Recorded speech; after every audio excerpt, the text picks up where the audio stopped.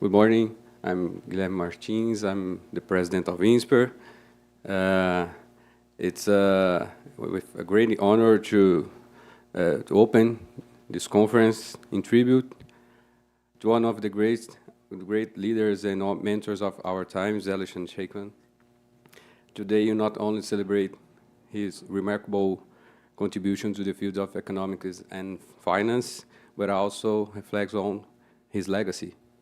As Alexandre represents academic excellence, intellectual innovation, a strong commitment to the advancement of knowledge.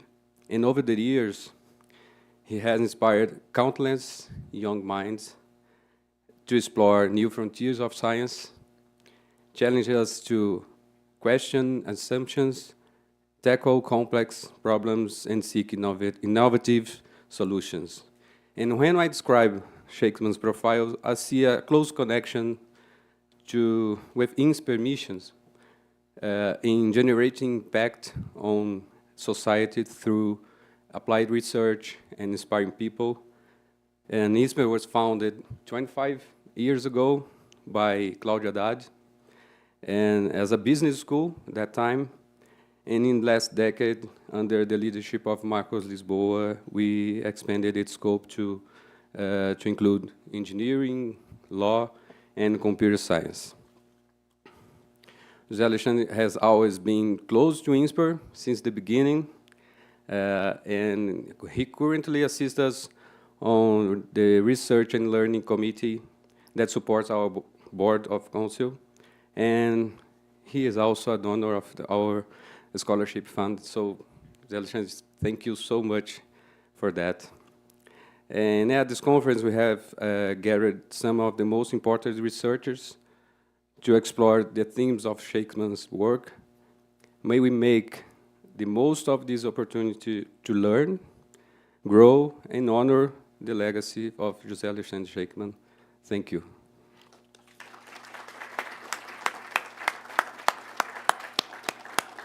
Thank you, Guilherme. Thank you, everybody, for being here. I'm Rodrigo Soares. I'm the Vice President of Academic Affairs at Insper.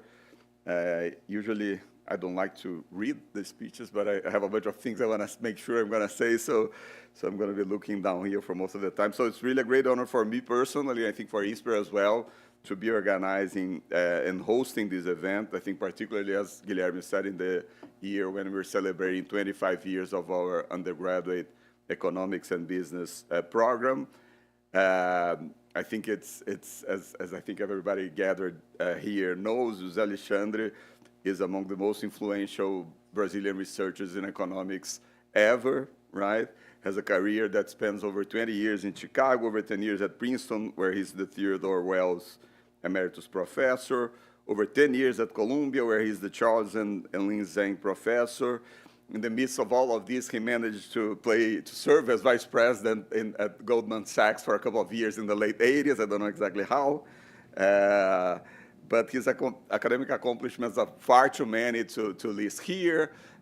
Just to mention a few, he's an elected member of the American Academy of Arts and Sciences, the National Academy of Sciences of the US, the Econometric Society, but most importantly, he has influenced and shaped generations of economists, both from Brazil and abroad, has always supported the development of research in economics in Brazil, has always helped bring the Brazilian students to the most important research centers in the US, has promoted integration of local initiatives, has promoted the engagement of the local community with the international community. I think this is one more manifestation of this. So it's really a great honor to be here, to have so many of his colleagues, former students, co-authors here. And I myself am lucky to be included in some of these categories. First, as a PhD student in Chicago, benefiting from José as a professor. I don't know if he remembers, but also a very, very brief period as a Ray, just a couple of months just before he went to Princeton. So I think it was like 1 or 2 months over some summer. And also later on as a colleague in Columbia, right?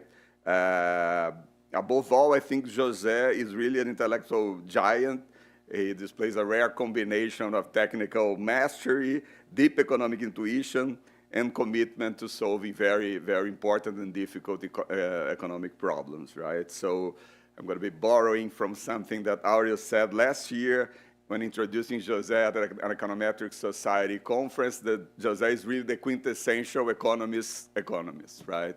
And I think that's absolutely true. Thank you for that sentence, Aureo. So we are delighted to be able to offer this small token of appreciation for everything that José has done for the profession over the last years, right? So the plan for the day is basically to discuss current research that speaks in some way to things that José has done in the past, in the main areas of contribution, his main areas of contribution, basically finance, social interaction, and theory and methods. After that, we're going to have also a session discussing the impact that José has had on Brazil, both in the economics discipline in Brazil and on the economy in Brazil, right?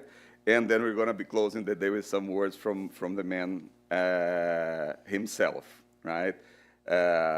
Before we start, just a few words on the conference and thanking a few people that made it possible. First, the conference actually came about. The idea for the conference came about with a conversation that I had with Marcos Lisboa, inspired by a sequence of articles that Marcos and Vinicius actually wrote for the Brazilian press on the contributions of José to economics on the occasion then of his 75th birthday, right? So in some sense, we hope we can see this as kind of a slightly delayed 75th anniversary celebration. And I thank Marcos, together with Aureo de Paulo, Juliana Assunção, with whom I have discussed a little bit the idea of the conference, that helped me coming up with the final format that we have here, right?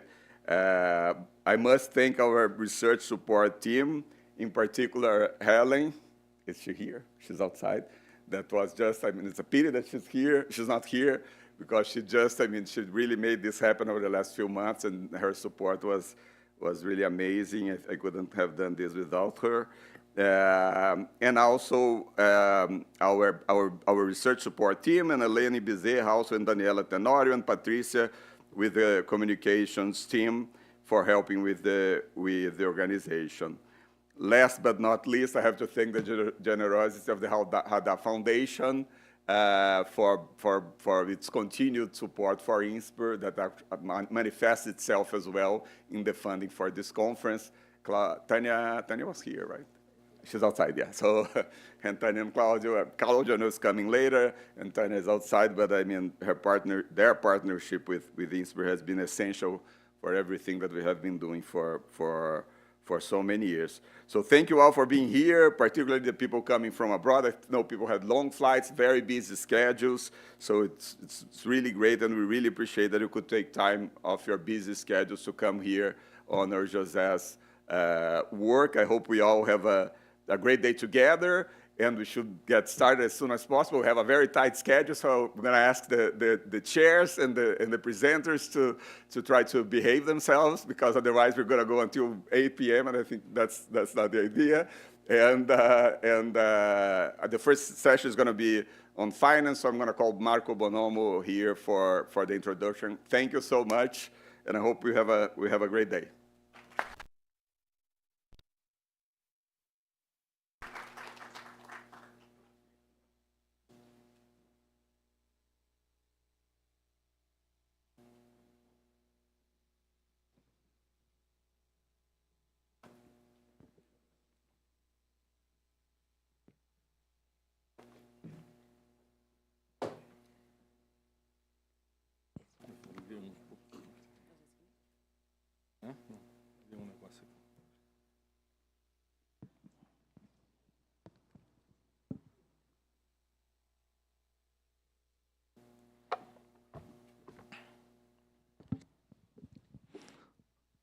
It's an honor to me to be here. I also am going to read a little bit my notes as Rodrigo, because I don't want to forget any important thing.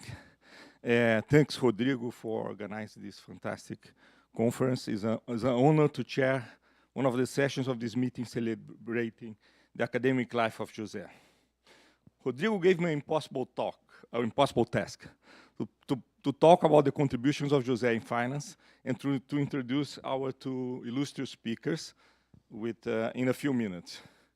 José's contribution to finance is enormous in terms of quality and quantity, and our speakers have tremendous CVs. So I start by exporting all methodological contributions, several of them with Lars, to Eduardo, who will chair the first session in the afternoon. Even though the task remains impossible, the only option left is to change the task. So I will briefly talk about two important strands of the contribution of José to finance, each of them developed in part with the participation of Harrison and with Tano.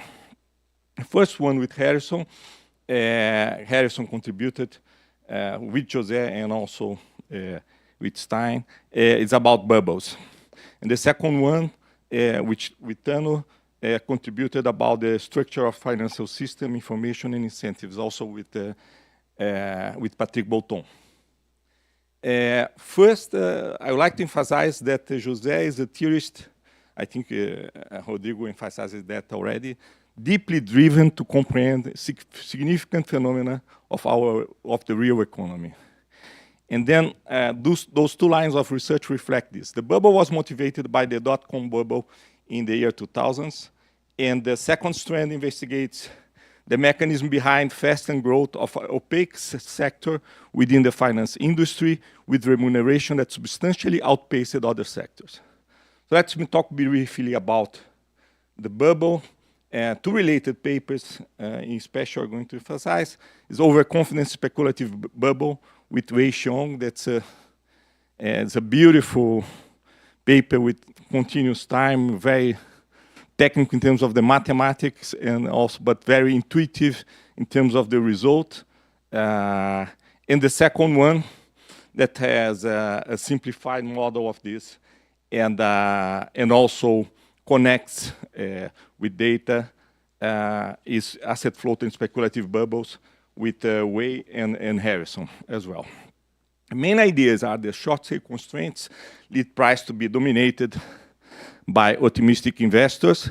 That's the idea that goes back to Miller, but investors anticipate the resale of option to investors that will be yet more optimistic than them in the future. The ingredients for that is a dynamic model with overconfidence. Investors overweight their signals that are public.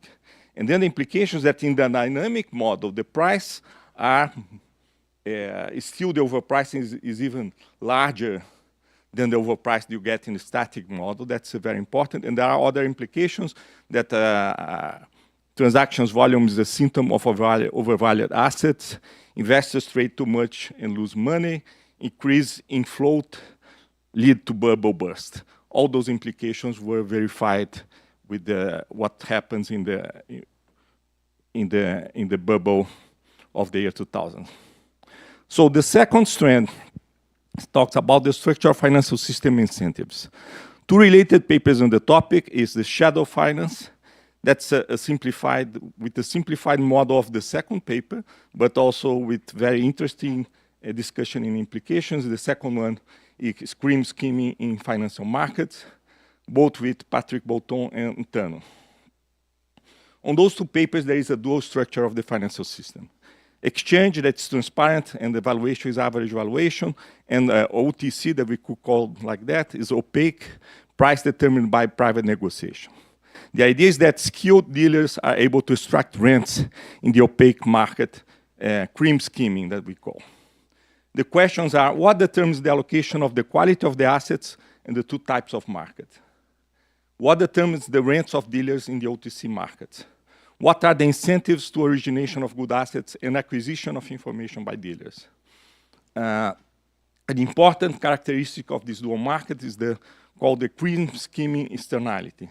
An increase in the OTC in the opaque market reduces the average quality of the assets in the exchange. And in the second paper, they endogenize information acquisition and origination, and they're showing that the dealer market is in general inefficient. So now let's briefly talk about Harrison and Tano. Harrison got his PhD from MIT in 1997. He's John Eckel, Professor of Finance Economics at Columbia University since 2016. He taught in Princeton in 2003, 2007, hired by José. That's one of the connections, and then they start like a very profitable collaboration. In fact, I forgot to mention, but I was there when this bubble research was being developed by them, invited by José in my sabbatical, and it was a pleasure to see them working even after dinner at the Benheim Center. So, and Harrison was at Stanford between 1997 and 2003, at the faculty of Stanford. And his CV is very big, but it's worth mentioning that he got the Fisher-Black Prize in 2009. That's, for the people who don't know, in finance is the equivalent of the Clark Medal. It's given for the economists under 40 who most contributed. It's biannually. And he's going to present on extreme weather. This is related to the climate finance special issue that he and José co-organize, co-edit, and they also teach together a course, an undergraduate course in PhD level on climate finance. So we are going to have a little bit of climate finance flavor here. That's also very timely. And yesterday we asked Harrison to change the topic of his talk because he had a talk that could be really directly related to what's happening in Brazil now, and it will be very timely. And he was very kind, and he worked at night after dinner to change his presentation. We thank him for that and for coming. And Tano is a PhD of Chicago. Also, the connection started, he was José's student at Chicago. And he is Robert Heilbrunn, Professor of Asset Management and Finance at the Graduate School of Business in Columbia. Since 2003, has been in Columbia and was in Chicago both from 2001 to 2003. And also he will present also very important topic nowadays, that is the stabilizing digital bank walks. And then I took too much time of you. It's better to let the time with the speakers. Thank you, both of you, for coming, and eager to look.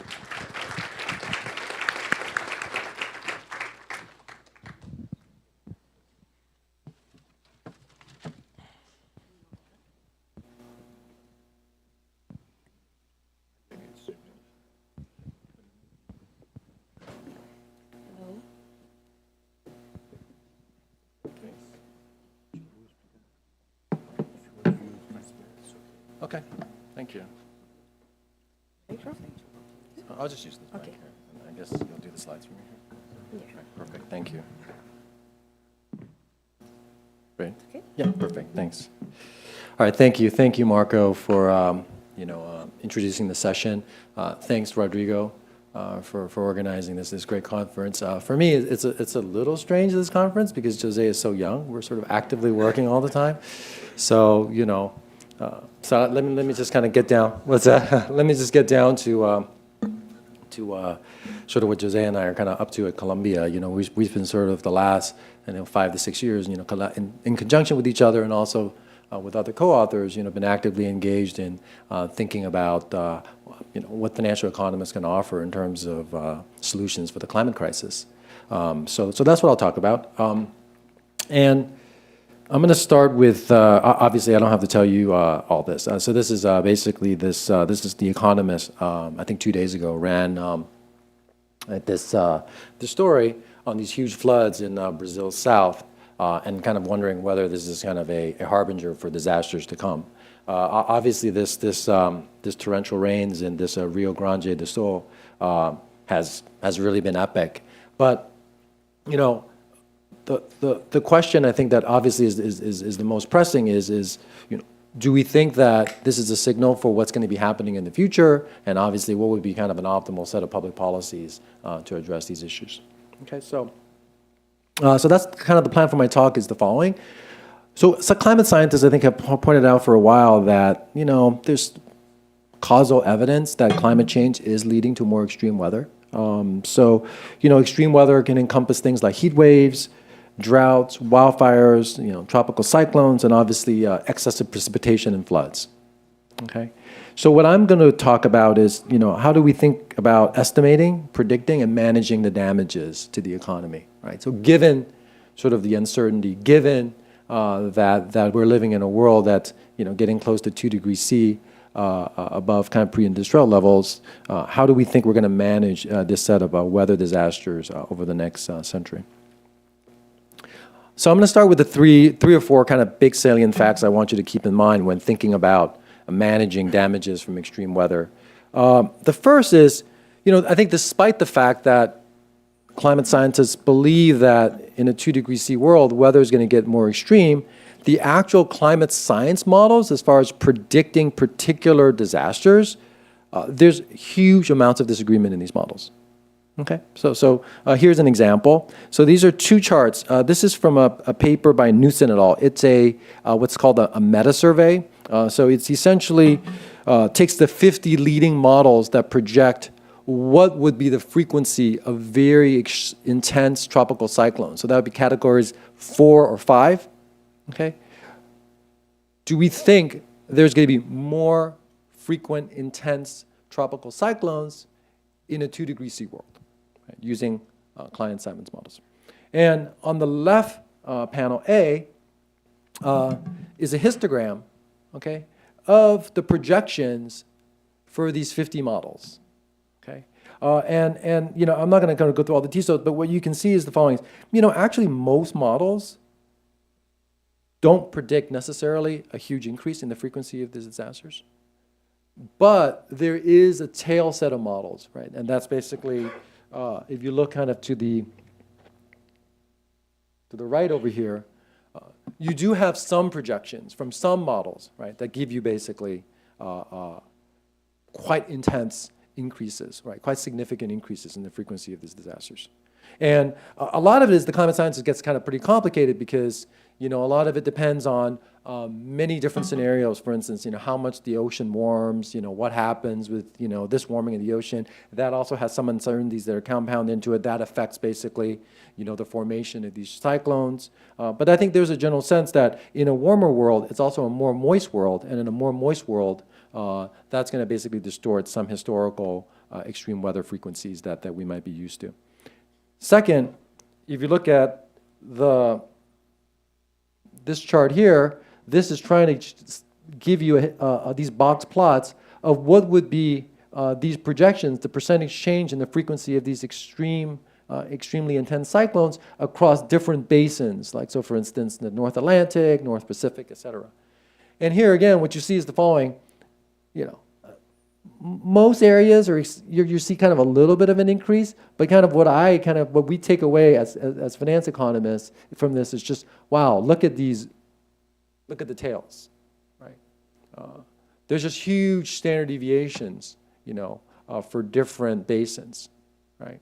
And of course, the worry is that we're living in a world now where we used to be kind of, in some old normal, and now we're confronted with this amount of variance. Okay, so that's the first stylized fact. Second stylized fact is that if you ask households about their beliefs and how much attention they pay to climate change, generally the attention they put to climate change increases after some extreme weather events. Right? Typically, households don't really pay attention to this issue about global warming until, of course, there's like a major disaster. And now, of course, in Brazil, everybody's talking about global warming, right? Okay, but this is not a new phenomenon. This has been a very well-documented phenomenon among sociologists and climate scientists who kind of study what does it take for us to kind of get society to pay attention to the very real climate crisis that we're facing. So whether I think it's like wildfires or coastal floods, typically attention goes up a lot. So what I would take from this, the stylized fact 2, is that society, in terms of our beliefs, is ultimately what drives public policy, drives support for public policy. Yeah. So after these disasters is typically when the public is much more likely to be, okay, well, maybe we should deal with some of these issues. Okay, that's stylized fact 2. Stylized fact 3 is that private and public adaptations, such as flood preparedness, are a pretty important form of insurance that society can take out in addressing this huge variance in terms of extreme weather that we're confronting. So just to give you some numbers, if you look at, there's 72 countries that report data on flood preparedness. They typically spend about 10 basis points of capital stock annual. So private spending is also about 10 basis points. So in total, historically, over the last 20, 30 years, countries that are exposed to these sorts of floods are spending something on the order of 20 basis points of capital stock, right? So that would be about, multiply that by 4, that's probably like 80 basis points of GDP each year, right, on these sorts of adaptation. And one big question, of course, is, are these budgets adequate, right? These are historical budgets meant to address historical problems. Are these budgets adequate when we're facing, so much more risk now, right, than we've ever have as a society? So with these 3 stylized facts in mind, I'm going to ask the question, what is the macroeconomic impact of extreme weather? Okay. So for a long time, actually, environmental economists who traditionally study a lot of these issues, or climate economists who study these issues, thought there were kind of 4 possible scenarios, right? The most optimistic scenario is that imagine you're a country and you kind of had some growth, GDP per capita, it's kind of gradually growing, there's some baseline trend, a disaster arrives, right? So in today's talk, we're going to ask, well, which of these scenarios seems to describe the data that we have in the world? So one scenario is what they call kind of creative destruction, right? After Rio Grande, the flood, it's going to be this amazing opportunity to kind of recreate, right, a much better a set of infrastructures. You're going to be able to leverage new technology that maybe for various entrenchment reasons you might not have. This is a very kind of Austrian view, I suppose, right? It goes way back to Schumpeter, right? That there's some entrenched interests in society that keep kind of progress from happening, and as a result of the disaster, you get to kind of have a carte blanche to start over again. The other one is sort of this build back better, which is, things are bad for a little while, but, ultimately kind of growth resume and you kind of grow faster than you previously did, right? This is a little bit of the scenario. This is like the Biden economic plan, is the build back better plan, right, after COVID. Now, the 2 negative scenarios is that, things are just bad and maybe eventually you'll come back to trend. And then kind of the 4th scenario is that, you just don't ever recover, right?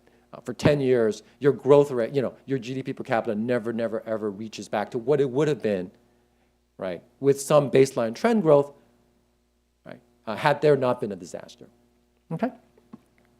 So to answer these questions, typically we economists, we use basically the same data, right? So I'm going to talk about 2 sets of data. One is on cyclones and one is on heat waves. So the data typically is pretty well populated from 1980 to 2019. There are about 100 countries in the sample, okay? And so just to give you some cyclone, right, out of a total of 4,264 country years, so that's about 0.13. So it's kind of 13% of the sample. So this is what we call kind of an arrival rate, right? So 0.13 means once every 7 years, we expect a typical country to get hit with a disaster. Not too bad. Right, so kind of once every 7 years is kind of the typical scenario. Now, if you look at heat waves, by heat wave, what I mean is a period in the summer where average temperature is more than 1 degree above historical norms. So typically in the summers when you get these very intense periods where you have a lot of heat, and then we're going to kind of average it over these kind of summer months, and if the temperature is kind of 1 degree above historical norms, I'm going to call that a heat wave year. Right, or an abnormally hot year. And here, it's a little more frequent. It's basically 1,213 country year observations with this sort of heat wave, over 5,523 country year observations for about 22% of the sample. So that's something about once every 5 years, you basically get a heat wave. Okay, so this is the sample. So now I'm going to show you this event study evidence. So this is actually what happens to these 106 countries when they get hit with either a cyclone or a heat wave, and what happens to their macroeconomy 3 or 4 years before, and then 3 to 4 years after the event. Okay? So let me start at the panel A at the top. So this is GDP growth. The blue line is for cyclones. The red line is for extreme temperature. So this is minus 4 years before the event, and then basically the event kind of happens. This is the year of the event. In the year of the event, GDP growth is not surprisingly lower by about 40 basis points. Okay? The effect is similar for cyclones and heat waves. But what's interesting is that actually the growth rates will stay low for the next 3 years. So it's pretty persistent. So the year you get hit, you get 40 basis points lower GDP growth, and then it's going to kind of stay that way for several years afterwards. If you look at panel B, this is investment ratio. Part of the reason GDP growth is falling is investment falls. So in this Rio Grande area, after this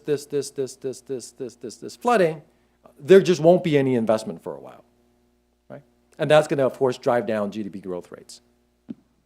Third, consumption doesn't seem to be affected, so consumption GDP ratio remains relatively flat. Okay. Fourth, government debt to GDP does go up. So essentially, after these events, debt to GDP ratios go up in a country. Okay. What that I think mostly captures is that the government has to run some deficits to basically pay for the cleanup, to essentially deal with all of the aftermath of the disaster. 4, after an arrival, there's serial correlation in arrivals. So conditional on an arrival, you're more likely to get hit over the next few years by another big event. Okay? So there's persistence in these, there's time varying arrival rates. In other words, after an event, your risk of getting another hit over the next few years is actually elevated. Okay? And then finally, this is the stock market. This is Tobin's Q. Stock market drops, and the stock market kind of stays low for a little bit for the next several years. Okay? So these are all very, very economically and statistically significant effects that indicate that after a disaster, such as the flooding, right, it takes a while for these countries to recover. Right? Investment goes down, GDP growth goes down, stock market goes down, because a lot of capital has been destroyed. Okay? So in addition to Tobin's Q, this is just the stock market, you also see that the risk premia go up and the real risk-free rate falls in a country. Right? So asset markets, asset prices are basically sending us signals about these disasters, that there is a real persistent damage with the arrival of these disasters to the macroeconomy. So I'm going to ask the question, so why are the effects so persistent? Okay, so I'll talk a little bit about the theory. So this is based on a recent paper that I published with some co-authors in Econometrica. And so this is our story for why there's this kind of drawn-out persistent effect. Okay. So the first effect, of course, is that when the floods come, just everything kind of gets destroyed. So there's a very natural downward shift in the level of capital stock of a country. But as I mentioned earlier, one of the salient facts, right, is that arrivals are correlated with future arrivals. And there's also a huge amount of uncertainty about where we basically sit in terms of these future arrival rates, right? Are we kind of in a 2°C world? Do we think now we're just going to get hit much more often? In other words, the once in 100-year flood becomes once every 2-year floods? That's a very different world. So this uncertainty, of course, means society is learning. We're all learning. Right? After these floods in the Rio Grande, everyone is asking, my God, is this kind of the new normal? So as society learns about these consequences, and as their beliefs about these bad effects worsen, society is obviously going to want to start spending on some adaptations, right? So you may not want to be building back Rio Grande in exactly the same way. Maybe that was built for a once in a 100-year flood, but you probably don't want to build the same thing if you think floods are once every 5 years. Okay, and so because of this costly adaptation, So adaptation I view as being just non-productive, right? It's just stuff that you basically need to do to protect your capital, right? We basically all want to be in a building, this is capital, but there's a bunch of other stuff that's meant to protect the capital that is not necessarily generating a lot of rents or utility per se. It's purely as defense. It's like an insurance policy, basically, okay? And kind of the key implication of our model is that the reason damage persists over a longer period of time from this arrival of this extreme weather event is really there's two things that are going on. There's the direct hit, because there's this damage to capital stock, but there's also an indirect hit because as a society, we're realizing, hey, we have to spend more on adaptation. We cannot invest this much. We have to basically protect what we already have. So rather than kind of growing really, really fast, we end up basically paying more defense optimally, right? Because there's no point in like building all of this stuff if they're just going to get kind of torn down again. The returns just don't line up for that. So there's going to then basically be this kind of these indirect effects, which because of adaptation in anticipation of more frequent disasters, you're going to have this more sustained drop in investment and a more sustained drop in growth rates. Okay. Now, I'm going to just kind of articulate a pretty simple model to think about the learning, and I want to go into a little detail about the model because this model will be kind of generating for us these beliefs to capture the risk that we face as a society.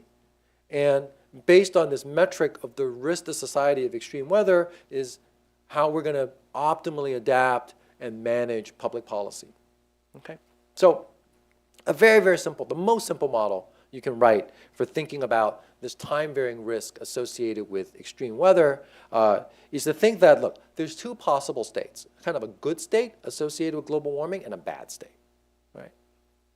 So the arrival rate of a disaster in a good state, I'll just call the lambda G, right? So that's, you know, this is maybe historically once every 10 years, something like that, right? Where we get kind of a hit maybe once in 20 years. But there's also a bad state, okay? This bad state is that in a 2°C world, you know, Mother Nature, right, is going to basically be giving us draws from the distribution where we're just going to be, it's a much worse distribution that we're drawing from. Okay, so this is kind of a much higher arrival rate of disasters distribution. And I'm going to assume for simplicity, both the good state and the bad state is absorbing, which means that eventually, in 50 years, right, when we come back for Jose's next celebration, we're going to know, was Rio Grande an aberration, right, and we never saw it again, or is that kind of the new normal for us? And then, okay, and then of course the next time there'll be much, much more discussion about how we exactly manage these issues. So this is what economists call a symmetric incomplete information. Only Mother Nature knows. As a society, we're basically just trying to figure out, based on arrival rates historically, of trying to learn about this unobservable lambda. And so the way the updating works is like this. So the red dots indicate these arrivals, okay? So the way the belief works will be, suppose I start here. You know, I think it's not very likely that the effects will be bad. Okay, so I'm going to start at a low probability. So this is 0.1. So 1 means I basically know that the world will be not the same, right? It's going to basically be a much, much worse disaster situation. And 0 would be sort of what we currently have, right, historically. Okay. So every time there's not an arrival, where your belief starts moving towards the good state. You go, oh, wow, good news, right? The rains finally stop. I guess the rains are still continuing, right? The rains finally stop, and the next day you wake up, the rains didn't come. I'm like, okay, well, maybe it was not too bad. But then suddenly a jump happens, a disaster comes, and you go like, uh-oh, right? I think my risk just gone up. And, you know, again, if I don't see anything, it'll kind of come down. And then with another jump that happens close enough, I'm going to say to myself, no. I'm pretty sure now I'm not in the old situation, right? I'm in kind of this bad situation. And then so forth until you get enough jumps quickly enough in a short enough period of time that you converge to kind of this new normal. You say to yourself, yeah, it's not once every 10 years. You know, we're just getting this like every year now in Brazil, this like 5-day inundation. Yeah. And this is to be something that we're going to be learning. This is our beliefs as it unfolds, and these beliefs will vary country by country. It probably depends on different disasters by country. And as we learn over time, right, this is the key sort of state variable that's going to be driving our behavior, right, our public policy. Okay. So I'm going to just call this belief pi. I won't go through all the details per se, but the point is that this belief, this posterior belief pi t, okay, weighs evidence, right? We think there's two possible scenarios, a bad state and a good state. This weight basically depends on the sequence of arrivals of these disasters. And as I become more and more sure that I'm in the bad state, you know, my probability pi t basically goes up. Okay? And you can estimate this model country by country. You can basically estimate these probabilities for any disaster you want using a simulated method of moments. Okay? You can use mean arrivals, variance arrivals, and serial correlation. It's a very simple 3-parameter learning model, and you can basically back out these parameters using historical data. Right? As the mean arrivals goes up, as the variance shrinks, as the serial correlation goes up, I basically start shifting more and more weight toward this bad state. Okay? Now, let me talk about damages. So now that we have a firmer foundation of how we think about the risk associated with the arrivals of extreme weather, how should we estimate the damages from extreme weather? Okay? So this is a follow-up paper with some co-authors where what theory suggests we should do from a regression specification perspective is that damage from extreme weather, so GP here being the growth rate, is a nonlinear function of this belief that I just articulated, right? So when you see an arrival, right, that's a dummy variable here for when there's an arrival, the damage you have depends on the belief that you held right up until the jump. And it's nonlinear. Why is it nonlinear? It's nonlinear is because as your beliefs goes up, you're going to spend more on adaptation, right? You're going to spend more money on resilience. Okay, you're going to basically try to prepare. You're going to have more preparedness for disasters, and so this is kind of what's called kind of a state-dependent nonlinear panel regression. Typically, estimating this is sort of cumbersome. So we take a very simple shortcut. So what we do is we take this f function and we just do a Taylor approximation of f around a prior. So the Taylor approximation then will give us essentially the growth rate depends on two terms. One is, you know, when a disaster arrives, what would be the damage holding fixed your adaptation at the prior, your prior beliefs? And then the second is, how does the damage decrease as you update your beliefs, right? Okay. So kind of the first important point is that for countries that have very low priors, if you're not expecting these 5-day floods, the damage will be very intense. But as a society, as you get more experience with 5-day floods, the damages start falling, right? Because you're essentially spending on this resilience.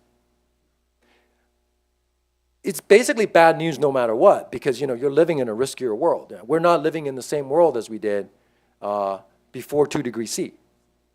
But through optimal adaptation, we can minimize the damages, right?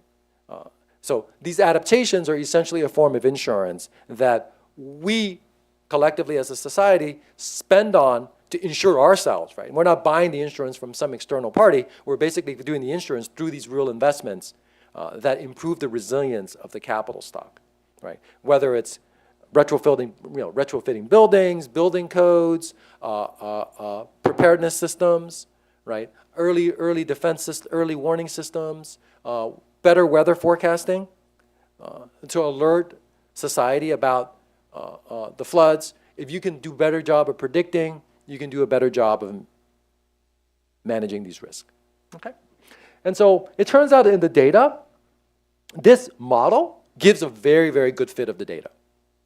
Right? So that data I mentioned earlier, you can basically kind of estimate country by country the risk that a country faces as measured by this pie, right, between 0 and 1, of the risk that a country faces at each period in time from any given type of extreme weather, and then fit using this pie as your state variable, estimate a simple linear regression where you basically track what happens to the growth rate of countries depending on where they were, their prior, how much is their historical experience, and how much they've learned along the way, right? How much their beliefs have updated along the way from their initial prior, okay?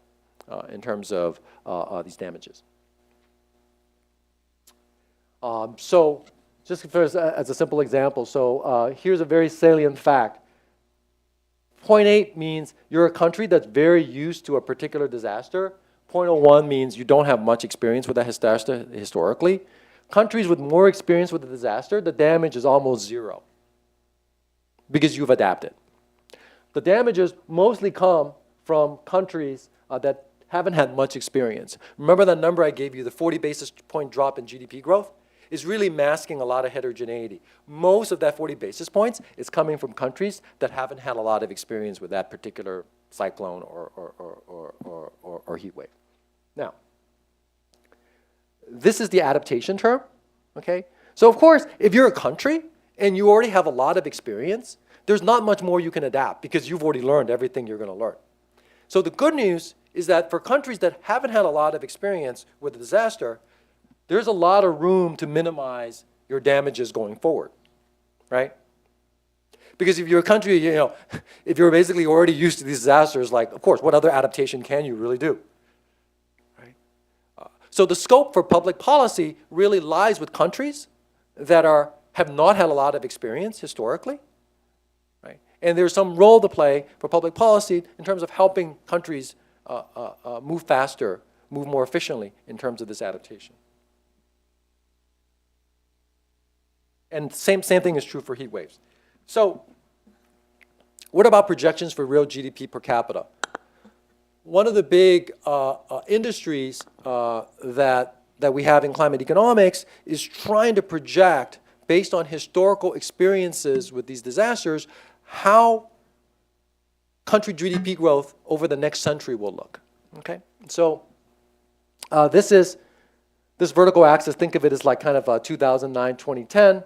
Okay, this is 100 years later of where you think basically GDP per capita will be, okay, for different countries, for the 106 countries.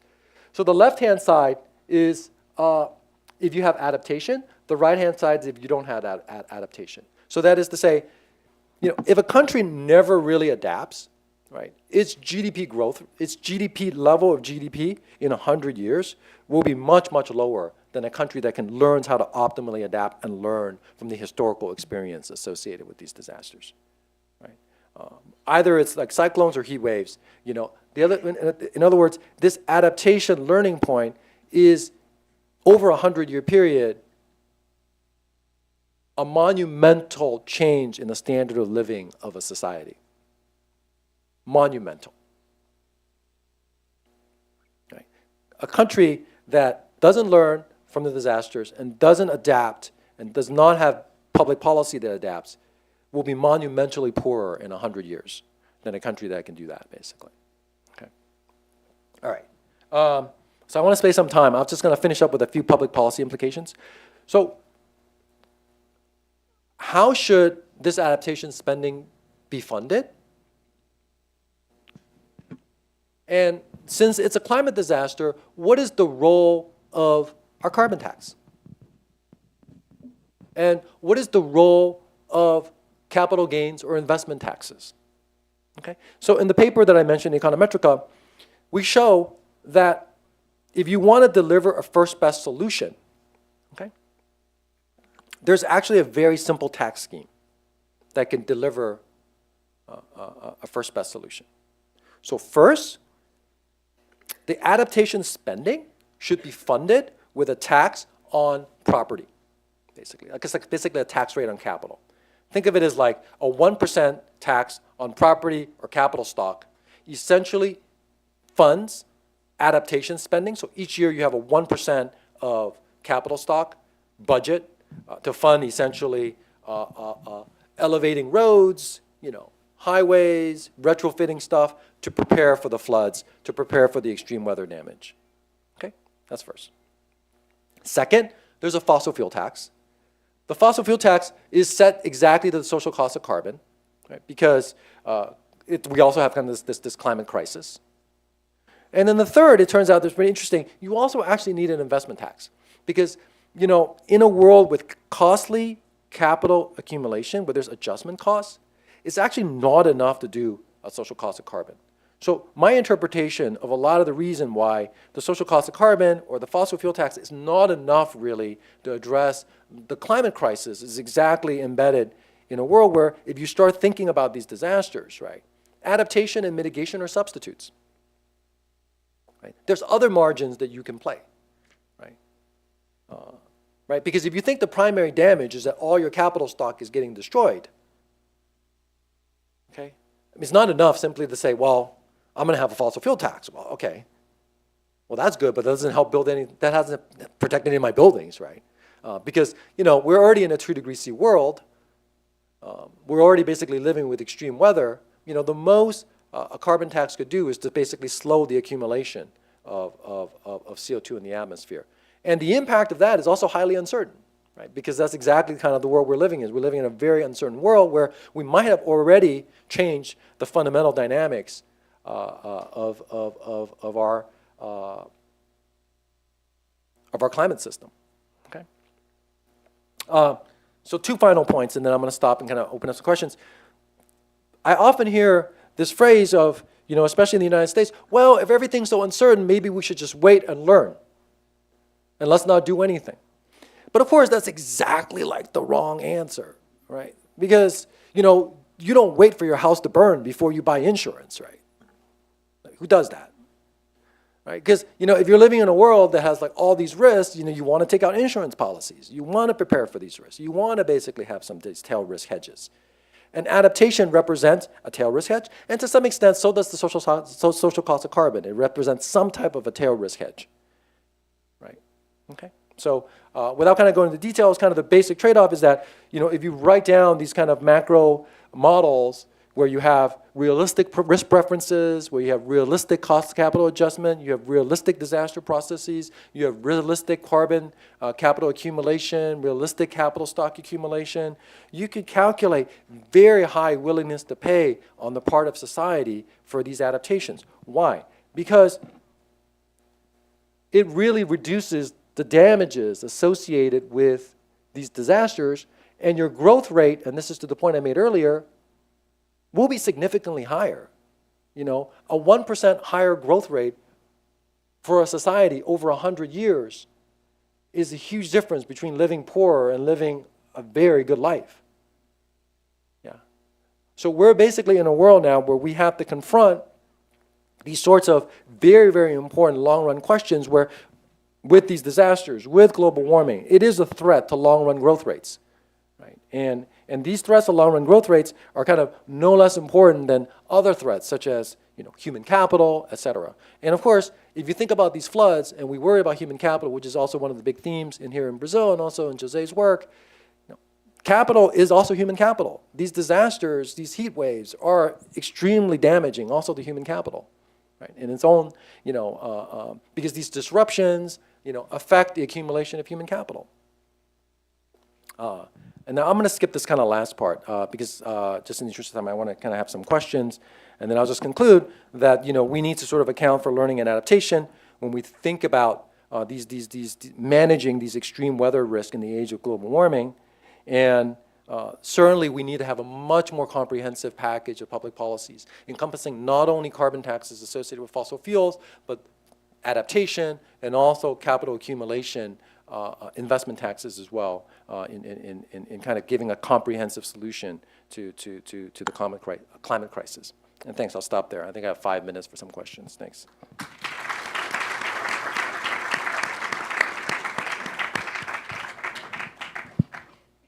We have 5 minutes for questions.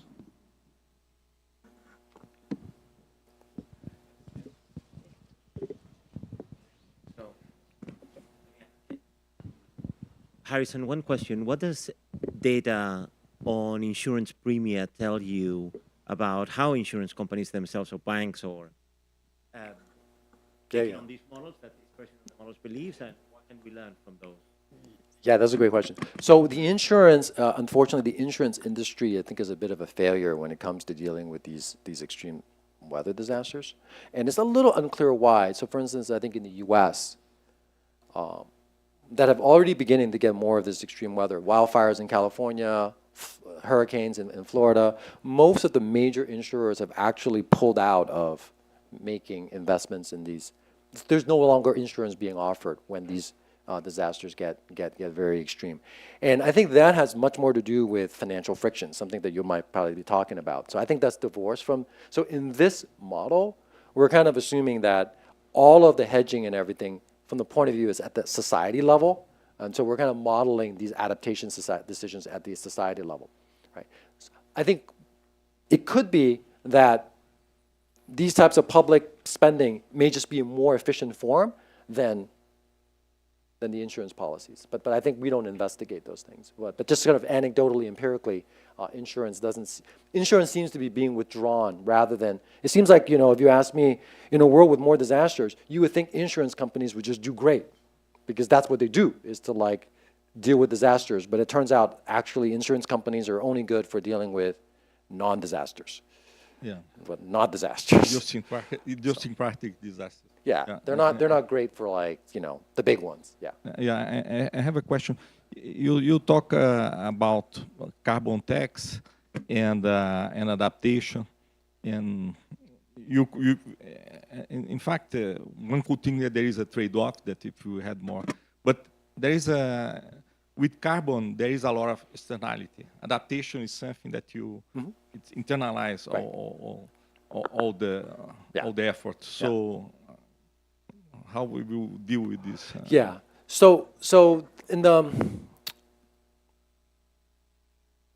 I think it depends on the country that you apply it to. In the context of the analysis, we're thinking, for a typical country that's a small country, the social cost of carbon for them would be very low, so they just wouldn't do as much of a fossil fuel tax. Right, because you can calculate the social cost of carbon for basically any country. Does that make sense? So it's just that if you're a smaller country, you would just have a lower fossil fuel tax because you're not contributing as much to the externality. But of course, all of these things are negotiated among countries, right? I mean, you cannot start talking about these things. But certainly from a private adaptation, public adaptation perspective, I think there's also externalities, because if you think about a lot of developing countries, right now, one of the big things that developing countries want developed countries to do is to pay for their adaptation. Right? Because at the end of the day, it's sort of the same thing. You either pay to deal with the carbon problem, or you pay me to deal with the sea level rise, which developed countries have been largely responsible for.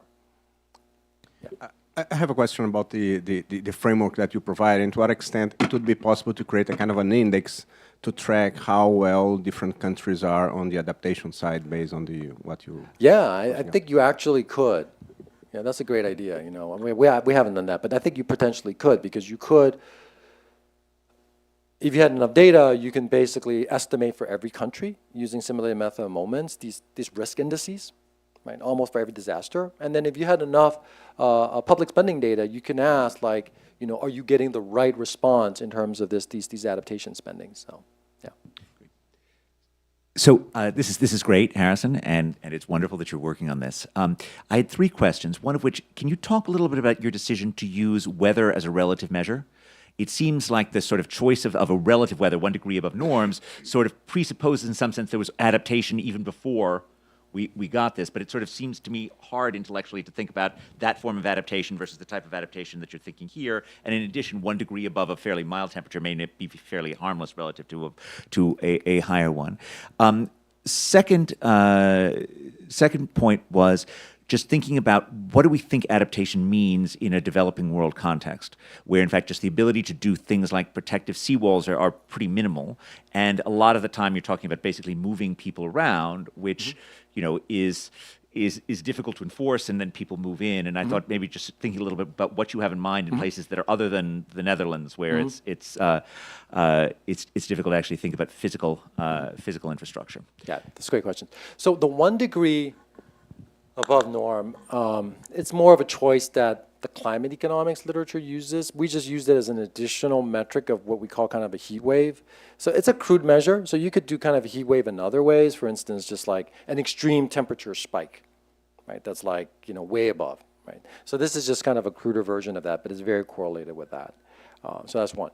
But I think on the adaptation, historically, if you look at the countries in our sample that have spending data on adaptation, particularly in relation to floods.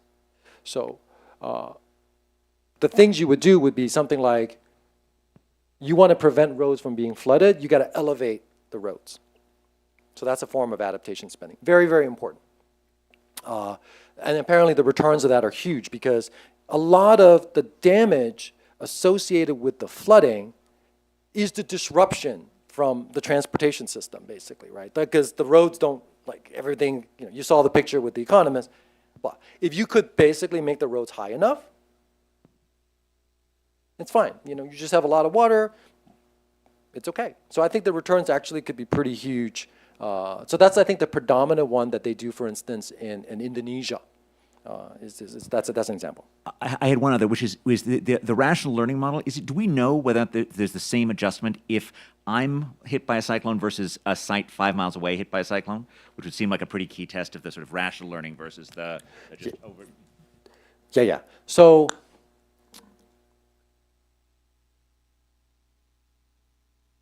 in the data, if you fit, so this is a little more technical. So the answer is mostly all of the learning, when you fit these models, you really need a idiosyncratic country piece to fit it. So you're not going to learn, we're not doing it at like 5 miles away. We're going to asking ourselves, how much learning can be contributed from a region, for instance, right? So like if I'm in like the Philippines, right, and I look at the countries in that region, how much would that contribute to my model, right, for predicting the Philippines? And so I think to fit the underlying data processes, you need a Philippines piece. So that's number one. But I think this is going back to Giuliano's question. I'm not claiming per se that governments of every country are doing this, right? Because the model of learning is just simply like, this is what you should be doing, that fits the data.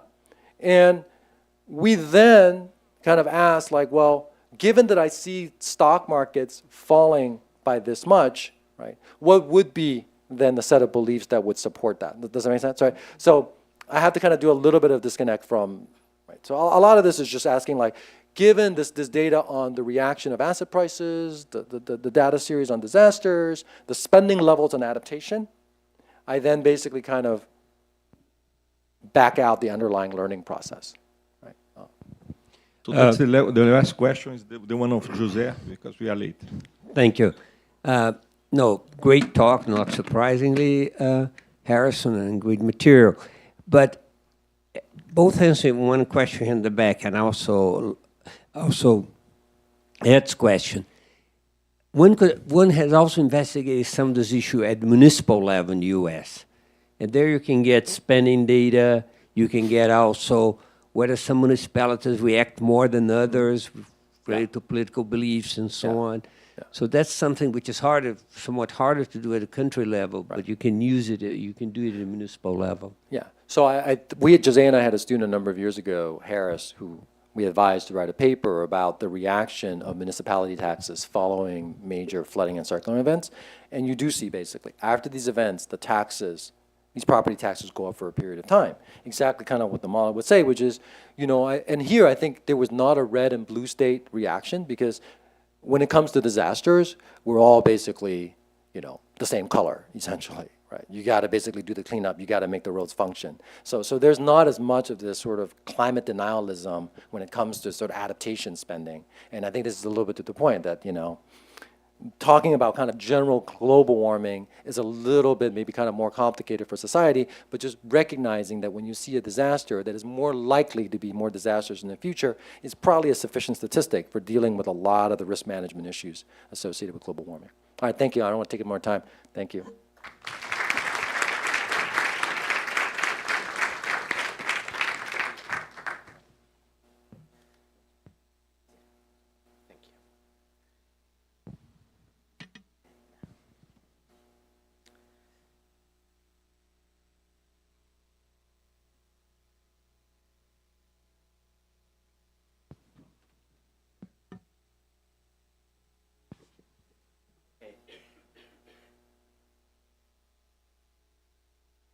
Not going to be as long as that. So thank you so much for this invitation. Thank you, Rodrigo, and everyone for this wonderful occasion. It's really great to be part of this and to celebrate José's work. I think I have one above everyone here. I'm José's student, I'm José's co-author, and I'm José's colleague at Columbia University, and above all, of course, I'm José's friend. So thank you so much, José, for everything. José's work, the work that José and I have been doing together over the years is basically focused on issues, as Marco was saying, of financial intermediation and trying to understand the extent to which these frictions that we see in financial markets that are basically related to asymmetric information, issues of adverse selection and agency affect the type of, and determine the type of institutions that we see in financial markets.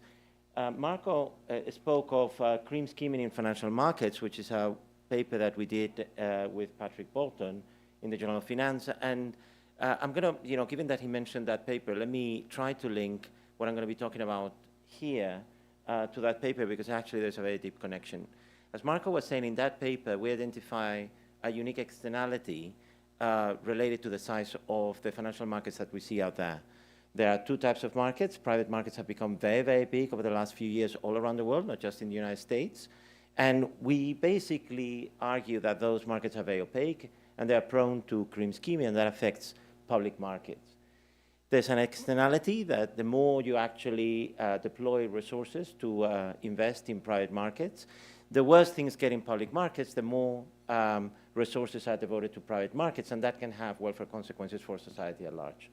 One of the points that we make in that paper, perhaps we don't emphasize it enough, is precisely that when information technology and the ability, it's going to get more intimate now, when it's what happens when you talk about finance.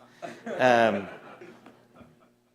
of the things that it's one of the small results in that paper, actually, we talk quite a bit among ourselves about whether to emphasize it a little bit more, is that externality, that inefficiency, becomes worse the better your information technology, the better your ability to extract information. And as a result, there's too much information acquisition in financial markets, which is completely at odds with the traditional think of Grossman-Stiglitz type of framework, where information and externality, you produce less of it because it's going to get impounded in prices, and that, you can always learn from the efforts of another because the information is embedded in prices, okay? So that's kind of a fundamental message of that work that we did. And, I keep thinking about technology and financial markets. This is some new work that I'm doing with Luigi Zingales of the University of Chicago and my student Nats Kuhn at Columbia University. And it's trying to understand the effect that digitalization is having on financial markets and on banking in particular. So, as you may know, technology is changing the way we provide services, whether it be finance, healthcare, education, you name it. And there's a revolution, an industrial revolution of sorts taking place in services that is going to change the way we provide many services that we traditionally think of being supplied at a local level, whether it be education, healthcare, finance, and so on and so forth. This paper is a first attempt to try to understand whether financial stability implications of that technological change that is taking place in banking. So one of the things that we've seen, this is data from the United States, which is the one that we have available, but it has happened all over the place. It happens in Brazil, it happens in Europe, is that digital banking is becoming more and more important. So increasingly banks are supplying banking services through the digital platform. So if you're a bank based in New York, you can all of a sudden supply banking services in a county where you don't have a branch by basically making your digital app available to everyone in the country in principle. And there's a lot of evidence that effectively, an increasing fraction of customers are using banking services through the digital app. Banks have reacted to this technological innovation. An increasing fraction of them have now mobile applications and digital banks so that you can actually bank with them without ever showing up in a branch. And what you have there is, on the left, survey data showing, basically that for 65% of customers, the primary banking method has become digital banking. I'm sure many of you haven't been in a branch in a long, long time. And increasingly, that's the plot on the right, an increasing proportion of banks in the United States. We have thousands of banks in the United States, a very different banking environment than many other countries, even though it's relatively consolidated now at the asset level. We have a lot of small banks. Increasingly, they've been supplying banking services through digital platforms. Now, let me motivate this work with a recent episode that we went through in the United States. As always, fascinating when it comes to all things banking.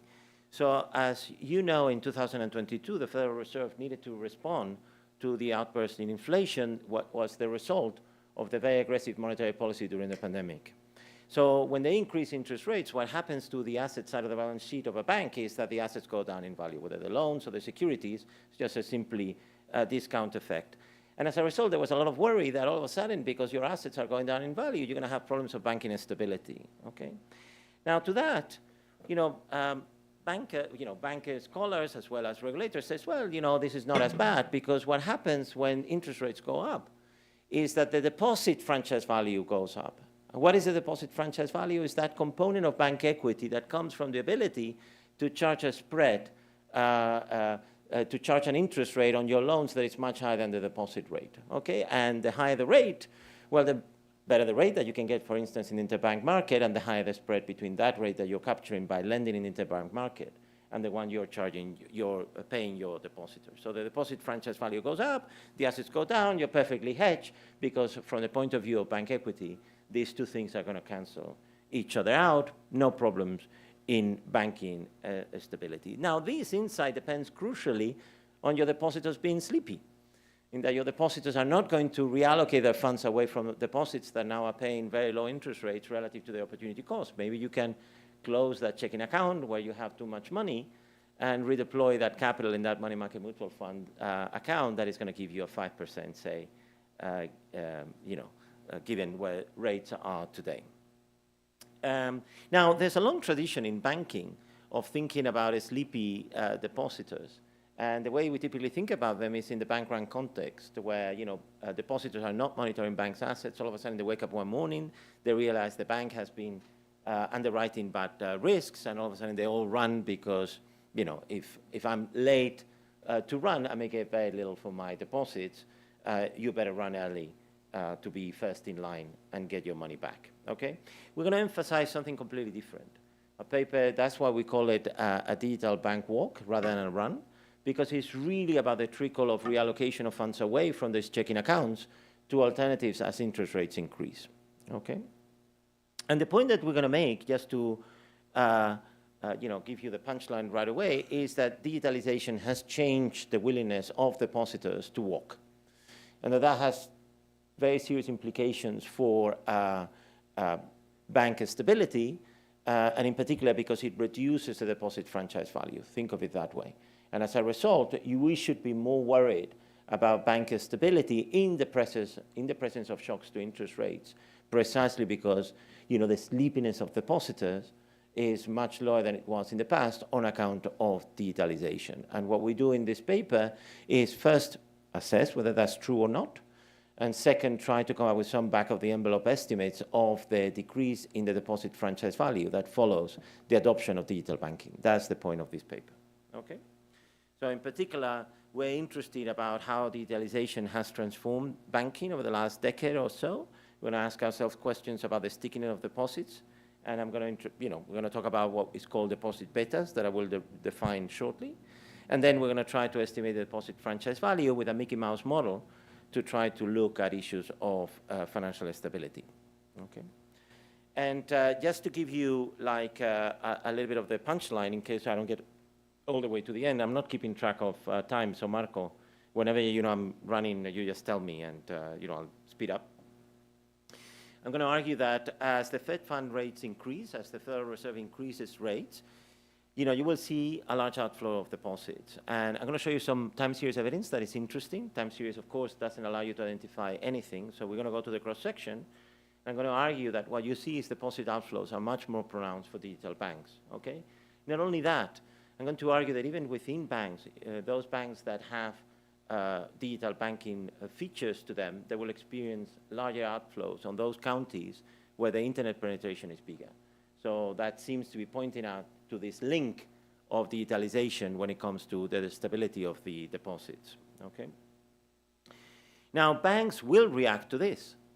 Banks, of course, are aware that the deposits are becoming flightier, and they will change their interest rate policy on deposits. And what we show is that the pass-through from Fed funds rate to deposit rates becomes bigger for digital banks.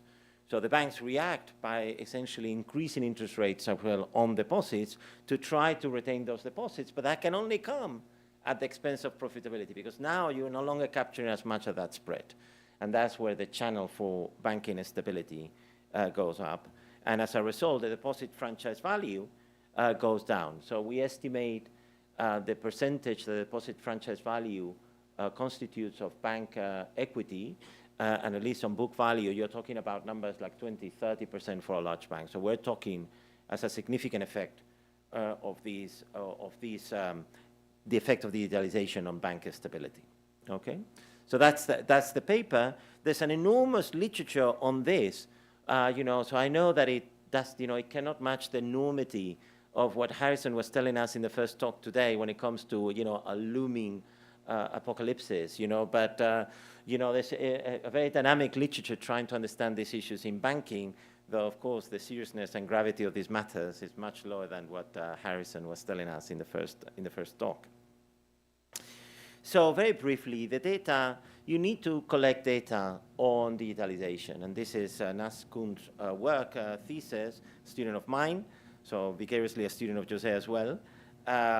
And she went and collected a variety of data on digital bank applications. So she collects data for the entire universe of banks in the United States to try to understand when is that they adopted digital banking, what kind of services do they offer in their websites, in their mobile applications, and so on and so forth. And she uses a very intelligent identification to try to understand the effect of digital banking on loan and deposit markets across counties in the United States. So we're going to take, one part of her data set, the one that relates to digital adoption, and we're going to run with it for our work here. And the rest of the data is very standard. The only perhaps non-standard thing is that in the United States, we have deposit data at the county level. So I'm going to exploit that, granular deposit data to try to understand some effects of digitalization on local deposit markets and try to relate it to digitalization through internet penetration. That's basically the idea that we're after here. So what is a digital bank for us? I'm going to define digital bank in two ways. One is simply a binary definition. We're going to identify a digital bank. Many banks tell you I have two banks in the United States. I have, Citibank in New York, and then we have a house in Connecticut, and I have a dinky small bank that services our financial needs in our house in Connecticut. And they claim to have a digital app. They don't have a digital app. They basically have a shell of a digital app just to pretend that they are a sophisticated bank, but it's a local bank with 3 branches. And every time you try to use that app to pay anything, you cannot do it. So, we want to distinguish that, between having a crappy app that doesn't work and having an app.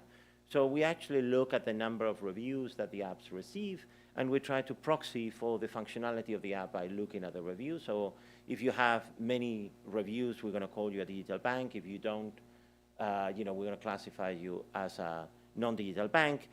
This, of course, is very correlated with size, so we're going to use also a measure of mobile reviews, mobile application reviews, divided by the number of deposit accounts that you have during our sample period, okay? So trying to understand and play with 2 different measures of digital banking to see what we see, okay? Now, one interesting feature of digital banking is that many of these digital applications give you an alternative. So you can actually reallocate your checking money away from your checking account into your stock brokerage account.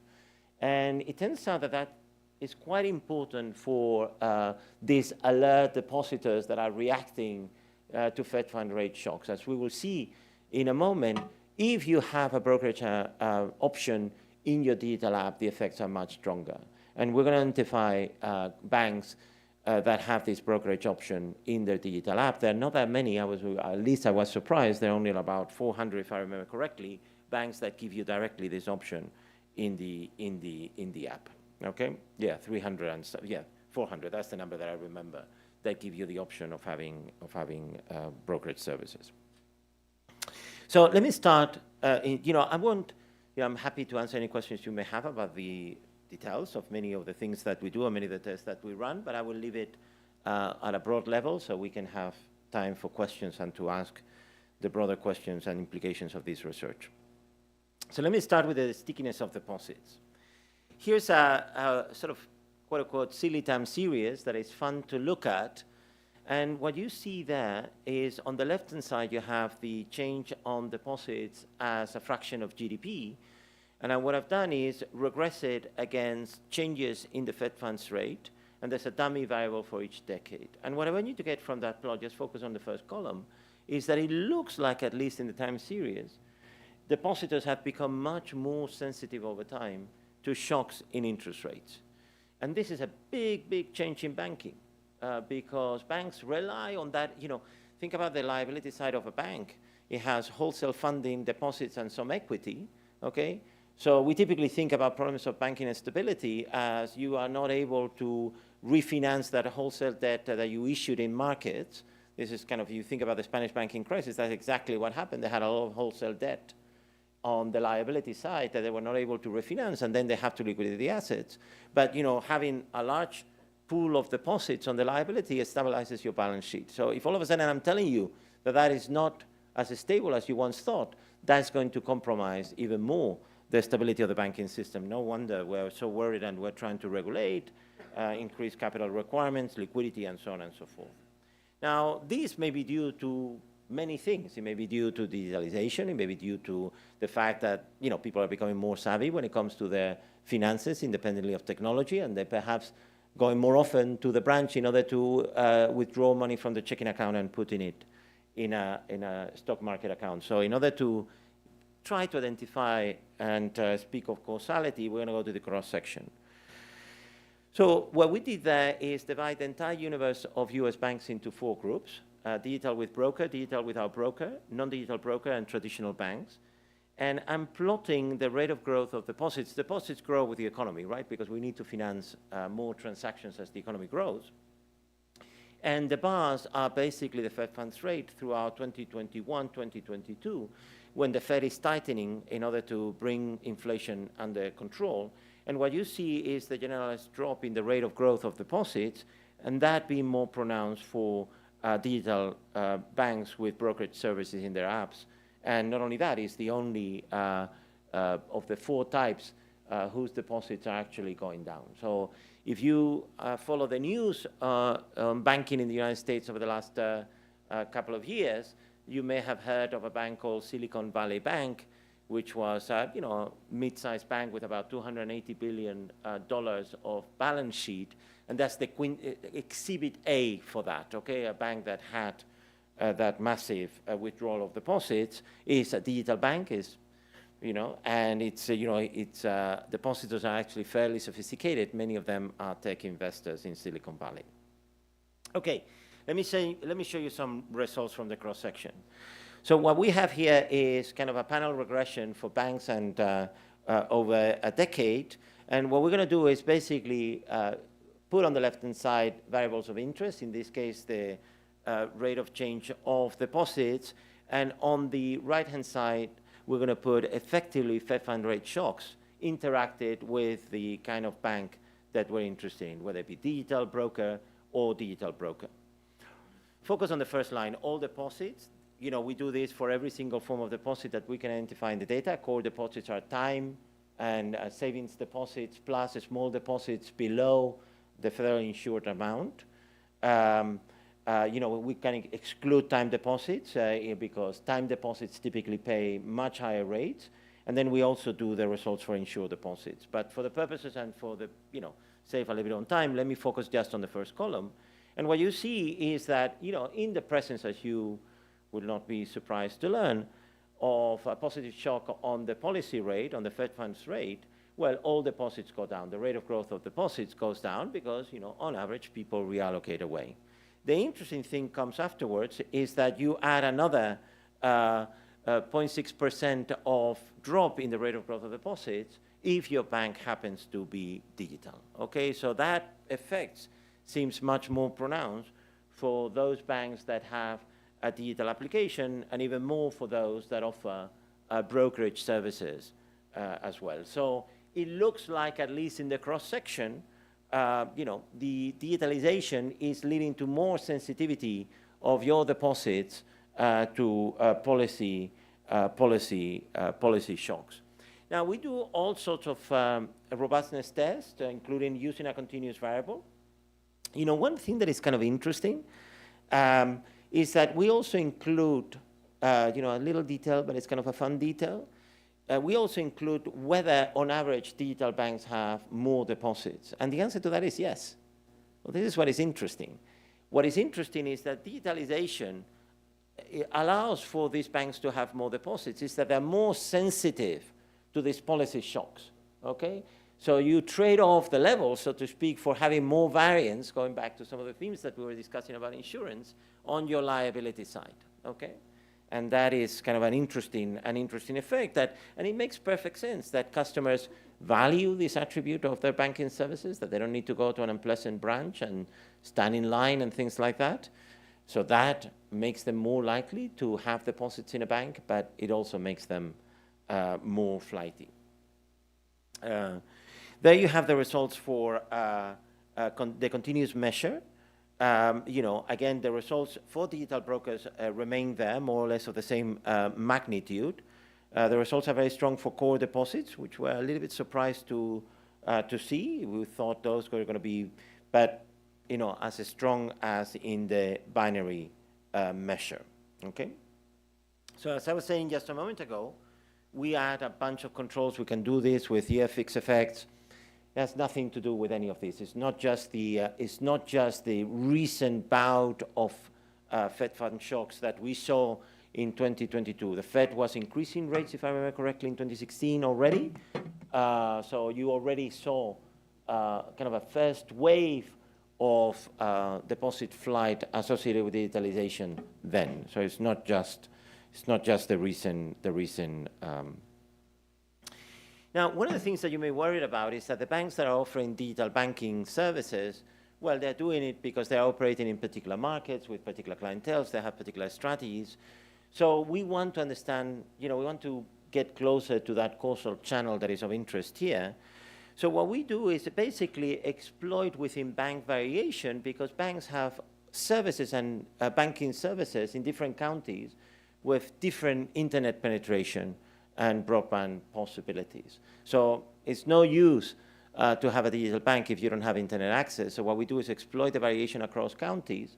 And what you find is that even when you actually control for that, and basically control, you can do control for counties and for banks, and exploit the within bank variation, you find very strong effects of digitalization, that the deposit outflow in the county is much stronger if you have a digital platform and internet penetration is higher, whereas you have no effect whatsoever in those counties where you still have the digital app, but internet penetration is much lower.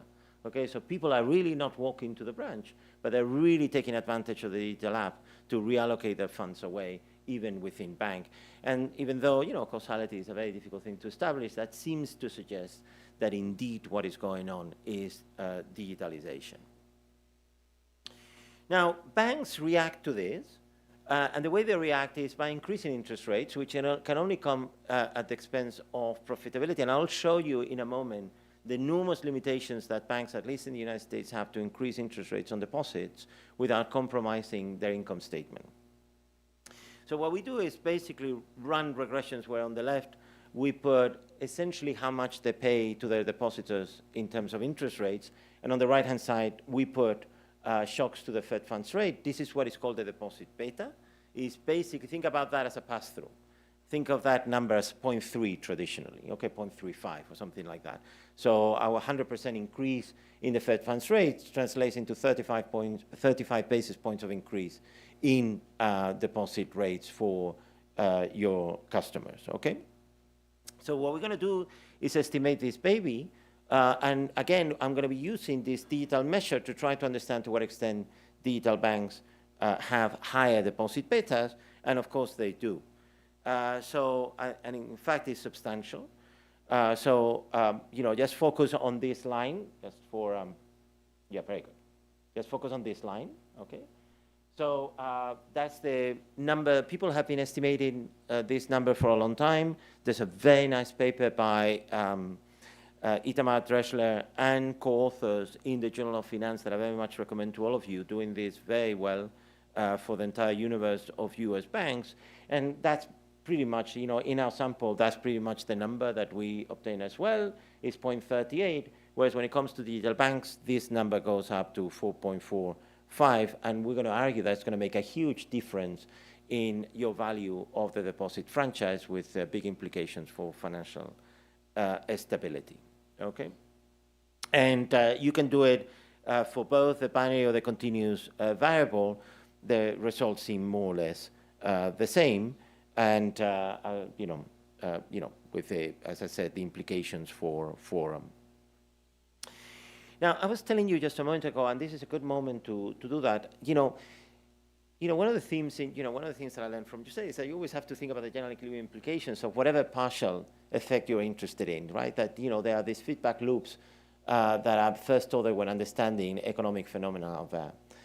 So, we're beginning to do that a little bit in this paper and trying to understand what would happen if all these banks raise interest rates in order to retain their deposits and whether they can do so. And the answer to that is, it doesn't look like they can raise their interest rates that much. So effectively, think about this plot as giving you, as of the end of 2022, in the middle of this rapid increase in interest rates in the United States. So what we saw in the United States, by the way, what is unique about this monetary policy reaction by the Federal Reserve is that they increase interest rates incredibly fast. And as a result, you're going to have this big effect on prices and very little, to the point that Harrison was doing about adaptation, very little time to actually put your hedges in place and adapt to that increase of interest rates and that elevated level of interest rates. And essentially, about 40% of the banks in the United States will become unprofitable if they raised interest on deposits by 150 basis points or more. So the room there, this is a thin margin business. Banking has become very competitive over the last few years. So it's not obvious that the banks can react by really increasing that pass-through much more. Just think about the implications of this for how we want to think about the liability side of a bank's balance sheet. Okay, if you cannot do that and your deposits are becoming flightier, well, maybe we should really have much higher levels of capital to absorb those potential increases in interest rates. Okay. So in the last 5 minutes, Marco, let me just briefly touch on this issue of the deposit franchise value, and I will show you just one plot, okay, just to try to illustrate the stability effects of this. So what is the deposit franchise value? Remember, it's basically the component of bank equity, okay, that you capture because you can get away with paying low interest rates on deposits because they're not going to go away. Okay, you can have $100 in your bank account. You could be making 5% on that $100. The bank is only paying you 1%, but somehow you don't reallocate away from the checking account. You basically. So the experiment that I want you to think about is a Fed funds rate shock, okay, leading to some deposit outflow. So think about I increase the federal funds rate, okay. The bank doesn't react. It only passed through, say, 38% if you're a traditional bank of that increase in interest rate, okay. And as a result, some of the deposits fly away. That's this little omega here. So we estimate how many deposits go away for both traditional and digital banks in the presence of a shock of interest rates. And then in the deposits that remain, you make a spread, okay? You make a spread which is 1 times the federal funds rate minus what you're passing through your depositors in terms of interest rate on deposits, and you're going to make this forever. Think of this, and there may be an amortization rate for those deposits that if you don't service them, they go out because people move, those type of things, okay? So we try to estimate this, and we do this for the entire universe of banks in the United States and trying to understand, how much equity. Let me give you I have like another 5 minutes, more or less. Okay, so let me give you like the plot, and we'll leave it at that, and we'll take questions in the last 5 minutes. So this is calibrated to the data. So what we do here is actually estimate the increase in the deposit franchise value as a fraction of the deposits for traditional banks and then digital broker banks, okay? So focus for the time being on the green line that says traditional, okay? And we've chosen these numbers of the shock of the Fed funds rate, okay? Because that's more or less the increasing rates that we saw throughout 2022, 2023. So the way you have to think about this is that as the Fed funds rate increases, as the Fed is tightening monetary policy, your deposit franchise value is going by, in the case of traditional bank, all the way to 22% of the existing deposits. So think about a bank like JP Morgan that has, I don't know, like 1.5 trillion worth of deposits, like an insane amount of deposits, okay? So you're gonna get a recapitalization of JP Morgan simply because interest rates are going up. Once you take into account that some depositors would leave of 22% of the deposits that remain in that bank. So that's a substantial recap of the bank in the presence of Fed funds rate shocks, okay? Now, what happens to digital broker banks? So, we have to make some assumptions about the marginal cost of deposits. We don't have good estimates of these. There's a range of estimates. The FDIC estimates what is the marginal cost of maintaining a deposit. In banks, we try to do a little bit like that and estimate by hand what this could be. They give us a range of values, and it depends whether the cost is high or low, okay? Needless to say, it's kind of a subtle point, as always, about present value formulas that will never cease to amaze me, that if the cost is very high, effectively your increase in deposit franchise value is stronger in the presence of Fed funds rate shocks, positive Fed funds rate shocks, because you're going to be discounting those costs higher. Where if it's low, you're not discounting them as aggressively. We argue in the paper that what you should expect when it comes to the marginal cost of servicing these deposits in digital banking is that these marginal costs are going to be very, very low. Okay, so as a result, the effect on discounting is not going to be as pronounced, and that's exactly what you see when you calibrate the model, as we do here. Digital broker banks see an increase in the deposit franchise value as a fraction of deposits of only 16% as compared to 22% in the presence of an increase in the Fed funds rate as the one we observed in 2022, 2023, okay? So you're gonna have 6% less of deposits in bank equity to absorb the drawdown in the asset values that you will experience on the asset side of the balance sheet when the Fed tightens monetary policy. And we argue that it's gonna have a big consequence in the type of capital banks are gonna be holding going forward as a result. In the paper, we actually calibrate for a specific bank. We have had a fair of fun in the United States thinking about Silicon Valley Bank. It has everything that you want in a banking crisis. Bad risk management, hubris, technology. It's a non-stop fun. And one of the important things, and I think it is here that the Silicon Valley Bank fiasco connects with José's many interests, is that they were the prime lender for all the wineries in Napa Valley. So,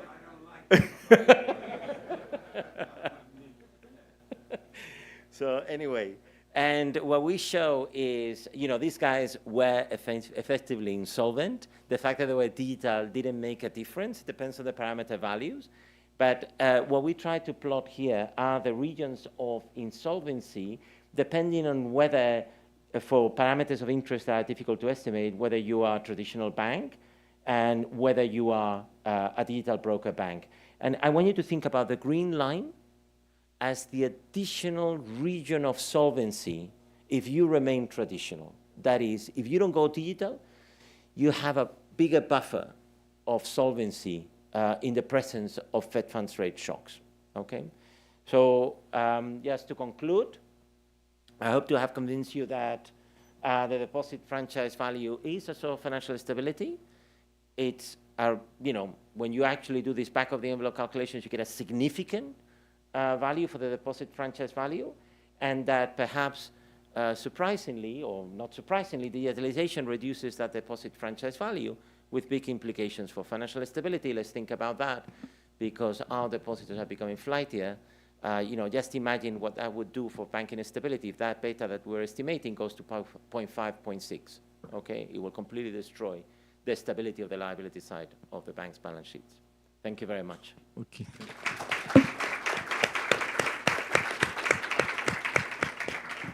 We have time for one question. One question. You have a mic? Okay, we could. Very nice, very, very nice. So two things. I know your co-author is a big fan of narrow banking. Your view on narrow banking, given the increasing instability brought up by digitalization. This is the first question. And the second question is your view on the fact of digital currencies, if they would lead to more instability, more flighty deposits, retail digital currencies, I mean. Right. So on the first, so narrow banking, as you know, the Federal Reserve is not granting any licenses right now for banks whose business model is narrow banks. This is a kind of an interesting political economy issue that I don't fully understand. There's been several proposals of banks that would essentially raise deposits and just invest in reserves. And, basically that would give you these kind of payment transaction services without any concern whatsoever about the quality of the assets on the balance sheet. The Federal Reserve has not been granting. Now, I don't know why all of a sudden, JP Morgan cannot come tomorrow morning and says, you know what, I'm not going to be doing this. I'm going to be doing a narrow bank right away. I already have a banking license. As far as I can tell, the banking license that JP Morgan has nothing about what assets should they be holding on the asset side of the balance sheet. So in principle, they could do it. It will destroy, it will destroy banking, because particularly if you think about digital currencies, we're going to be able to reallocate. The problem that a bank has, right, is that the way they create deposits, Vinicius, is I grant you a loan, I make an accounting entry on the deposit, and now I have to pay you an interest rate so that deposit stays with the bank. What is changing with digital currency, with digitalization, is precisely it's going to be much more costly to convince that depositor you just created, because the majority of deposits are created through underwriting activities of the bank, to remain with the bank. And you're going to go to the narrow bank because you just want transactions and you don't want to worry about the stability of your deposits, because they will give you better payment services, because they're going to allow you to use digital currencies and do all your payments in a much cheaper way. So that's another channel, by the way, through which this is happening, that the fees that the banks are charging for payment services, they're going down dramatically. And this has to do, José, you and I have an interesting conversation about this, that one way I want you to think about IT, or we want you to think about IT, is that it's leading to a lot of unbundling of economic activities that traditionally were bundling together, right? So banking is about the bundling of lending and payments, but technology is allowing the supply of services that are separate and marginal cost pricing for each. So that's another massive, massive route of financial instability. Great talk, but I wanted you to speculate a couple of minutes. What should you do? Because with Silicon Valley Bank, what the government decided was, okay, we're insurers of deposits, and that's only going to lead to more risky, as you said, it was a very risky bank, but in a sense, we've been living in this world for a while. And then what may happen is that people just do whatever it's more profitable for them, because the government is going to bail out the banks in any case. So what do you think? What does this paper tell us anything about what we should be doing? So no, I haven't thought about that issue on digitalization. I think, I was sitting next to Anat Mati at a conference last week in Chicago, Jose. And whenever you sit next to Anat, you have to basically listen to 45 minutes of why having higher capital requirements for banks is the salvation to everything, not only to banking stability, but climate change and everything that you want to think about. And it's difficult not to be persuaded more and more by those things. Now, typically, you know, when you think about something like this, right, you have to think, well, then the banks are not going to do as much underwriting. And as a result of that, you know, given that we depend on banks to underwrite these loans at the local level, information is very local in nature, we're going to have less activity in particular areas. But one of the things that is striking, at least I'm less familiar with the Brazilian situation, but one of the striking things that is happening in the United States, as you know well, is that now the majority of the mortgages are underwritten, conformable mortgages, underwritten by a piece of software. So we no longer need banks to underwrite mortgages. So technology is also telling you that banks are becoming less key, Jose, when it comes to these activities that we typically thought we needed to protect. And if you impose very high capital requirements, you're going to kill those activities. The growth of private credit in the United States, as you know well, it's been phenomenal over the last few years, that now you have asset managers directly going into the credit market, underwriting loans, building CLOs, completely outside the banking system. This has nothing to do with the banking system. So you're underwriting, and by the way, to Vinicius' point, this is typically financial intermediaries that are all equity funded. So in that sense, you don't have the problems of financial stability. So I think this type of tightening the screws on capital is going to become less onerous thanks to technology and developments in financial markets that when we were thinking about these things 20 years ago. That technology is allowing you for the flow of credit to bypass the banking system. Okay, I will make another question, last question, probably. When there is like the interest rate increasing is a cycle, it's going to decrease. All these calculations, of course, is a short run. Yeah. But if you think beyond, like the interest rate will go down, and then our deposits coming down, and then would be this model of this business model sustainable over the cycle, and then they just need a bridge, or what do you think about? So if you look at the United States, the level of this is a very good question actually, because to Jose's question as well, is that something has happened in the U.S. financial system. If you look at the growth in deposits, it slowed down dramatically over the last 10 years, the last decade. Okay, so they were growing and then they kind of flatten out, and if at all, they're beginning to go down. And my interpretation of this fact is precisely the answer that I was giving just a moment ago to Jose, is that, you know, think about how deposits are created in the economy, right? They are created because of an underwriting activity that is taking place at the bank level. And, you know, is that a significant amount of underwriting is now taking place. Think about mortgages.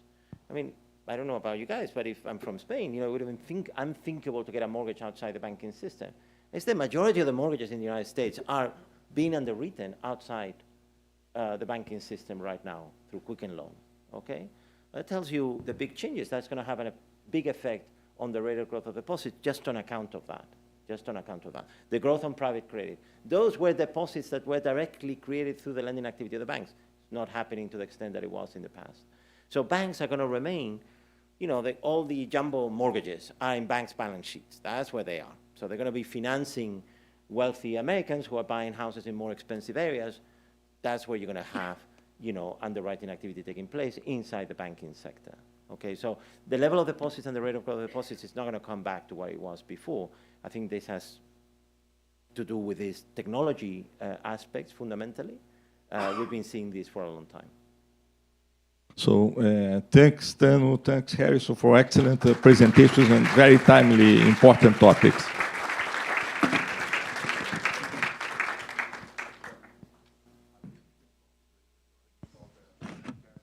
There is a coffee break for 10 minutes, and we will be back in 10 minutes.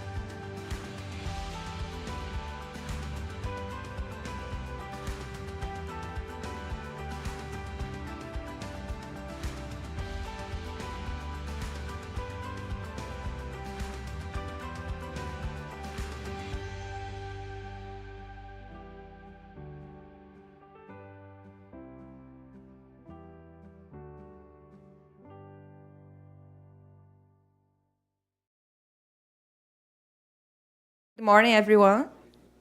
Okay, thank you all so much for being here today. Thank you all for the speakers that took such a long flight to be here with us in celebrating of Scheinkman. And thank you all for hearing us. So it's an honor to be the chair of the section about social interaction. And as Bonomo said in the first section, it's really hard in a few minutes to talk about Scheinkman's contribution and to present our speakers. So I will do my best to not be too long, okay? So what is social interactions? As Scheinkman has a definition for the paragraph Dictionary of Economics, in his own words, social interactions are particular form of externalities in which actions of a reference group affects the preference of the individuals, okay? So Scheinkman has contributed to the field by using economic theory to model the structure of social interactions and connecting the main conclusions of these models to the empirical literature, showing how, in which circumstance you can identify the size of social interactions. So I'm described two of the papers that has with Glaser that I think are seminal for the field. So in his 98th paper at the Quarterly Journal of Economics with Sartor, they build a model, a theoretical model, in which they construct a theoretical model connecting the structure of social interactions with the aggregate behavior of the individuals. They show how we can use the variation across aggregate outcomes to identify social interactions. This was one of the main approaches used for empirical works to identify the social interactions, even nowadays. Is to connect social interactions with the variation across cities, across of the variation of outcomes across aggregate groups. So in this paper, they show how social interactions are important to explain the large variations across crime rates across cities. So it's a paper that they build a model and they connect with the empirical literature and show some evidence for the crime literature, right? Because they show how social interactions are important to explain this variation of crime rates across cities that weren't explained by socioeconomic characteristics of the cities. So in the 2003 paper of the same authors, what they do is connect social interactions with social multipliers, right? So a positive social interactions happens when the action of an individual increases the likelihood of the other individuals takes the same action, right? So a positive social interaction generates a social multiplier. So in the 2003 paper, they build a model when they connect the social multiplier with the effect of some social variables on individuals' behavior. And they use this methodology to estimate the social multiplier in different contexts, using different data that applied people collect to estimate peer effects.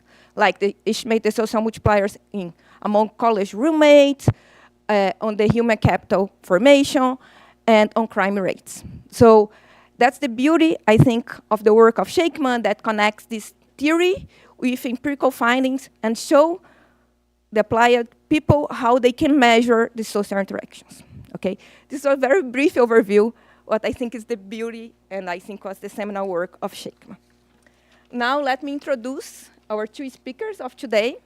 First, Áureo de Paula is a professor of the University College of London, and he received his PhD from Princeton University in 2006, and Scheinkman was his advisor.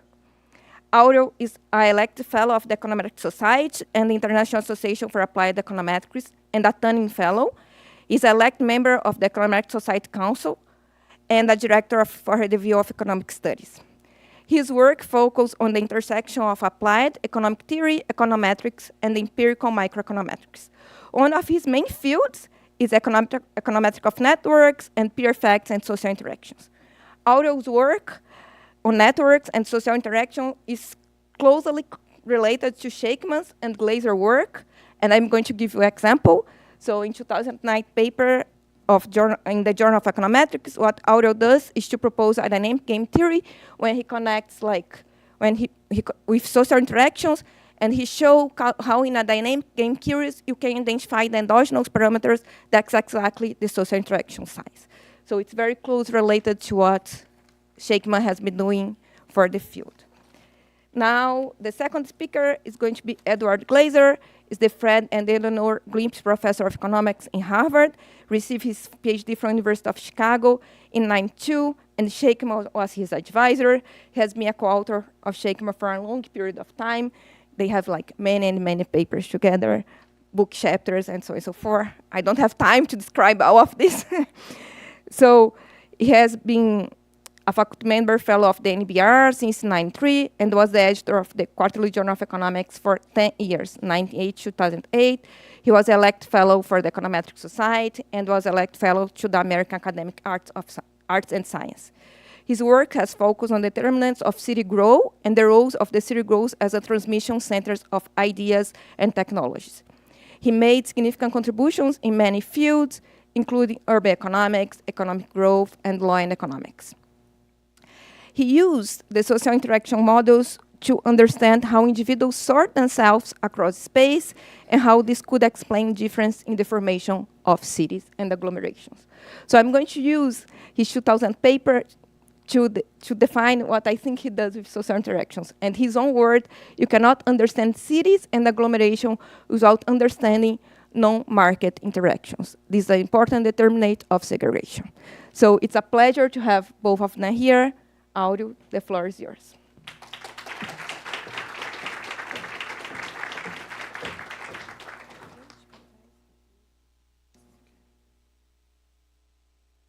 Okay. Well, it's an immense pleasure to be here, honoring José. I remember to this day when I was admitted to Princeton University when I got a phone call from José. It's like it was yesterday. So, and you know, I made the right decision and definitely do not regret having gone there and worked under José. I need to warn you, I'm an econometrician, so the talk is a little bit on the methodologies. Tanya yesterday over dinner was telling me how traumatized she was by econometrics, but I'll try to be very gentle in what I'll tell you today, okay? So this is based on joint work with my colleague Imran Rasul and Pedro Souza, who is at Queen Mary University, and is essentially on the usage of panel data on outcomes that are modulated by connections, be that between individuals, households, firms, to back out what those connections are when you don't have direct information on those. And I'll try to connect as I go along to the work by José on the theme. So, let's see if I got this right. How do I don't think it's working.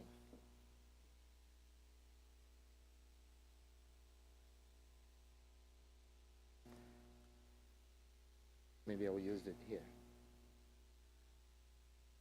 It froze. Glitch.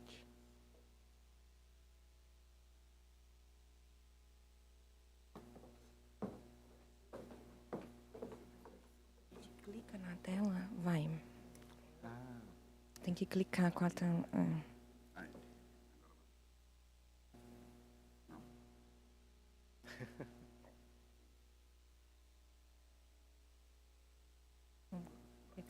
Okay, now you're good. Yeah, all right. So, anyway, apologies for the technical glitch. So let me just start by saying that, making the observation that when you think about cause and effect systems, you tend to think about things that flow very linearly and independently. And I was trying to get an example that would illustrate that perhaps in a colorful manner, and I got to this example from a presentation by Nancy Cartwright, who is a philosopher of science on that focuses especially on causality. And the example is a toilet tank or cistern. Okay, so it's a machine that is composed of various pieces, and when you turn the handle, the lever pulls up the lift rod, which opens the outlet valve, releases the water from the cistern, which then lowers the ball cock, and then opens the inlet valve. This is a sequence of contributions that combine to produce a change process, which is essentially flushing the toilet. And in modern plumbing systems, it doesn't matter whether I flush the toilet together with my neighbor or not. Things are not going to be backed up, so it's nicely independent as well. Now, economics and social systems are somewhat more complicated. And this is a scheme for A.W. Phillips' Moniac, which was a hydraulic machine to represent the functioning of the British economy that was built in the 1940s. You can see a replica of that in the Science Museum in London, I think. And here you see, for example, a representation. You have income that flows to taxes, disposable income. They go in different paths, then they meet. There is a cycle. So it's very far from that linear A to B to C to D system, okay? Here is A.W. Phillips with his machine, holding a cigarette, and it's hydraulic. It's actually fantastic. It's a computer using water. Phillips, by the way, is famous for the Phillips curve, so that's that Phillips. He was also tinkering with machines early on. And this being the land of Monty Python, this is essentially a joke in Punch magazine saying that income flow is measured through ice cold tea. Now, I'm going to extend a little bit on what Christine was saying. This comes from an entry in the New Palgrave Dictionary by José, where he defines social interactions as, again, forms of externalities, where actions of a particular group affect one's preferences. They're sometimes called non-market interactions to emphasize the fact that they're not mediated through prices. And many models of social interactions have strategic complementarities in the sense that if I take an action, I affect the preferences of those in the reference group in a way that they will also be induced to do so. And this generates a social multiplier that Christine was alluding to, in which minor changes in fundamentals are amplified later on. And this is what José and Ed use later on to estimate the relevant parameters in models that have this type of feature. Now, José did a lot of work on this topic. This was not the only thing he was doing, but a lot of what he was doing in the 90s and early 2000s focused on theory and empirics of social interactions. Several of those were on crime and with Ed. I remember even before I went to my PhD reading one of those interviews, and the Brazilians will probably remember, I'm not sure if it still exists, like Veja had these interviews in the yellow pages, and José gave a long interview on crime, which was based actually on this research. And then again, this was one of the things that made me want to go to Princeton and work with José. But there are other work, aside from crime, that feature this phenomenon of the social multiplier, and I have joint work with José looking at the link between value-added tax systems and informality. ICMS, the tax that is charged on goods here in Brazil, is a value-added tax, and the way it's typically collected is through a credit mechanism. You essentially pay the tax on revenue and receive a tax credit. And this creates an incentive for formal firms that are paying the taxes to connect with formal firms, and for informal firms to connect with informal firms. And we have a model of general equilibrium that establishes that, you know, with prices creating a wedge between formal and informal transactions. And it features many of the features that you will see in social interaction models, okay? So I cite here 3 papers. These are essentially the same paper. There's a 2007 working paper, which became 2 papers that were later published. And what I remember, I'm going to tell an anecdote here. We were working on this paper, and it came time to come up with a title. And then José said, well, I have this paper with Ed Glazer and Andre Schleifer that's called Growth in Cities. The subject of the paper is actually much narrower, but we got a lot of citations. So what we're going to do is we're going to call this paper Informal Sector, which was great. The paper gathered a lot of citations, but when it came to time to publish, the editor, which I think was Olivier Blanchard, said, change the title. So until very recently, the working paper, The Informal Sectors, had more citations than the published version. So I tend to pull them all together.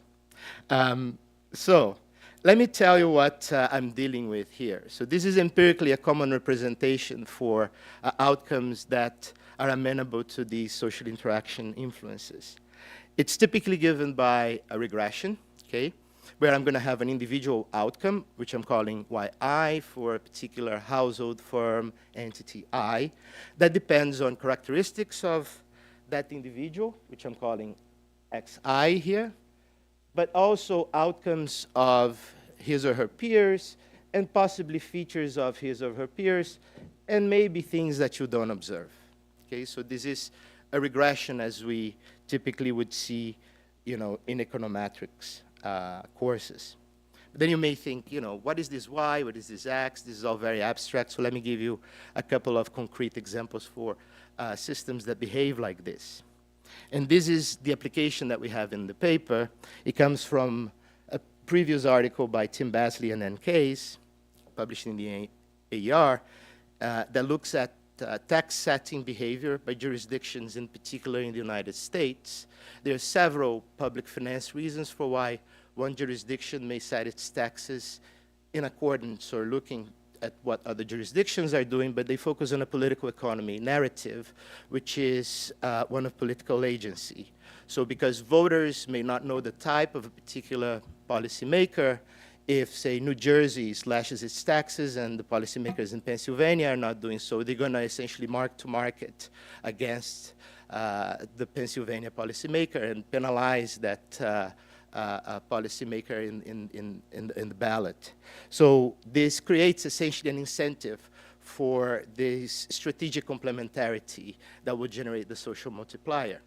And in fact, what they estimate in this paper in 1995, using data up to 1988, is an equation that looks very much like the one that I showed you before, where I'm going to have changes in taxes in state I in period T, depending on changes in taxes in nearby states in period T, and demographic features of that state and the states in the vicinity. In fact, they don't have this term here, but one could also imagine that this may matter for how the evolution of taxes arises. So what they take as the peer group here are geographically adjacent states. So the network is going to look a little bit like this. They take the 48 states in the United States. It would be hard to connect Hawaii and Alaska, so they leave that out of the picture. But you could ask, could there be relevant non-adjacent states that are directly connected to particular states? For California, for it to affect New Jersey, it has to travel all the way through the middle of the United States, but you could speculate that there may be a direct effect. The New Jersey voters, for example, are looking at what the California governor is doing, for example. And this is where I'm going to get to later on, is what we essentially speak to in this project. Another example of a system that behaves like this is in a recent paper by José with Giuliano and Rafael and Hirota. It was published in the Proceedings of the National Academy of Sciences. And they're essentially looking at spatial amplification of damages caused by degradation in rainforests, and particularly the Amazon. So as they say in the paper, rainforests have been undergoing unprecedented levels of human-induced disturbances. In addition to local impacts, these changes are likely to cascade following the eastern-western atmospheric flow generated by trade winds. So they essentially use spillovers that are generated by wind patterns. And they propose a model of spatial and temporal interactions that has very much the features that I displayed before. And once again, the model that they estimate looks like what I had previously. This is going to be essentially the state of the forest in a particular pixel in a period T that depends on the state of the forest in nearby pixels in that same period, but also the state of the forest in previous periods in that very pixel. So this is a lot like the model that I showed before. It looks a little bit different, but I can actually cast exactly in the same way as I did before. And then here, they will, of course, stipulate how these pixels are connected based on geographic proximity and the flow of trade winds. So they are also stipulating to a certain degree how these are set up. Okay, so a pictorial representation of these systems that's probably a little bit easier to digest than Y's and X's and epsilons has unobserved variables and observed variables affecting an individual outcome, but also the peer outcomes that are affected and affect the individual outcome, and the variables, the X's, the variables of the peers that will affect both my individual outcome and their outcome. So you have arrows flowing everywhere. So the usual representation of a causal chain or a econometric model would be much simpler. So this is to say that this model is very complicated, okay? In principle, though, you could estimate the parameters there using conventional methods. So GMM, to Lars Hansen, who's going to be speaking later today, is one method of choice. But because of all these complexities, these arrows flowing in every direction, it remains unclear whether you can actually have the data being formative about the parameters that you're after, which is what in econometrics we call an identification problem, okay? So it froze again.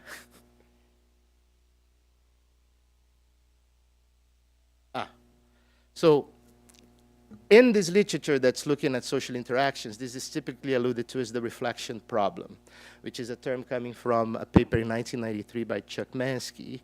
And it's a cute little charming play with words where he essentially notes that reflection is appropriate because the problem is similar to that of interpreting the almost simultaneous movements of a person and his reflection in a mirror.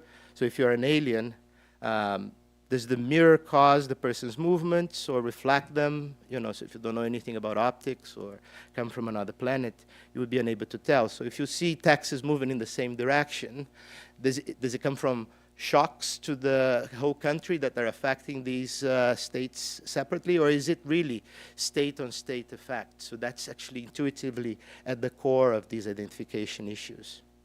Okay. Now, this is actually quite severe if you have a system where everybody is connected to everyone else, and this is the subject of Mansky's Mansky's paper. But there are potential avenues to get around that. So one of them is to use friends of friends to generate instrumental variation to be able to separate these movements. And the idea here is the following. So let me go back here. Sorry about this. So so if you see, for example, the taxes of state I moving, it's going to affect the taxes of states J in a similar equation. So this will create essentially an endogeneity problem that confounds the movements with the unobservables. So the idea is to find something that moves the taxes of my nearby states, but doesn't directly affect me. And this is the peers of peers story. I'm going to use essentially movements that occur in states that are geographically near states that are near me, but that are not near me themselves. Look at the movements in the variables provoking that variation. That's going to move the taxes for states J in a way that is autonomous from this equation here. The other alternative is to do exactly what Christine mentioned José did with AD in their earlier work, which is essentially to look at groups of different sizes, and this social multiplier will generate excess variation across groups of different sizes, and you'll be able to essentially pin down the state-on-state effects from this variation. Now, in these works, the way to represent this result, that you can identify or retrieve the parameters that guide this transmission, show up in results like the one that I'm showing here. I apologize for the symbols and the maths, but what this is saying is if certain conditions hold, and these rho, beta, and gamma are the coefficients on the y, x, and the axis of my, my peers,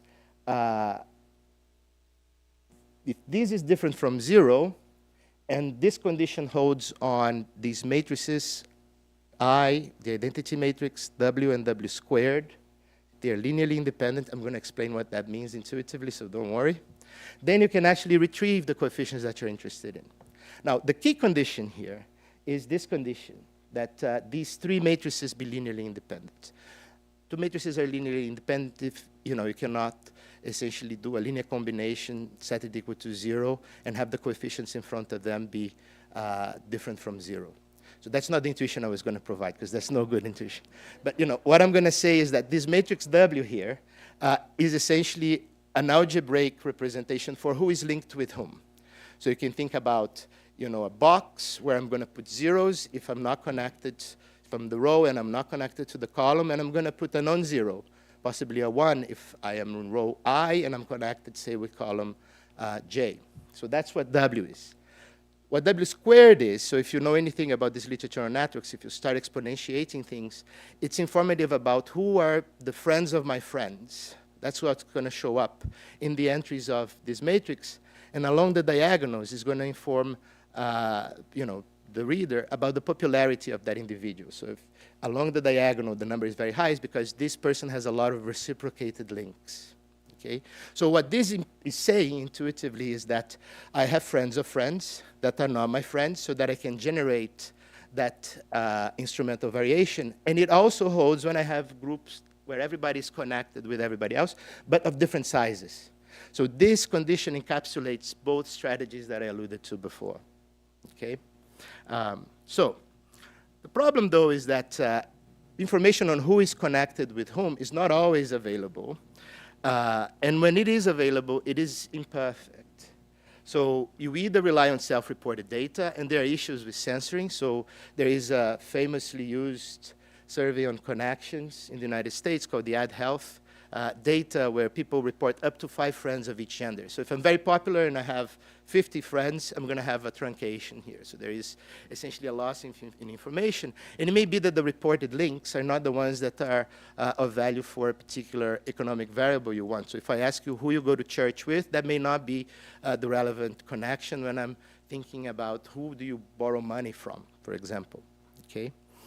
Or people postulate. They essentially fabricate the link and, under plausible conditions. Think about the whole classroom or a zip code and so on and so forth. So in this very same paper by Mansky, though, he also speculates that, well, if I don't know how individuals connect, it's reasonable to ask whether observed behavior and outcomes can be informative about who is linked with whom. Because if these connections are mediating the outcomes through the models that I showed you before, can I retrieve not only rho, beta, and gamma, those parameters that show up there, but also W itself? Okay, and this is what we do in this paper. So what we do here, again, is to establish that you can actually back out W, the whole matrix of connections, using conditions that are very similar to the ones that I showed in the result that allows for identification. And then we take it to data. Okay, so I'm not going to show you a lot about how you take this to data, but the difficulty here is that if I have n individuals, I have a lot of parameters. So if we think about the tax setting paper, I have 48 states. I have more than 2,000 parameters. I'm going to be using panel data, replications of these outcome systems through time. If I have 50 periods, I essentially have as many data points as I have parameters. It's complicated. You have to impose some dimension reduction on the system. And what we do is to use modern machine learning techniques. I'm not a machinista myself, but these things are very powerful. These days, people estimate regressions with more variables than they have data points, and is essentially what we're doing. If a lot of those entries are 0, these procedures offer some guarantees that turn out to be quite powerful. And again, in economic and social interaction systems, it turns out that if we're in a room here and I'm going to survey everybody who's connected with whom, we're not going to all be connected to everybody else. There are going to be a lot of zeros in the matrix. So that's actually a common feature. So we're going to exploit that when we take this to data. Okay, so again, this is the equation that I showed you before. So again, there's nothing particularly new. So you saw that before. In principle, even if I know that things can be retrieved from the data, the parameters can be recovered. The one thing that you don't want to do is just run a regression of y on y. Because again, if I have a shock here, that's going to move yi. Yi is going to show up in a similar equation for his or her peers in the right-hand side, okay? And then it's going to move yj. So the unobservables and this y here are going to be connected and related. So you won't be able to disambiguate that easily by just running OLS, for those who took econometrics would be. So you're going to need instruments or something slightly different. But before saying what we do is, well, I'm going to stack all of these equations here into, a list, a matrix form, and I'm going to now consider W as a parameter to be estimated alongside rho, beta, gamma. W is going to be one of my goals to estimate. And how am I going to do that? Well, one regression that I can use is if I transfer all these complicated, complex nuisance y's to the left-hand side and retain only the axis, the left-hand side and retain only the axis on the right-hand side. Now I can run a linear regression of y on x, and I'm going to obtain a coefficient, a parameter that is going to be dependent on those parameters that I'm after. So what we do in this paper is if you have this matrix of parameters, pi, can I actually travel back to the parameters that I'm actually after, which are rho, w, beta, and gamma. So it's essentially an inversion operation that we are asking ourselves about. So again, the model, which is characterized by these features here, is going to give us data. I'm going to treat pi as data, okay? And our question here is whether, given data, can I go back to the parameters of interest? So it's an inversion operation. Now, mathematically, again, this is an operation of inverting from the data to the model parameters. There are several existing results that mathematically allow us to get at that. So there is something called the Gale-Nikaido theorem. This beautiful theorem by Hadamard. There are things called inverse isotonicity. Maybe you like those things, maybe you don't. I'm fascinated by them. But I mean, I learned about those with José when I was writing my thesis. I had to do some identification proof, and then José told me, well, look at this Gale-Nikaido stuff. Turns out I actually ended up using a result that's due to Aloisio and Mascolel in the Journal of Mathematical Economics. But I remain fascinated with those. Now, it turns out that after much tinkering, we weren't able to apply any of those to our results here. So if I wanted to be very loyal to the maths, I couldn't really obtain that the assumptions were all in place. So we did something slightly different. So again, the question is, can the pi allow us to retrieve these parameters? And the answer is yes. And I'm going to give you here, hopefully, what is not a very opaque summary of the assumptions we need. So we assume that there are no self-links. I'm not friends with myself, which seems uncontroversial. But if you're dealing with input-output matrices in an economy, sectors sell to themselves. So depending on the application, this is not something you want to impose. There are conditions on stability that, these peer-on-peer effects are not too large or abrupt, which show up in a lot of this work in social interactions, because otherwise you get explosive behaviors. We need a normalization because I'm multiplying W by rho, so I wouldn't be able to separate the two. So I'm going to normalize one of the rows to add up to 1. And this is the key assumption that emulates that friends of friends or group size variation that I had before. And what we need, or at least what we use here, is that the diagonal of that square W matrix be not constant. Okay, so remember I mentioned that refers to popularity or reciprocated links.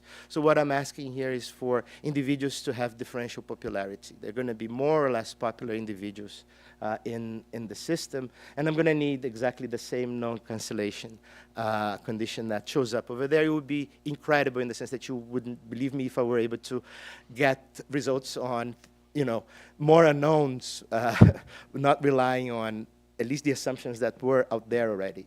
Okay? So what we can establish is that if these 5 conditions hold, and I think about this non-cancellation condition here as essentially, defined by a river being, this beta rho plus gamma being equal to 0, think of that of a river. I'm going to sit on one bank of this river, so I'm going to sit on the positive bank of the river. I can establish that if there is a theta on that bank of the river that leads to a pi, it's the only theta that does so, okay? And the way we do this is by using a result that's quite interesting as well, that says that suppose that this mapping that relates the parameters I'm interested in to what I can estimate, the pi, is well-behaved. And well-behaved here, I'm sparing you all the mathematic technicalities, is that it be continuous, proper, and locally invertible with connected image. Again, we can talk about that if you want after that. Then the cardinality of the pre-image is constant. That means that if there is a pi and it corresponds to, say, 3 thetas, on the bank of the river, every pi is going to correspond to 3 thetas. Okay?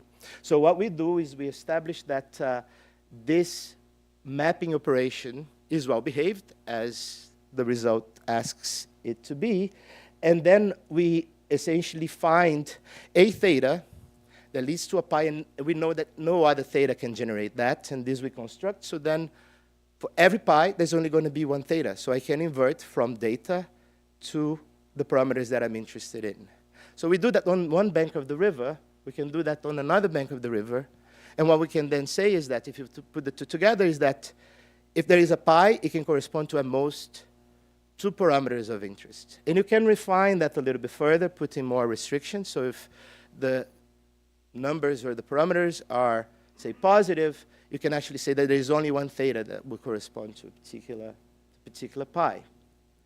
We also allow for variation in W, if you have more axes, so not my connections for one particular covariate are not necessarily the same as for another. So those who I go to church with and those who I borrow money from can be different, for example. And we allow also for the betas, the coefficients that show up on my own characteristics, to differ whenever I don't have, say, the characteristics of my peers entering determination of my outcome. And this is very similar to the model by Araújo, Assunção, Hirota, and Scheinkman, with the addition that I can allow the coefficient on the lagged state of the forest to be heterogeneous now.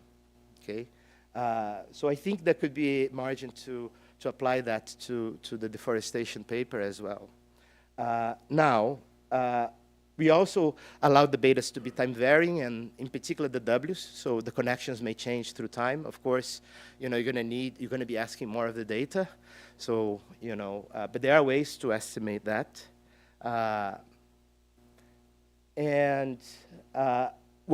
Having established identification, what we ask then, so how do we operationalize this?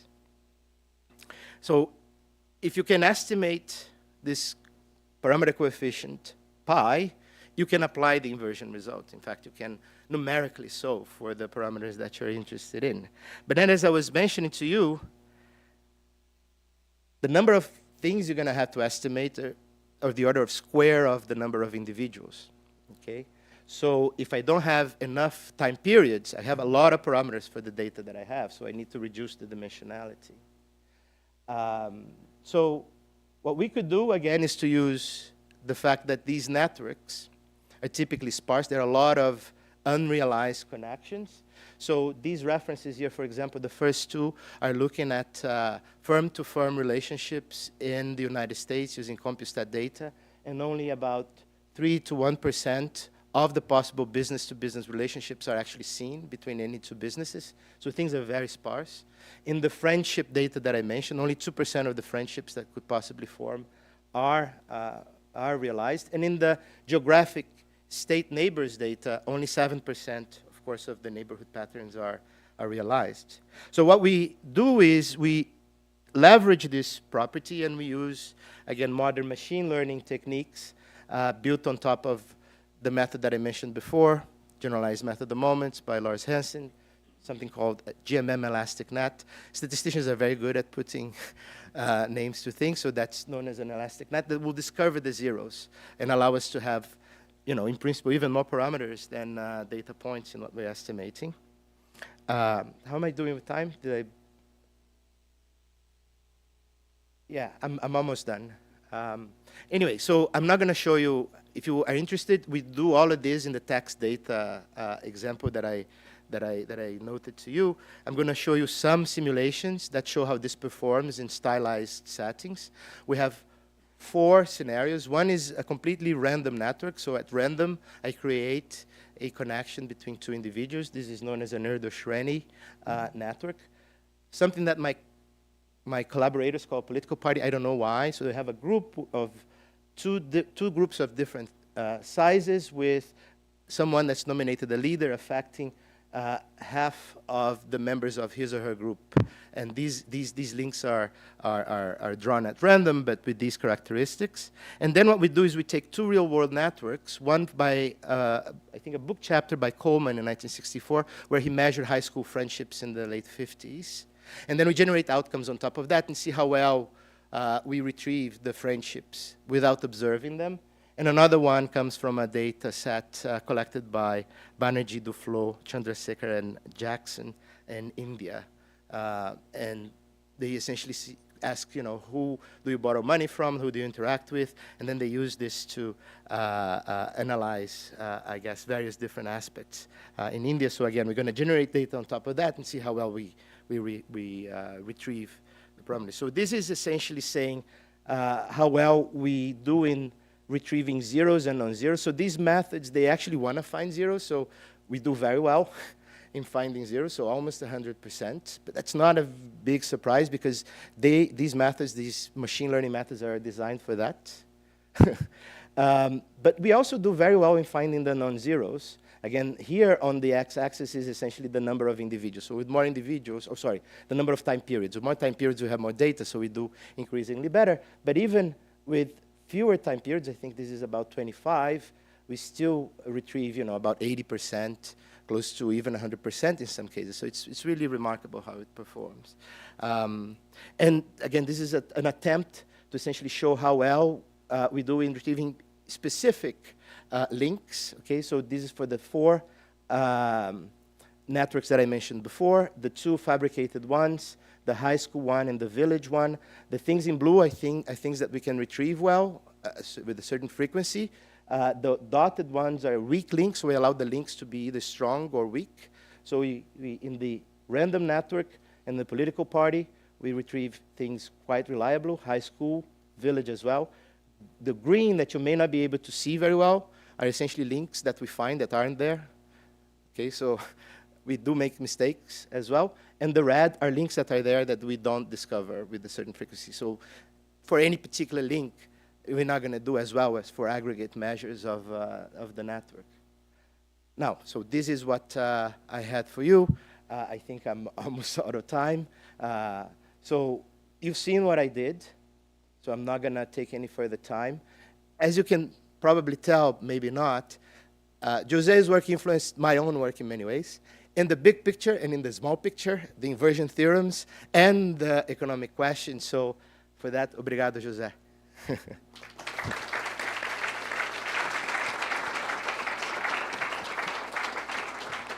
Thank you, Aureo, for the wonderful talk. You have a few minutes for questions. You have questions? I have 2. Can I start? Sure. So I have. So I have a question about how it works. For example, when you do the algorithm, you fix n and t grows, right? But what happens if you have a network that's increasing over time, right? That you have people entering, then What happens if n grows, right? And as I will understand, you're thinking about any growing, right? You cannot have many networks, right? Yeah, so I'm thinking here of a network that's fixed and you increase t. That's how we make our the identification result is based on n fixed. Okay. I don't know if you have a process of increasing networks, how that would transpire, but that probably is the next paper. Who knows? Okay. So going back, I had never thought of our wind paper as being a social interactions paper, but you're completely correct. But there, the network, the physics give you the network. Right. Right. So in what sense would this allow you to do a more general thing with that same network, or is it really just a question whether you can actually identify the network? You can do more general things in the sense that I don't need the network to be completely unknown. I can have it be partially observed and restricted. Right. And then that actually is going to work even better because I have less parameters to estimate. So if I remember correctly, in your paper, you truncate at capital K, right? So, but where do you truncate? K equal 2, 3, 4. You could essentially allow for a larger K and then let the data tell you whether, the truncation point is a lower one. So you could do things that are a little bit more data-driven in this respect, and also allow the theory, the behavioral physical theory, to inform the model for sure. So very, very quick, because very short question. So, as I understand, those results are like sufficient conditions. Sufficient, right? yeah. They are not necessary. They're not necessary. And do you have an idea of whether, like the space of variations around what you have that would satisfy more or less the same, would be sufficient as well? No idea. No idea. It took us a long time to find the exact sufficient conditions here. But I suspect they're not necessary. There could be variations on the conditions that will allow you to retrieve the parameters as well. Okay, just a small, very unimportant historical note. You mentioned the machine done by Philips. I've seen one, I think was before, done by Fisher. Oh, really? And was in Yale. They told me they almost threw it away, but then decided to. So, you don't want to start another American Revolution. this is anyhow. Just check it, okay? This. Oh, sure. Exactly what a mechanism. They didn't have idea of the fixed point yet, but then they were. I would love to see the Fisher machine. The Philips machine is very famous because it appears in various different museums. I think Harvard has a copy as well. But I would love to see the Fisher one too. I might be wrong. I don't know. But, Fair enough. Thank you. Thank you, Alan.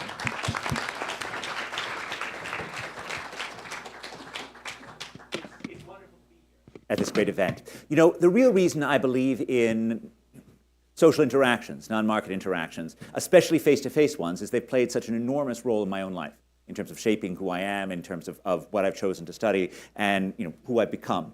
And assuredly the most important of those occurred in the social science building at the University of Chicago when I was in my early 20s, when particularly by watching and listening and being around José, I learned how to be a scholar, I learned how to be an advisor, and he led me, as if by an invisible hand, to the study of cities that has been my entire life's work.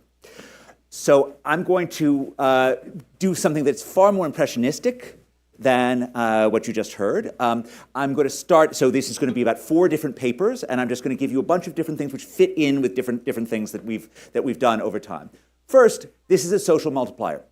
This is the relationship between share of the population with a college degree in the metropolitan area level and the number of deaths from COVID-19 as of fall 2022. The remarkable thing about this is not the negative slope. Education correlates positively with all kinds of health outcomes. The remarkable thing is just how big this slope is. There is a 4-fold difference between the most educated areas, who lost roughly 0.1% of their population to COVID. So a city like Seattle lost more people to fentanyl during the COVID outbreak than it did to COVID, relative to the least educated places, Las Vegas, Oklahoma City, where 0.4%. That is a coefficient that is 10 times the coefficient you would believe from the micro-relationship between education and COVID deaths. So it's an enormously large social multiplier. Now, there are multiple interpretations of this. This could be, in fact, what we classically think of as social multiplier, changes in behavior, changes in knowledge, other things that go through. It could be, in fact, that these more educated places are just enacting policies that make it harder for COVID to move along. Or it could be actually, I don't know if we want to call this a social interaction, it could just be this is a contagious disease. And so you expect to see social interactions from contagious diseases just because that's the nature of contagion. So, but all of these things are there, and this is an enormously, important thing about the way that COVID played out in different parts of America. I'm going to talk about 4 papers. I'm going to start with some work of mine on it. They're all going to be, the theme is going to be missing social interactions. So in some sense, the highlight of this, the claim of this talk is that social interactions have tremendous power to do good, also ill, but many people fail to take advantage of particularly the positive interactions that can occur in cities because of various forces of isolation, because of various forces which push them away from beneficial social interactions. I'm first going to talk about the inability to build in America's most productive metropolitan areas, which leads to far too many people living in dysfunctional areas, especially America's eastern heartland. And I'm going to talk about a new paper about declining productivity in the construction sector and try to make a little bit of sense of that. Then I'm going to talk about the segregation within cities of the young in the US and the workplace segregation in Brazilian cities. I'm going to be giving a much longer lecture on that tomorrow. So this is just going to be a teaser for tomorrow's lecture. Then I'm going to talk about a paper that's related to work that José and I did 20 years ago on measuring trust, which is about the inability of female entrepreneurs to take advantage of economic interactions in Zambia. And then I'm going to throw something in on infrastructure and mobility with getting around cities. Okay, so first of all, this is joblessness in America. So when I was born in the US in 1967, 5% of prime-aged males were jobless. For most of the past 15 years, 15% of prime-aged males have been jobless, and this is not a spatially flat phenomenon. Right? There's this swath of territory in America's eastern heartland, which begins down in Louisiana and Mississippi, runs up through Appalachia, and ends in the cities of the Rust Belt, where joblessness is often over 25% among prime-aged males, so more than 1 in 4. Now, one of the things that's really fascinating about joblessness is it appears to be on almost every dimension far worse than earning less. And I think this is also related to social interactions that occur at work. So this is your probability of just expressing low satisfaction with life. We have 3 different regions here, and we're dividing it between employed earning more than 50K, employed earning 35 to 50K, and employed earning less than 35K. And you can see the level of unhappiness rises slightly as you get poorer, but then it just leaps and bounds once you go to prime-age joblessness. And specifically, this is men, and actually men and women really are different in this, because typically when women are non-employed, they actually are working. They're taking care of kids, they're taking care of parents, they're doing a whole bunch of things which are certainly socially productive and also link them to other people. Men, you may have read like one article in Veja or New York Times in the last year about how wonderful there are these house husbands who don't work and they take care of the kids. That's like one guy in the data, okay? Basically all the guys are like watching television and playing video games. And there's so among non-working men, there's just a lot of misery. And I think the key point here is a job is not just an income, right? A job is a sense of purpose, and a job is even more powerfully, it's a social network. And indeed, you're seeing that right here. I mean, all of us have professional relationships to each other as economists, but these are all my friends. I mean, I don't have friends who aren't economists. I think I might, but I'm not sure. Now, when you look at this, I mean, one of the questions about this is why don't people who are here move here? Or why don't people who are here move here, right? And one of the reasons for this is the changes in America's housing markets. For most of American history, right, it was relatively easy to build housing wherever you wanted to live. That has changed. I believe in some sense this is a phenomenon that Manker Olson wrote about in The Rise and Decline of Nations, in which insiders, incumbent homeowners, have figured out how to make it very, very difficult for outsiders to move in by making it hard to build. And this just shows rising real median rents in LA over time and the decline in the number of new homes. This is a cross-US, this is from a Journal of Economic Perspectives paper of mine with Joe Jerko from about 5 years ago. This just looks at the amount of building between 2000 and 2013 as a fraction of the 2000 stock, and it looks at the ratio between how much it costs to buy a house and how much it costs to build a house, so the physical production cost of housing. So a number like 3 means it costs 3 times as much to buy as it does to build. You will notice from this that the places that are expensive don't build a lot, and the places that build a lot aren't expensive. There's no repealing the laws of supply and demand. Right? If you have robust demand, you're going to show up in high prices unless you build enough. Now, I had for most of my life taken the physical cost of construction as given. But I think that's a mistake. And I think that's one thing that we've learned. Recent work, particularly of Austin Goolsbee and Chad Syverson, has pushed me to focus on this. And we have our new paper. This is joint with a whole bunch of co-authors. This is the sort of macro time series over the last 120 years, where this is a very simple way of measuring productivity. This is not some complex total factor productivity that involves stuff. This is just homes per worker, right? So we got homes being made, we got workers, okay? Now, between 1900 and 1960, right, you see this number is going up and going up pretty spectacularly from 0.2 homes per worker to 0.5 homes per worker. So this is a more than doubling of the amount of homes being churned out for every worker. After 1970, you can see a distinct diminishment over time. So this shows up in lots of different data sets, but I think this is the most simple way to do it. We used to be getting a lot better to build homes, and now we're not. The hypothesis that we put in this paper is that what's happened over the last 50 years, since 1970, is increasingly difficult regulatory environments means the projects have gotten smaller. Okay, so we used to build, at the start of the 1950s, we used to build multi-thousand unit projects outside of New York or Philadelphia in the Levittowns. Lakeview in California would be another version of this. You can really see in the data the decreasing size of these projects. Decreasing size of the projects then in our model combines with span of control issues from the CEOs to make smaller firms. And the smaller firms then end up investing less in technologies which you can share across these things. So you end up using the same technologies as you did 50 years ago because the firms don't have the scale that they would have to actually invest in things. This just shows America's production costs for a 20-floor office building. We're very expensive by world standards, but we're less expensive in Houston than we are in the more regulated places. This is the firm size distribution. Blue is new single-family housing, and these are all the other sectors.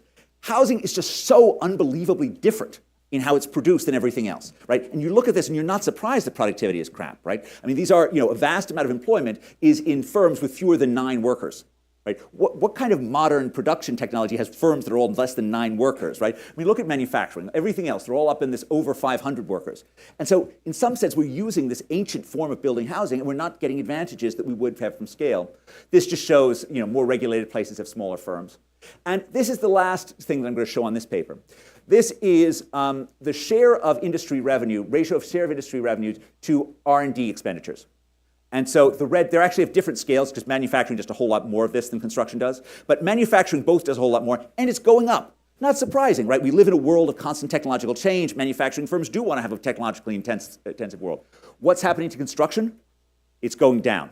Right? Again, the time series exactly matches what we see with declining firm size, declining product sizes, and it's a world in which these sort of high levels of regulation lead to small firms, which lead to an inability to actually, an unwillingness to invest in technologies which would actually make it cheaper.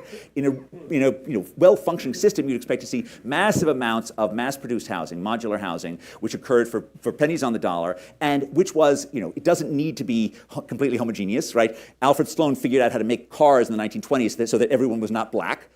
And it could be done at a vastly cheaper level. Last point on land use restrictions, and this is going to be my segue into the other forms of interactions.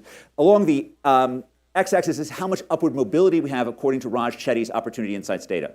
So this looks at people born between 1978 and 1983, typically look at the 25th income percentile, so poorer than 3/4 for the parents, and then ask where the adults end up. What this shows is that the most high mobility parts of America are also the ones that have by far the most restrictive land use patterns. Okay, so the land use restrictions are making it very difficult to move, to build in the areas in which poorer kids would find a brighter future. Okay, next thing that I want to talk about, kids in cities. Okay, kids in cities and social interactions. Along the first graph shows a well-known relationship, which is population density and per capita GDP. Okay. So strong positive relationship, we call it agglomeration economies, and it holds true with individual fixed effects as well. So these things appear to be at least something of a treatment effect of this. The other graph shows the relationship between density and upward mobility. So cities appear to be, again, this is using the Raj Chetty data, cities appear to be great for adults, right, and terrible for kids. Which, as someone who grew up in Manhattan, I find this all highly offensive and not true to my own life. But Raj's data appears to be pretty compelling on this. This is the relationship with the tract level, so this is within metropolitan areas. Here, it's relatively flat until you get to the densest tracts, and then it just craters. This is African American mobility and how much segregation there is. Again, sharply negative. Again, pointing to the missing interactions. This shows just your probability of being, this is averaging across the US, at the border discontinuity at this big city school district. So this shows the jump up in your upward mobility if you move right outside the central city, and your jump down in your probability of being incarcerated as an adult, in jail as an adult when you move inside. Now, my hypothesis on this, which we tried to test, and it does show some confirmation of it, but it's hard because the data on cell phones for kids is hard. My hypothesis for this was that adults who live in cities, even segregated cities, often live very integrated lives. Right? Think about, there must be people working in Insper who come from poor parts of Sao Paulo, who interact with lots of people and may even have relationships with other people here. I certainly have, relationships with Hugo and Juan, who are our custodial staff at Lit Tower. And, these sort of interactions mean that they're actually not living a very segregated life. Right? And we certainly see from the work of Matt Jenskow and Susan Athey on experience segregation that the cell phone records suggest that most people, most adults, are actually living fairly integrated lives. But what about the kids? Kids aren't going into some integrated workforce. They're not going to a company that's using them with lots of other people. Kids are waking up in their segregated neighborhood. They're playing in their segregated streets around that neighborhood, and they're going to a segregated school. And so the question is whether or not we could identify from the cell phone records whether or not that hypothesis is true. The big challenge with this is that you have very limited ability to identify kids in cell phone records. There are two problems, one of which is there are no, in standard cell phone records, the public databases, there's nobody with an age below 16. So you're looking at a very narrow range of high school students to begin with. Secondly, the natural way of identifying them, which is they spend a lot of their school days, a lot of the weekdays at a school, throws in all the teachers, throws in all the custodial staff, throws in all sorts of people who are not kids who will be in your school sample. That being said, we did our best to do that. And this is what you get with, differences between adults and students, and we're just looking at population density. And this just shows how many unique locations they go to during a day. And you can see the students actually at low density levels actually go to more locations than the adults. At high density levels, they go to less. So density appears to be sort of much more negative on the mobility of kids than it does on adults. This just shows fraction time spent at work or school. The higher the density level, the more the adults are spending at work, and the more density level, the less that the kids are spending at work. This shows just experienced isolation. There is, on all these measures, a statistically significant difference between kids and adults, but it's much smaller than I would have thought, I think in part because we're not actually identifying kids very well. So it does support it, but it's not clear how much of the difference between adults' outcomes and kids' outcomes you can explain with this in cities. This is actually using, this is all joint work with Cody Cook and Lindsay Currier. This just shows actually how different rich kids and poor kids experience cities. And so what we're able to do is I find the home of each one of these people, by where they spend most of their nights, and then we identify the person with the home value of the home. So you can take basically a Zillow value or whatever you have, and that can give you essentially a measure of permanent income for the household. And you can see this looks at fraction of total time in different areas. And so you can see the richer kids are spending much less time at home. Okay, the poor kids are spending much more time at home, basically, than the richer kids are. The richer kids are spending more time in the neighborhood, and they're all spending about the same time in school. This shows roaming ranges. You really see that the unique places visited, that's just going straight up with income, so they're experiencing much more of the city. The distance from home, that exhibits an inverted U. And in terms of visits to amenities, that just goes straight up with income. And so this is a world in which kids, adults too, right, who are rich just experience a very different city than kids who are poor. Kids who are poor just live a much more constrained life, a much more limited life in terms of where they can go around than adults do. And I think that's potentially pointing to why these urban areas seem to be associated with limited upward mobility for many Americans. Last point on cell phone records. This is from a totally different paper. That paper was published in Nature Cities. This one is in Nature Human Behavior. There's been a lot of vogue for something called 15-minute cities. It's particularly coming out of France. And 15-minute cities, it sounds nice. It sounds like getting everything within 15 minutes. From an American perspective, from any perspective where we worried about segregation, we worried about ghettos, we worried about isolation, particularly the poor, a 15-minute city doesn't sound like some wonderful, nice amenity. It sounds like a great way to, sounds like yet another strategy for making sure that African Americans don't interact with white people, right? It sounds like it's yet another segregational thing, and that is sort of what we follow. So we have measures across place of both usage. So usage is actually how much you go outside your area, and access. So access means how many of different amenities do you have within 15 minutes or not. It turns out that among richer people, more 15-minute access is actually associated with more interactions, less segregation. But among poor people, 15-minute access is highly segregatory, right? So you have much less, and this just shows your experience segregation, both measures, right? The more stuff you have focused on your 15-minute area, whether or not it's what you use or it's what's there, the more you're actually you're living a segregated life. And so, at least for me, this points to that, makes me think twice about the advantages of the latest urban planning fad out of Paris, and that maybe we should think more about cities as being connected archipelagos of neighborhoods rather than things that we want to sort of break apart into 15-minute groupings. Okay, cities as engines of opportunity. This is actually evidence from Brazil, and again, I'm talking about this at much more length tomorrow. We start using the technology, which is Diego Pulga and De La Roca's technology from Restud 2015. This is a version of something that I did in the 1990s with my Learning in Cities paper, where you basically use individual fixed effects and you try to estimate what's both the level effect of moving to a city and what the growth effect is. So this just shows, Seville versus Madrid. You have both this bump up or bump down from living in Madrid, but also you're estimating the level effect. You're having the growth effect. And we can do this using the RAIS data, RAIS data for Brazil, and we can estimate treatment effects for all sorts of Brazilian cities. This shows the so-called medium-term premium, so this is after 7.2 years. So this includes some 7.2 years of the growth effect plus the level effect. And a couple of things, one thing that really comes out really strongly is that there's just a huge effect of being in the north. There's also an interaction between the north and city size. So big cities are better for upward mobility in the south, but not in the north. Okay? In the north, there's no correlation with city size. you can see we threw in 3 different measures to try and, this is basically what the effect is with no other correlations. Share of college graduates. That surprisingly does nothing, and in part because there are lots of northern Brazilian cities with a relatively large share of college graduates, all of whom work in the public sector. So they're not at all integrating with the normal, the lower skilled workers. This shows a measure of economic complexity. My co-author Cesar Hidalgo has done a bunch of these things. This explains a little bit of it, but the thing that really explains it is the exposure of less skilled workers to more skilled workers at the establishment level. So are the establishments, are the firms, are they ones in which skilled and unskilled workers work together, have these social interactions together, or are they ones in which they are apart? And that appears to explain 75% of the gap in a statistical sense between the northern and the southern things. We have had decades since the 1960s of literature on residential segregation and almost no literature on workplace segregation, except for most adults, almost surely the workplace segregation is more important. And this is sort of a sign of something that we need to go forward. And this is just a way of visualizing it. This is if you just looked at city size. This is this initial city premium. The reds are the south, the blues are the north, right? See, if you just control for size, the reds are just straight above the north. If I control for exposure of low skilled to high skilled, it just looks like a straight line, right? They're all sort of right on each other. And so this segregation appears to explain what's going on this. This is the paper that relates to my work with José on measuring trust. So this is work with Nava Ashraf and Alexel Defino. Mass urbanization has proceeded very quickly. Brazil hit 50% urban in 1964, but Africa is proceeding incredibly quickly and often in a place with very limited state capacity. The benefits of urban interaction, okay, our ability to trade with strangers, which of course is like one of the biggest things that cities do, is limited by the extent of rule of law.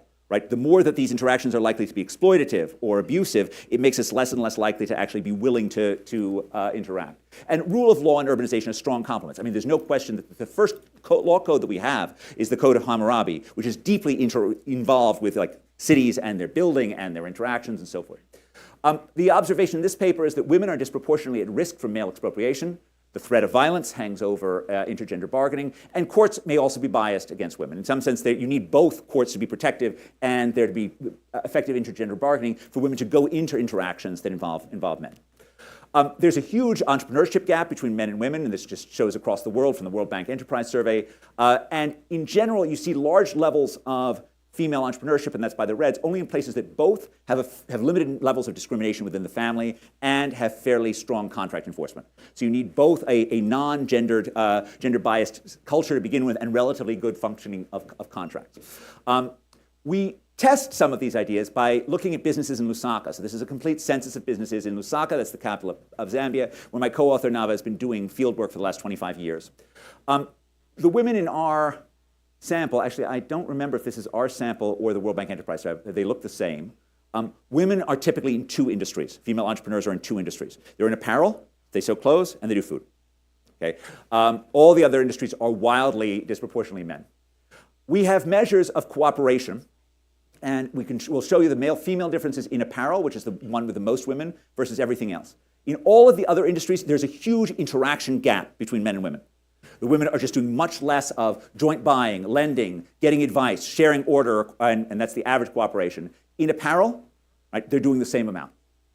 This is my favorite single graph. Remember, like one of the great comments about cities ever was Alfred Marshall's statement that in dense clusters, the mysteries of the trade become no mystery, but are as it were in the air, right? Which is where I started, our ability to learn from people around us. Well, that's not happening for women in Lusaka, okay? Just compare where you learned your stuff. So this is men, right? Men are learning from family members. They're learning from entrepreneurs in the same business. What they're not doing is getting formal education. What are the women doing? They're all getting formal education. That's the gray thing, right? They're not getting the benefits of sort of the informal learning, which is so much more central to these jobs. These are what Lusaka markets look like. So each market will be specialized typically in one type of production. There's a simple form of rule of law within the market. There's a guy called a market chief who will engage in some form of enforcement of contracts. They don't use courts, they don't use lawyers. The market chief just decides what goes on. In general, the markets tend to make things better for women. So having some form of rule of law tends to make things, so this is the gap outside markets, which is very bad. It diminishes when you have markets where there are relatively more men than women, and then it completely disappears in markets where they're about roughly the same level of women and men. Okay, so the combination of rule of law and some balance of genders seems to make this trust gap disappear. we look at the effect of having a chief on lots of different controls, and you can see that sort of the chief effect on cooperation is positive everywhere, or is effective everywhere. So this is so once we control for this disappears. Now we ran a trust game with access to a chief who is debiased by insiders. So the trust game is you get a certain amount of money, you get to send money to someone else over, and then the other person gets to send it back. So exactly as in our measuring trust game. What we gave them was, we said there's a chief, and the chief is going to enforce the rules, right, if the chief chooses to, if you don't get the money back. What that led to in the chief condition, you can see that without the chief condition, the men are much more trusting than the women. With the chief, you equalize that. So again, rule of law undoes this sort of fear. And the total returns to the investors, so this just shows how much more both with the chief condition gave you both for the investor and for the trustee. In both cases, they benefited significantly from the chief, and that this benefit was particularly for women. Okay, last thing that I'm going to talk about, and this is from a new paper, which is about mobility in cities and about connections in cities, and it's about infrastructure, okay? So how do our roads work? So one of the first thing that you should know about roads is that for most of the past 60 years, economists have had one answer when it comes to roads, which is congestion pricing. And that answer is correct, okay, as far as it goes. That in fact, internalizing the negative externalities associated with driving is a big deal. But in many parts of the developing world, it's almost totally ineffective. And this comes from Gabriel Kreindler's job market paper, which is published in Econometrica, comes from a work by Gilles Duranton using Google Maps data, that in many parts of the developing world, nighttime speeds, where you don't have congestion, are barely any faster than daytime speeds. Okay, why? Because the roads are terrible. Okay, and it doesn't matter if you have, if you have congestion or not, no one's going very quickly on this. So I would be much happier to be doing this paper about Brazil rather than the US, but what I have is I have US data on road roughness. I'm going to tell you a few things about it. Now, first of all, we've known something about road roughness in the US for 50 years, but only on highways. So this comes from the American Society of Civil Engineers, which routinely gives out grades for our highway infrastructure.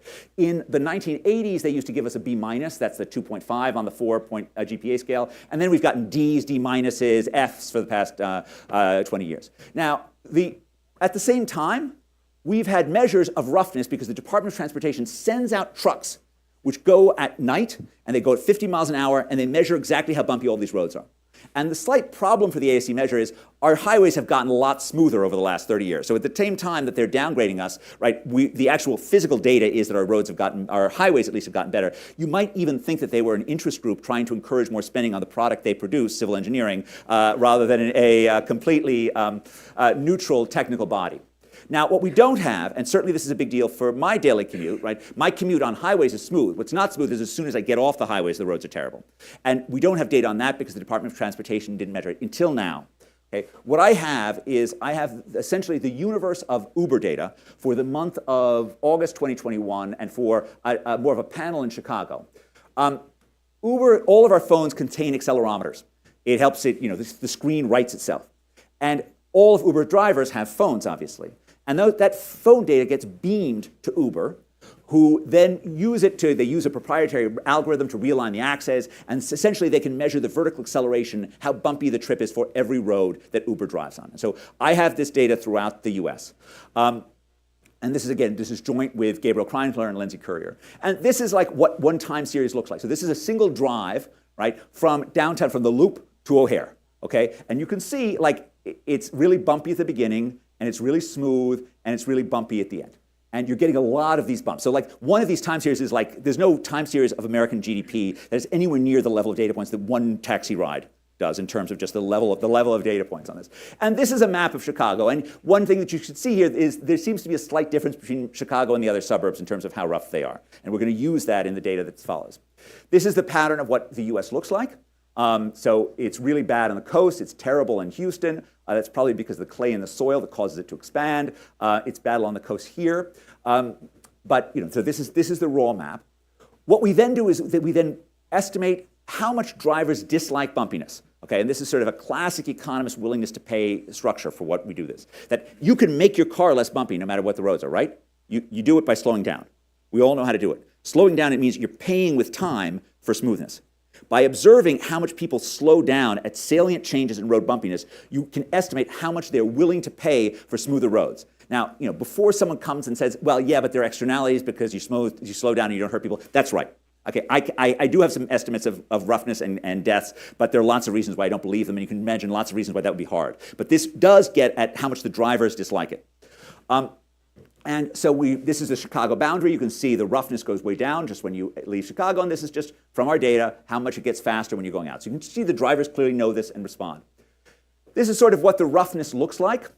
So the median roughness has a cost of 31 cents per mile. Okay, and 1 standard deviation of roughness is associated with 2.3 U.S. standard deviations per mile. The 0.31 is relative to a completely flat road.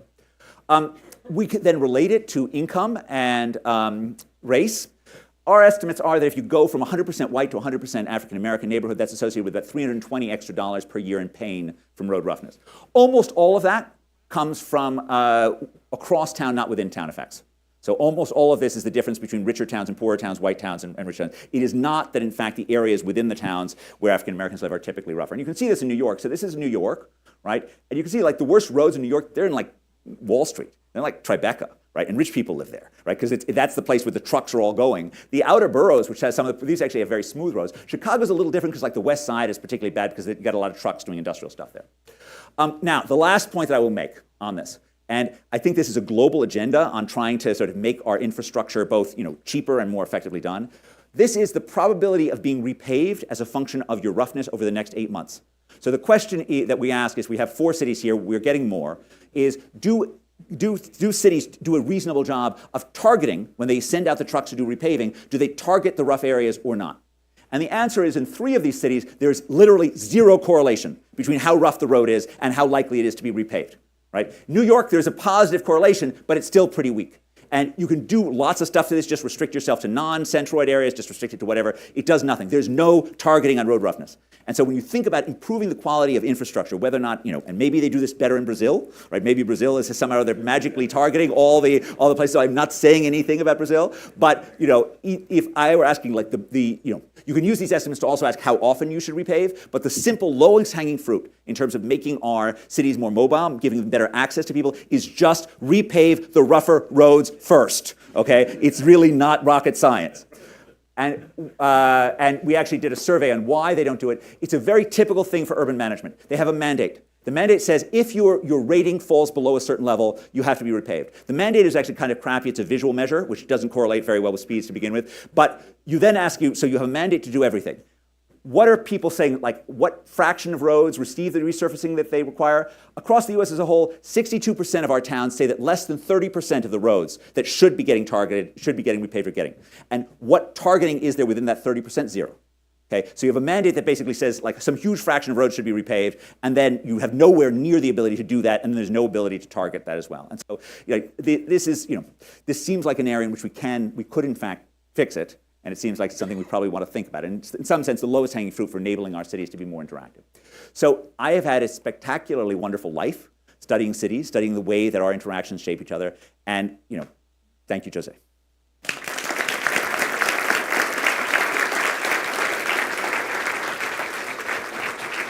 We have a few minutes for questions. I think Rodrigo has one. José has one. Let's start with José.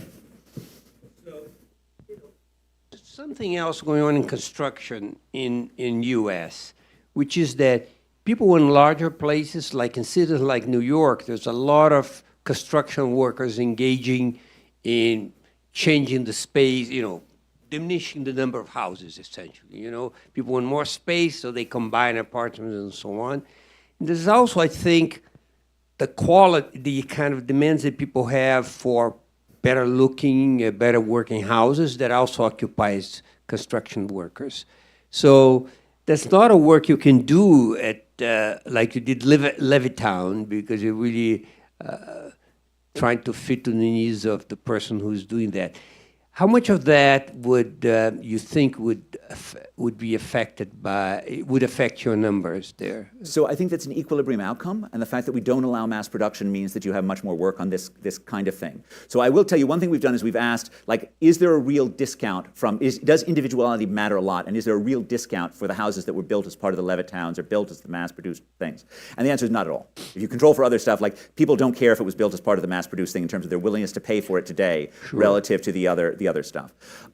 We've done a couple of things to try to deal with the quality element. So the RS means data on costs of building allegedly hold quality fixed. That stuff shows the same sort of rise in the cost of building stuff for an allegedly common quality home. Now, we can't be totally sure that they've done common quality exactly right. We've got a couple of other ways of trying to address this by looking at different parts of the country or looking at places where the housing seems to be more homogeneous and less likely to be, high-end. I think Manhattan is very sui generis, and I don't think you want to look at any of these places where guys have lots of fancy apartments and doing infill. But, if you restricted yourself to just ex-urban places where they're doing standard single-family detached houses, you'd find more or less the same thing. So, and then I want to just add a comment, which is, many years ago, I was doing something for McKinsey on Brazil. And that's one of the first times that I started really thinking that this productivity question was really important, wasn't exactly on housing. Because our tax system made it that and regulation has made it many houses in Brazil actually built by the person who lives there, where he buys a couple, and you can see just for the cement data, okay, how, concrete data, how to get cement data and so on. And you see that in the numbers. Productivity of housing in Brazil is extremely low because you're doing very, very low tech and very low skill operations. But thank you, Ed. Your talk was wonderful. So that may be something, by the way, the early part of the 20th century. So there were a lot of people building their own homes, neighbors building homes. There was this whole thing of the Sears Roebuck, the mail order company, would send people home kits, and you just get together and assemble your thing there. Ed, the problem is not only the quantity of housing, but affordable housing, because what is happening everywhere is that in the big cities, even when you build houses downtown area, the prices are already too high, and then people have to go outside and far from the downtown area. I mean, what can you say about that? To have I think I would say that when Manhattan built 100,000 units a year in the 1920s, Manhattan was pretty affordable, right? I mean, I think if you make it sufficiently easy to mass-produce housing, you're going to get much more affordable housing. But, I mean, you even have, there's a company called Pocket Living, I don't know if they still do this, in London, that does modular high-rise. So, there's a way of doing modular high-rise, which seems like it's probably the right answer in different ways. But, modular is also nice for high-rise because it means the construction process is a week, rather than 2 years. So I think there are ways that I think the ingenuity of the world's firms could solve this, but only if they're allowed to do their thing. Not if we say every unit has to be bespoke, every process needs a 5-year review process, and the neighbors get to opine on everything about it that they do or don't like. Yeah. Absolutely, and high could be much cheaper than it is. But obviously, and the other issue, actually, I do want to say one other thing which is important. We don't think typically that poor people need to necessarily live in have new cars, right? That's the used car market is a fantastic thing for lower income people throughout the world. We shouldn't think that poor people have to have new houses either, right? The sort of traditional of housing filtering that we build houses for middle income or upper middle income people, and then they get kind of worse over time. They move to poor people. That's a perfectly reasonable model of housing supply for lower income people, even if you can't figure out how to make the high rise stuff sufficiently cheap to be inexpensive new. Rodrigo. So going back to the youth and integration part of the story, right? You talked about the benefits of integration. I wanted to hear a little bit also about the challenges. So I'm thinking about, if I'm not mistaken, it's the moving to opportunities experiment where you see actually good outcomes, I think on average in terms of schooling and things like that, but actually much worse outcomes for the tail of the distribution on criminal involvement, right? And I think arrest, I may be missing, but I think the overall story is something like that, right?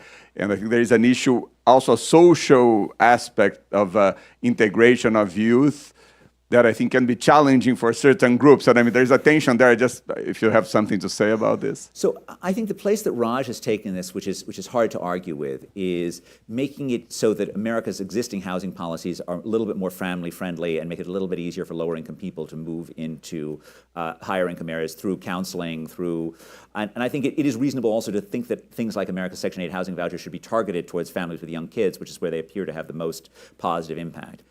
Like, as your comment suggests, I mean, I'm very wary of the government engaging in lots of, integration schemes that are, trying to micromanage the social or location behavior of different groups. But I think having a little bit of advice, these are high opportunity neighborhoods, these are like places where you can actually rent this in high opportunity neighborhoods, I think that's unlikely to be harmful.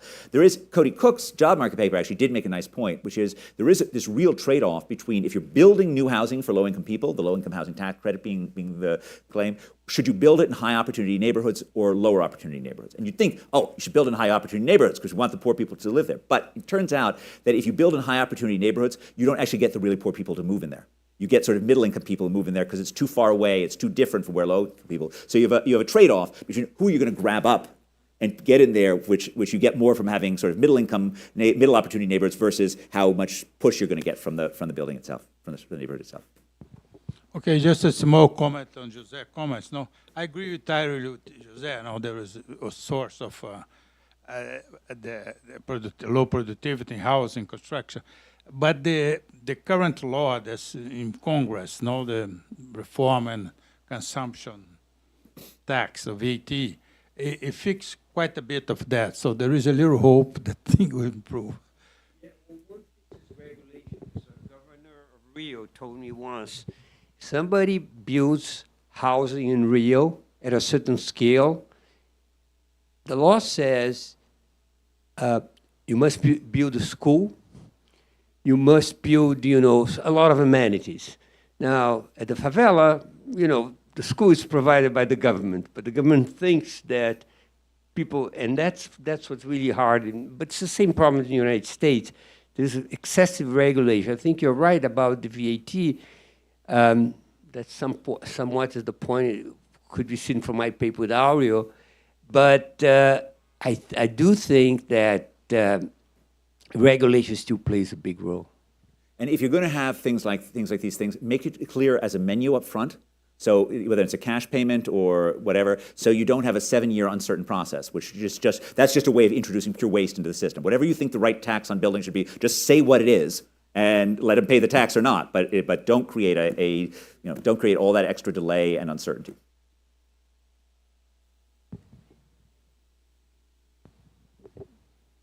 Thank you, Glazer, for the wonderful talk. Now we're going to have our lunch break.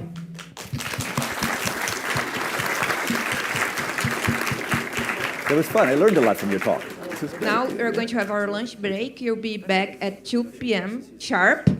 And for the speakers and our council, Insper council, you have a special lunch at the 11th floor of this building. Our only international data is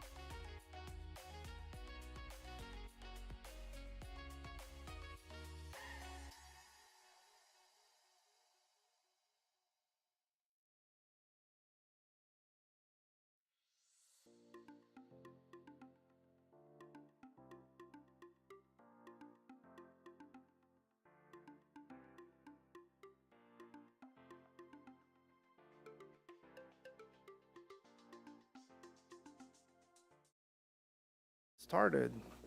I'm absolutely delighted to chair this session, which celebrates José's highly regarded contribution to economic theory and methods. The session will feature two very special, highly distinguished speakers. One is Lars Peter Hansen, who is the David Rockefeller Distinguished Service Professor in Economics at the University of Chicago, and a recipient of the Nobel Prize in Economics in 2013. Unfortunately, Lars is not able to be here with us in person, but has kindly agreed to give his talk remotely. The other distinguished speaker we're delighted to have is Aloysio Araújo, who is Professor Emeritus of Mathematics at IMPA and Professor of Economics at the Getúlio Vargas Foundation. Before turning to our guest speakers, I would like to say a few words about José Scheinkman's work in theory and methods. He did a lot of things, and it wouldn't be possible to even scratch the surface with the time that I have. So I picked two topics. Topics in which José collaborated with our guest speakers, with Aloysio and Hansen. So the topics are going to be economic dynamics and the operator approach to estimation of continuous time mark of processes. First, I'll talk about José's contribution to economic dynamics. This is the first subject that José tackled in his academic life. Beginning with his PhD dissertation under Lionel Mackenzie at Rochester in the early 70s. Dynamic economic theory is concerned with the optimization and allocation of resources and production through time. The simplest of all such problems is the neoclassical growth model, the backbone of which was formulated by Ramsey in the 1920s. An economy has two types of goods, a consumption good and a capital good. To make the story simple, let's just ignore the labor input. Consumption goods are produced by a technology that takes capital as an input. Individuals only care about consumption directly. Of course, they also care about capital indirectly because, it's a necessary input for production. And finally, the key component of the growth model is that the agents need not consume all that is produced. Rather, they can save part of the output generated by production and use it to invest in accumulation of more capital. So this extra capital that's generated by the foregone consumption will in turn increase the output of consumption goods tomorrow. And this process keeps going tomorrow and the day after tomorrow, again and again. So we have a trade-off between, we have this consumption savings trade-off. More savings today implies less consumption today, but potentially more consumption in the future. So what's the optimal trajectory of capital accumulation? That seems to be a very important question. And by optimal, what I mean here is we take the perspective of a social planner who cares about the welfare of the consumers. So under the neoclassical assumptions, the problem, we know a few things. We know that the problem is well posed, that there is a unique path of capital accumulation. That path is characterized by two very sharp mathematical conditions, the Euler equation, the transversality condition. Another thing we know is that the model has a steady state. There's a steady state level of capital, which can be characterized by a condition that has come to be known as the golden rule or the modified golden rule. So this is all very classical and had been known for decades. What was not known back then was, well, pretty much everything else. Okay, this is pretty much everything that was known. And there was nobody knew really anything qualitative about the dynamics of capital accumulation, okay? So given an initial level of capital, consider the optimal path of capital accumulation starting from it. Is it going to converge to the golden rule? Is it going to spend some time near the golden rule and then maybe drift away and then perhaps return to a neighborhood of it recurrently? Is it going to cycle? Is it going to behave like a chaotic system? Nobody knew. Many of the giants of that golden age of mathematical economics had worked on this problem. the likes of David Gale, Lionel Mackenzie, Roy Radner, David Cass, Truman Bewley, and others. José tackled this problem in his dissertation head-on and provided what has become the very first general result establishing global asymptotic stability. Under certain conditions, he shows, if the agents are sufficiently patient, the optimal path of capital converges to the golden rule capital level. So what's the takeaway message from this? Is it that we should always expect growth dynamics to be very simple? That is, that there is a globally stable steady state and fluctuations around it are only due to noise? Of course not. Okay? This is ultimately a methods paper. He provided a very, very sharp method to deal with the study, the qualitative study of dynamic economies. Okay? And this method can be, has become canonical and can be extended to deal with much more complicated environments with uncertainty and all that. Now I turn to José's highly influential work with Lars Hansen on estimation of continuous time Markovian models. So the observation they make is that many time series, especially financial time series, are high-frequency data. So it's very natural to posit an underlying data generating process directly in continuous time. But it turns out that when the model is nonlinear, standard maximum likelihood estimation is computationally impractical, as it requires solving a nonlinear partial differential equation for each evaluation of the parameter value. So what Hansen and Scheinkman do is they propose a completely alternative approach based on a set of moment conditions that they derive exploring martingale properties of so-called infinitesimal generators of continuous time Markov processes. The method is computationally orders of magnitude more efficient than maximum likelihood estimation and has all the nice statistical properties. Well, I could go on and on. José has a huge number of theory and methods papers with profound insights, including some papers that are very close to my heart in oligopoly theory, game theory, which is my own field of research. But you're not here to listen to me, so in the interest of time, I'll stop. So let's get to the speakers. It's my honor to introduce Aloysio Araújo. Aloysio is a professor emeritus of mathematics at INPA and a professor of economics at Getúlio Vargas Foundation. He's a fellow of the Guggenheim Foundation, a fellow of the Econometric Society, a member of the Brazilian Academy of Sciences, an honorary foreign member of the American Academy of Arts and Sciences, and a member of National Academy of Science of the United States of America. He's published widely in the best economic journals in topics ranging from general equilibrium theory, game theory, information economics, to asset pricing, macroeconomic crisis, and speculative attacks. He's going to be our first speaker. Our second speaker is going to be Lars Hansen, who is going to join us remotely. Lars Hansen is the David Rockefeller Distinguished Service Professor in Economics, Statistics, and Business at the University of Chicago, and a recipient of the Nobel Prize in Economics in 2013. In addition to the Nobel, Hansen has received many honors and awards, way more than would be advisable to mention here.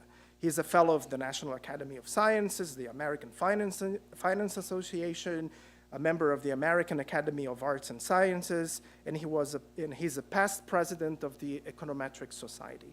He's a leading expert in economic dynamics and econometrics, and has made several groundbreaking contributions, including the formulation of the generalized method of moments and applications of robust control techniques to macroeconomic modeling.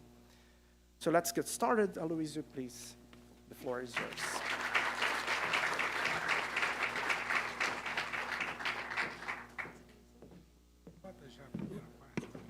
Espera te dar sinal, tá bom? Deixa em branco, tá? Não bota aí. Pode usar. Tá apagado. Oi? Pode usar. Pode.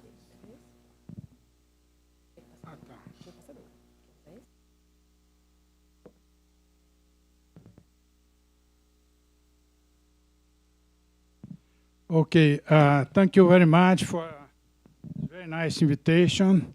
It's a great pleasure. José was reminding me yesterday that he knows me before he met Michelle, right? So it's a long time. You always kept our friendship.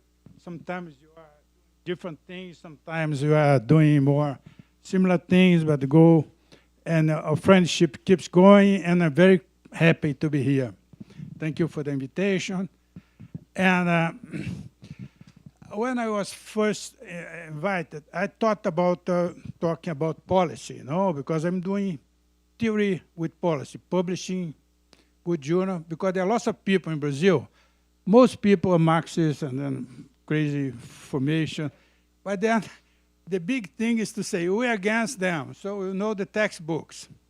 But then it doesn't work to make laws, and then it's much harder than that. So that's what I've been doing the last 25 years. I've been several. I don't vote in anybody, but I help whatever invite me, as long as I'm follow my own idea. That's my goal. So that's my attitude. And I've been publishing many times in a top field, right? Because of lack of my ability and also lack of my time for doing politics, whatever you like. So recently I have a paper in Journal of Financial Economics, the last 3 years, talk about the bankruptcy law. Some of it I went back to my early days in Berkeley, where I got the influence of Neyman and LeCam. I never thought I would do that. But doing lots of statistical causality, my young call to help a lot also. But there's the paper on bankruptcy law, and then another one that's more or less for early childhood, the effect of early childhood. I was involved with the current finance minister. I influenced him that he should do this universal early childhood, and then I felt guilty. Brazil doesn't have much money. Is that good or not? And then we established it's coming in Journal of Human Capital. And then this, the investment there correlate with the performance of 10-year students. Went up, and then the causality effect there. And then I was involved in, I always thought the Americans forgot about the fiscal problem, right? In the early 80s, there were all this good work, Sargent and Wallace, fiscal theory, price level, and so forth. Then we didn't forget it. I kept thinking about it all the time, not because I have more clear evidence, but that's I live in Brazil, so the problem is there all the time. And so when I had a paper, and I calibrated Kruger model predicting the speculative attack against the real, and then was publishing just local journals. Sometimes it's just published local. But also, the inflation target came along and said, oh, now we have a solution. No, come on. You cannot get free line. They still be knock at your door, the fiscal. And then I finally did, is more or less essentially accepting the AJ macro, the editor. You don't have to work more now. It took a long time, but about the inflation target related with the fiscal situation. So, and that's very relevant. I've been in top last year questions. I don't want to. Another thing is how do you do a reform on VAT? Brazil doesn't have a VAT. It's a mess. When the consequence, they end up doing some fiscal adjustment, but the increase in the fiscal burden. Brazil is a mess. And in this side also. But that was the last big reform. They had the banks reform, the labor law. The labor law I was not involved. That's essential lawyer stuff. But then, the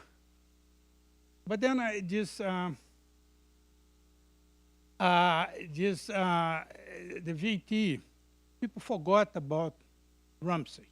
I say, oh, Rumsey, come on, here's Rumsey, it's Rumsey. And then they go to Atlas Stiglitz. If you assume that everybody's Cobb Douglas or whatever, Motetic, and then the elasticity of demand is the same. So why to have the tax inversely proportional? You just create a mess. Too many rates are wrong. I say, no, come on, something. And then I have some data from natural experiment. Is that when they raise the tax enormously to finally to have a fiscal justice compete with the real plan. No? And then the madness house even increased further. And I have the paper, no? And then say, if you substitute elasticity of demand by elasticity of evasion, and I had the data to do that, get back the same. And I use the Luke and Stokes paper to embed Ramsey and General Cleveland. Anyhow, I've been doing all this stuff, but I'm not talking about that because I saw José. I do that to irritate José a little bit because old friends say, you have to honor, but because he always complain, Luis, you have to talk about one people. Although you're a student, he talk about four. So. But José said, and Sergeant once said, oh, Luis, I already counted 15 papers that you're talking about. But anyhow, I'll be short. So this, I decided not to. But anyhow, well, those papers are published, both of them, okay, except the VAT, that's didn't stand for public. But the other three are essentially done. So I have somebody to bring some validity for it, right? External validity, that's a common term. But but this, so I decided to do this when I learned that I was talking about theory and methods with large hands. So, oh, come on, which was that? So I have to better do something according to the title of the session.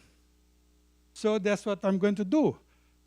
But first of all, let me tell José, yesterday, I didn't lie to you, but omitted the answer, okay? José asked me, because our friend here, Aurel, went to smoke.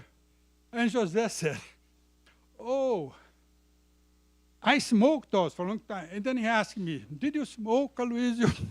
And I said, then Michelle insisted, asked me, José, oh, you smoke? José likes an answer. He likes to look at the face to see what you're hiding something. But then I disguised it well. I didn't want to spoil my joke, okay? José, you hooked me on True Blue. The young people that think that's a illicit drug is much worse than that. It's cigarettes. So that's because of what? We are working this paper, no? On Tampike and infinite dimension, more technical, more mathematical. You invented our own methods, so it's different than what had been done before in the field. Totally different, no? And then José Santana would come to Berkeley, and then we worked on a small room that the bro had there, the small library, because you like to work there. And then José was chain smoking. And I was inhalated anyhow, so with True Blues. And then I ended up adopting his habit, okay? But then you produce a great paper. Well, in Chicago, Ed Lazier said, oh, Aloysio, I don't understand. I like very much you and José discussing, but I cannot work on it because you kept discussing, but it's in Portuguese, cannot follow it. But if I could at least understand, because you look very excited. And then he just said, just remember, we saying, vale a volta. Do you remember that was the main point of our paper? Paper was published in Econometrica, was very out of the box within this literature of dynamics, no? Was totally, so it's a different method, so it's very nice. Enjoy it a lot. Sorry for withholding the answer to you, José, but then we both got rid of the habit, so. So what I'm going to talk about is something more in line with what you think about me, okay, about the theorists and so forth. Then is growth and redistribution with heterogeneous agents, with heterogeneous attitude toward risk. With my ex-student, Mimpa, and Tim Kiel from Minnesota. I've been visiting Minnesota a lot. I'm an old friend of him. I was doing this work, but then my daughter married somebody, teach there, okay, Kyle. So go ahead. Income inequality has, in an economy, has sharply increased, no? And vast and highly regarded empirical evidence of wealth and income inequality, you know? This gives rise to two Clark medals, right? There is Saez and Zuckman, and a couple, I don't know if it's 2 or 3, a couple of pop star, right? Economists.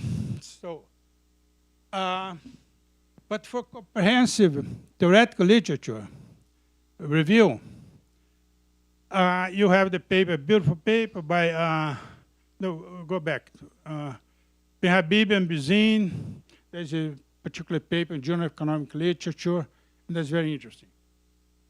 But I'd like to do my stuff my own, okay? I don't like to go probability books that I learned. I forgot about them already. So I decided to do something more extreme, right?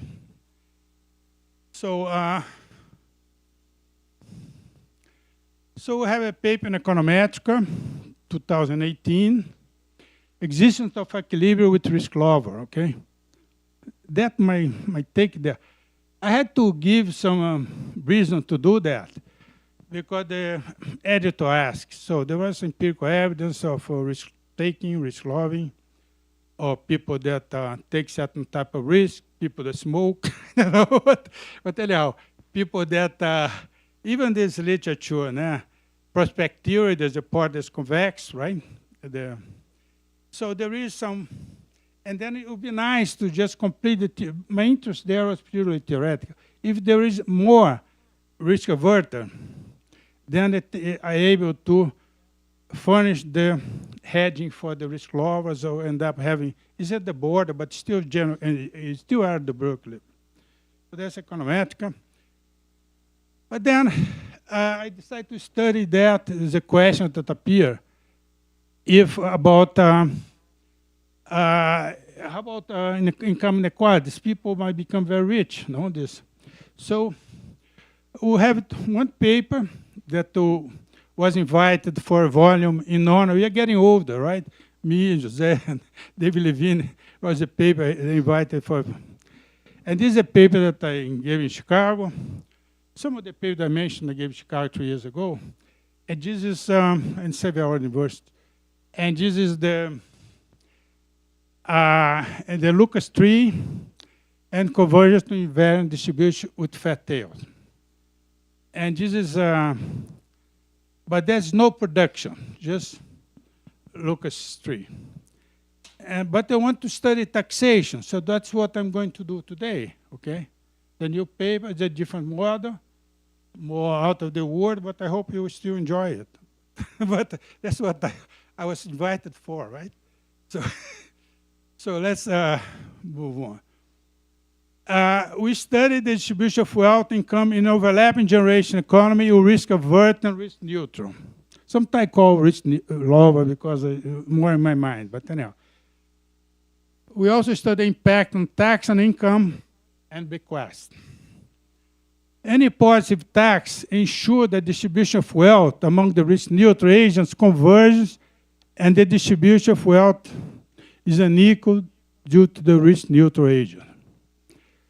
If there is no positive tax, I want to study positive. I don't care about put the tax.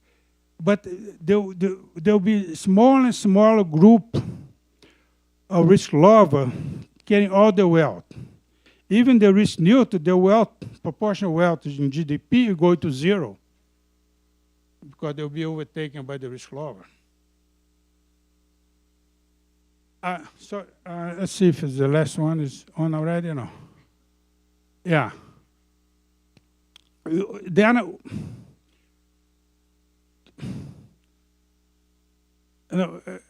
passado.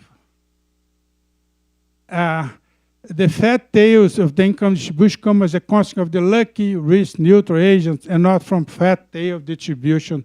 Because most of these people, they put fat tail on returns or fat tail whatever, and then I don't want to do that. I just coming from the mechanics of economic behavior.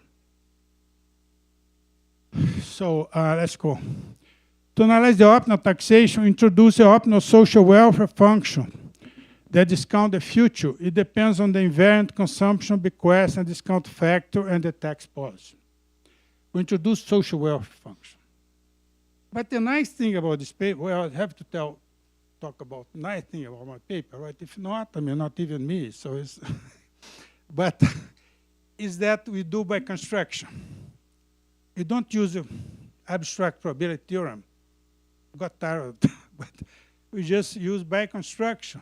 We have one fixed point just for the share of the risk lowers and the risk averter in a real line.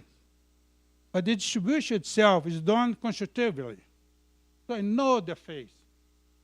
Too artificial, perhaps. 3 and 4. And the social welfare function, as a consequence of that, using appropriate social welfare function, I can manipulate and then have a decomposition of the social welfare function. And there is one part of it that just depends on tax. Depends on tax, right, the optimal tax, but depends only on inequality. Other part depends only on growth. And the third term depends on some parameters. So that way you could analyze the impact of the several taxation policies. That I think is not that common. A trade-off, particularly trade-off between income, inequality, and growth. That's lacks of these pop star economists, right? They just want tax, but then what? If you're hurting the guys that are moving the economy. So that's the... So consider stochastic economy, countable states, dates, and there are 2 states. 2 very simple. Can be 2 states of nature each period. You can go each of them probability half. At each state S, there's a continuous risk neutral agents with measure 1 and a continuous risk lowers or risk avert with measure 1. I have to introduce a continuous because if I cannot use the trick of my econometric paper, because over time, the rich lower will become more wealthy. So no hope, so we have to get the continuous of that.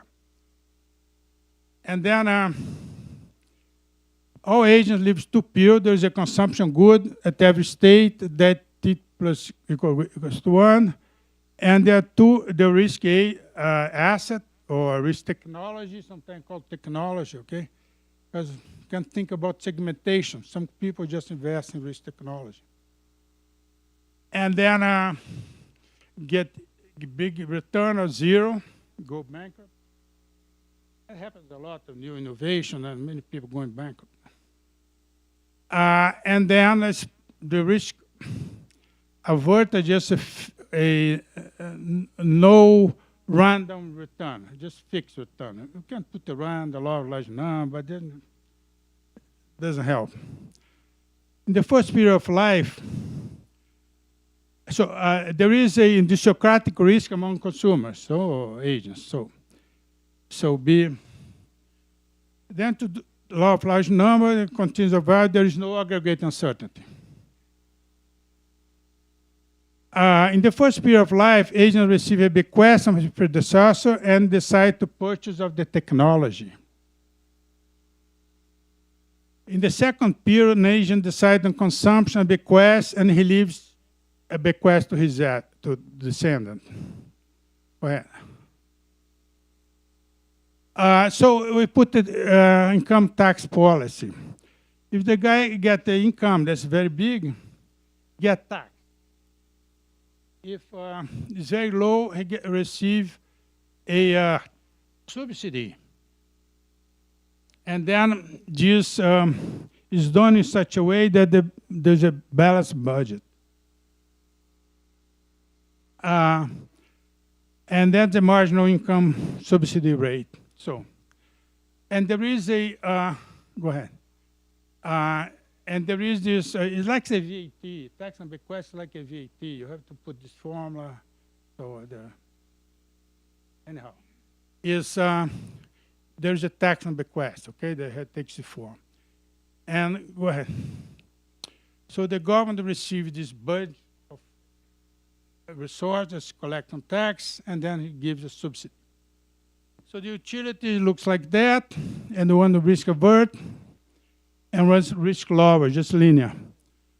Risk neutral agents can invest in either technology, a safer technology, but not simultaneously. The risk averse, we just make invest in the safe technology because this tax become like insurance. Because the guy fails, he's going to get some money from the government. So that might lead them to invest. And then the formula have to be nice. I confess. So make this a specialization for the risk averter. So what was in the behind? They want to do similar. So the risk averse is receive the bequest, and then they decide on consumption. The bequest is going to leave, and there is a tax on bequest, and there is a return the safe technology, and then a subsidy or a tax, and then so this very. And the risk neutral, he invests in the risky and the safe, but the thing is done is just invest in the risky technology. And then in the first state, as budget constraint, and there's a tax and a subsidy and whatever, because if they fail, then they have a subsidy. So go ahead. And then the equilibrium, there's no price, okay? More than general equilibrium, okay? No price, just one good. So they cannot. And so the fiscal budget balance, and then GDP, and then there is optional solution, and that's, you're familiar with that, right? So, and then the equilibrium property. The guy decide, that's the first nice thing, that the bequest tax reduce growth due to lower bequest, okay?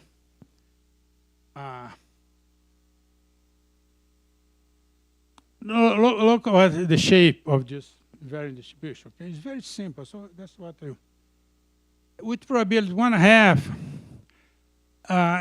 it's going to fail. So he gets, it's just a subsidy to give to his descendant. If his father was lucky, and he's lucky, there's 1/4 probability of it. And then his income is a little higher. Or the wealth is equal income here, okay? I have to make it simple.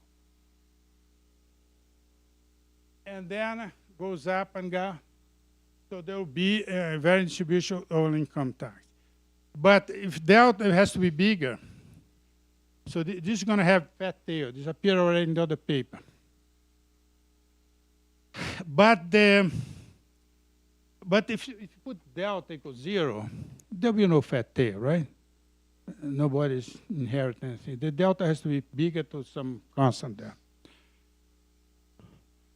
So it's converted to something if delta is smaller. No matter the income taxes. So it has to be a reasonable bequest.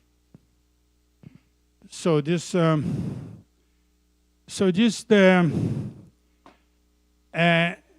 define the growth factors like this. Okay, GDP tomorrow divided by GDP today, and then the tau is the poorest risk neutral agent. The second poor risk neutral agent has income like that. The third and so forth. You see, there will be a series being formed. With a very small probability, the guy has extremely wealthy. Extreme concentration of wealth. So the invariant distribution looks like this. So we have to just find the growth rate. There'll be a fixed point argument, but then this is by construction, and this is always invariant. So you don't need probability books to understand that. Forgot about them already. So probability, this is a guy that his predecessor have been lucky for J generation. We try to generalize that for the same guy that inherits his own fortune before, but they have to change the model a little bit, but the same idea, no? This guy keeps betting their own company, they become billionaire. So, so this is the proportional risk avert agent that is given by, that was the risk lower, the risk averse, and independent of initial, well, this converge, okay? To a value there. That's the risk averted. They are less interesting in this. So,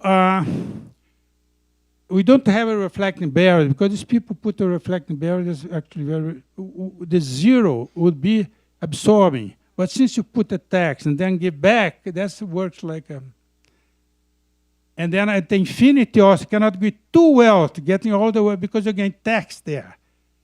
So this thing in probability terms is tight. So there'll be conversions. But you don't have to use theorems, it's just calculate it, go along. And the theorem exists and converges to invariant distribution. Given a fixed marginal tax rate, the initial distribution for any initial distribution of income or endowment, the convergence to wealth distribution among agents. Moreover, the distribution is variant distribution unique. And it has exponential fat tail. There's a big thing to get exponential fat tail to do all sorts of tricks. Comes from the lucky risk lowers. It's different. I don't know if you like it. But due to transfer from the more productive to risk neutral, so the growth rate is decreasing on taxation. The smallest growth rate when tax is zero. No, when tax is 1, you tax 100% income tax. Here you just have income tax. And when time is 0, you assume here the bequest tax is 0. You have transition for that. So what happened? As you tax, the proportion of wealth among the very rich goes down as expected. So it's natural come from this model. And then, what? How much time? Okay, so I have to hurry. So if you take this data from Rodriguez and all, the tax rate that's compared to, for the wealthy people would be 0.228. It matched totally the wealthiest guy.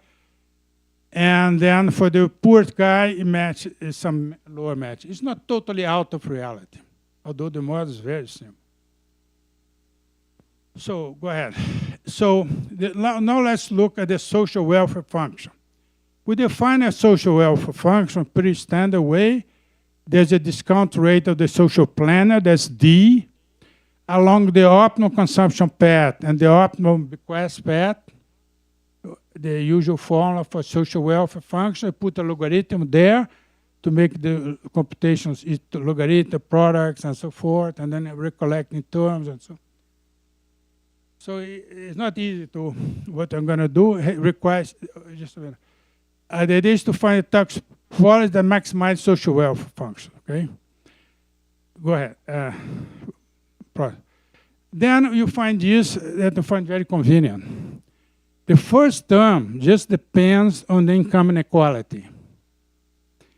Is a logarithm, so if all the wealth is just for one guy, you get 0. If not, you get always a very negative. So this term logarithm is always negative. It's always bad. And then the second is always good, the growth. So the positive aspect of growth is explicit there. So Piketty or these people want tax, but you have to look at the balance, right? I don't see many discussion that's going on in theoretical terms, not empirical. But no. So there is this composition. The first term is X and G. And the third term depends on some parameters. There's not too much economic intuition, at least it's very hard to find it. So this is the bequest rate of agents and so forth. But this is the nice decomposition for a welfare function. When D equals 0, the social planner considers inequality and not the growth rate. He just cares about the short run. What matters is inequality. If D equals 1, as economists like many times, getting D equals 1, he just cares about growth. Many social planning just care about growth, right? In the long run, doesn't care in the short. So it compared with the intuition that you have. So this is the, so go ahead. So let's see, in economy like California, something like that, you should not tax too much because the spread, how much, if you're lucky compared to 0, is very big. So the optimal tax is very small. This is an income tax. While the economy that's slow, the old money, like Piketty say, oh, the old money, people that just inherit, don't take risk, and don't move the economy, they should tax much more heavily. Also another intuition that's reasonable from such a simple model. So this is the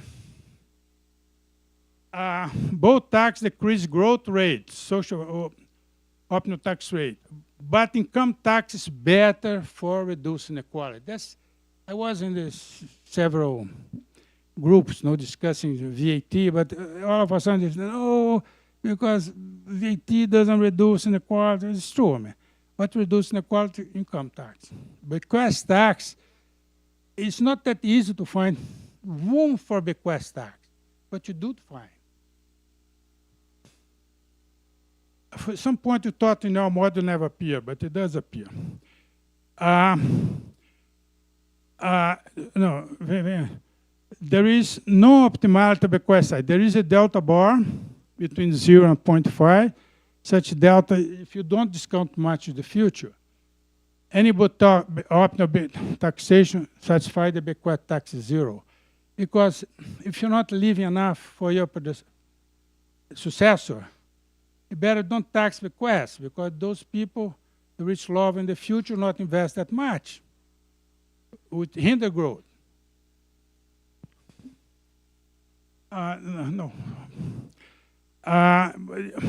This proposition can be generalized to non-optimal taxation plan. The numerical example that you had before is 0.9.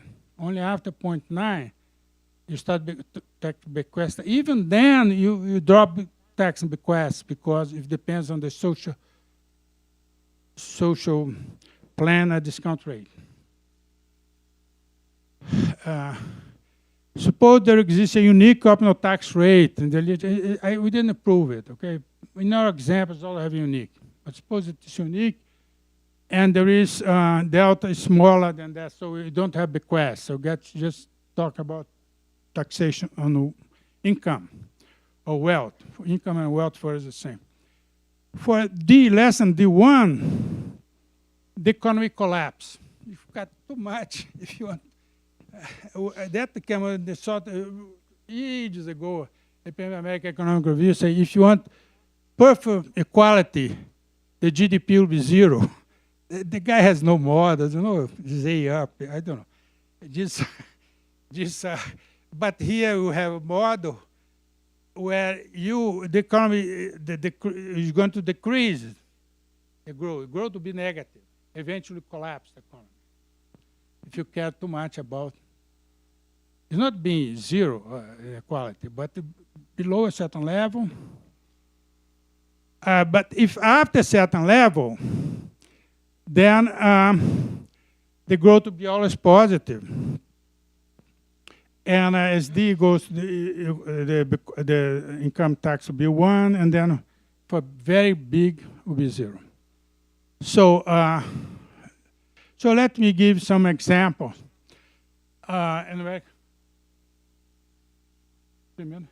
Okay, I'm finishing. The optional bequest tax, D equals 0.5 and 0.75. You see the optional bequest tax is 0.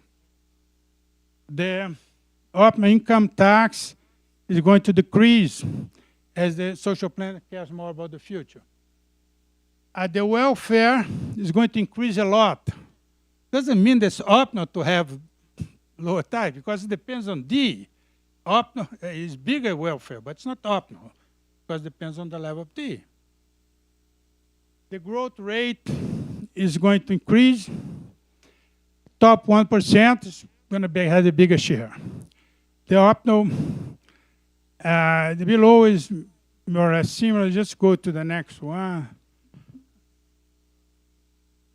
If this is more what matter for welfare inequality, then the optional income tax is high, or decrease, already said.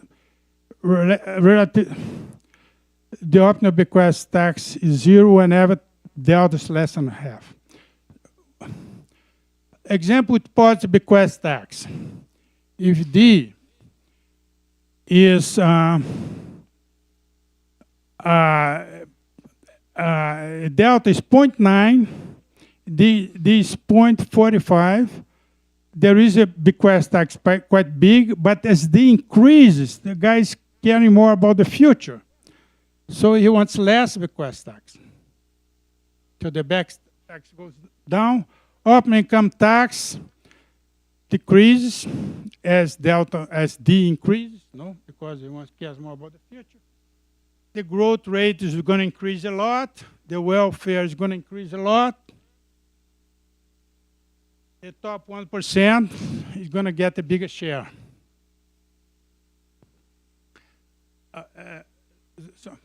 But look, if the D is very big, like even the bequest tax eventually becomes 0, right? Because you want to leave some more for your inheritors. So delta approximately to 1. What matter for W is growth. But if both tax will be around 0, if D is around half, if delta is bigger, you have a positive bequest tax, and it's monotone with delta. Therefore, bequest tax become more important, but delta is bigger than D. You will leave more bequest than D. That's it's away from 0. What? Okay, so perhaps I leave time for questions then.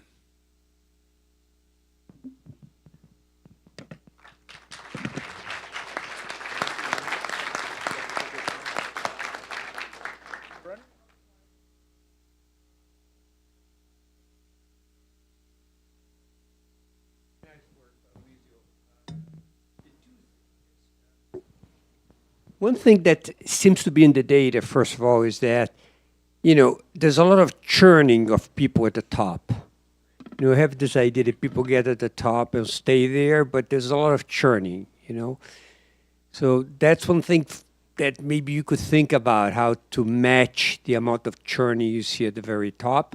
I forgot my English is poor. What churning is going back and forth? The people in the top. We have that all the time because the guy fail. So there's the bottom. We do have that. I thought we were going to talk about something else. That, by the way, I talk after your question. No, but okay.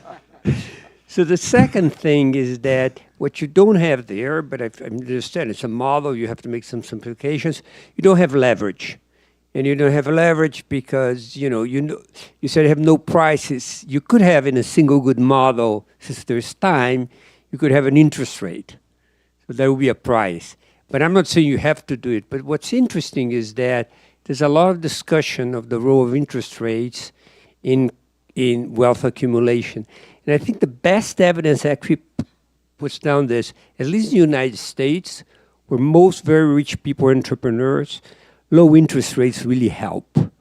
So what you see in the United States, which is contrary to kind of the evidence that Piketty exhibits, is that he's also looking at different set of wealth, is that if you get the periods of low interest rates are very good for people to become extremely wealthy and for inequality to increase. Basically because those guys can leverage their bets. So the reason Jeff Bezos is so rich, that he could keep most of Amazon by borrowing, and then he could also sell the stock very highly when he had to go to the market. But it's just an example. It's a typical of all these American entrepreneurs who became very, very rich. He said it was during a phase where things were very cheap. Borrowing was very cheap. But it's a very interesting page. You don't have to have everything. But that should be maybe one thing you want to consider. That's the question. For that, you need an interest rate to allow for leverage. Okay, yeah, I didn't want to complicate the financial market because I have my hands full already with lots of stuff. But it'll be very interesting thing to look. But another question that you could have asked, some people asked, because here the descendant of rich lover also, right? And in the other paper, where you don't consider that's for Levine, put there, no tax there, but then you put some switching. So there's a Markov switching. So some probability the rich lover has a risk-averse descendant. That's something that people ask me in Chicago when I present. And you do have something of that. It's not that easy, okay? This is a Markov switching. So because the behavior, when they become very wealthy, then they become to be more conservative, all sorts of things you could introduce. But then have a punchline that will be more simple. Doesn't seem to affect Elon Musk. Yeah. That's what you mean conservative, politically conservative. Yeah. Not as a business person. Yeah, there are lots of things that come from reality, but you have to put something simple that's some message.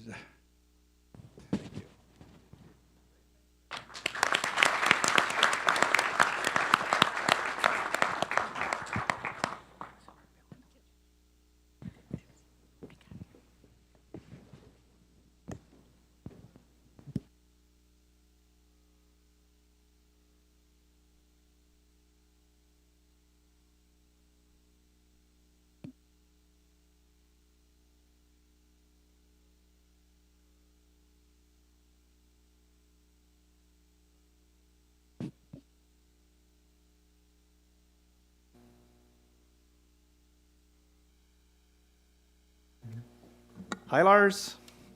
Hello. Hello. It's a pleasure to have you here. Thank you very much. Sure. So please, I can't say the floor is yours, but I can say the screen is yours. Yeah. No, thank you. See if I can activate my screen sharing here.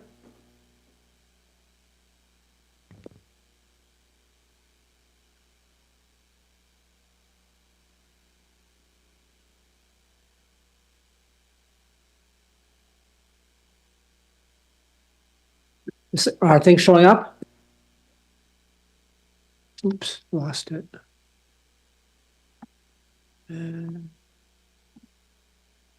Are my slides showing?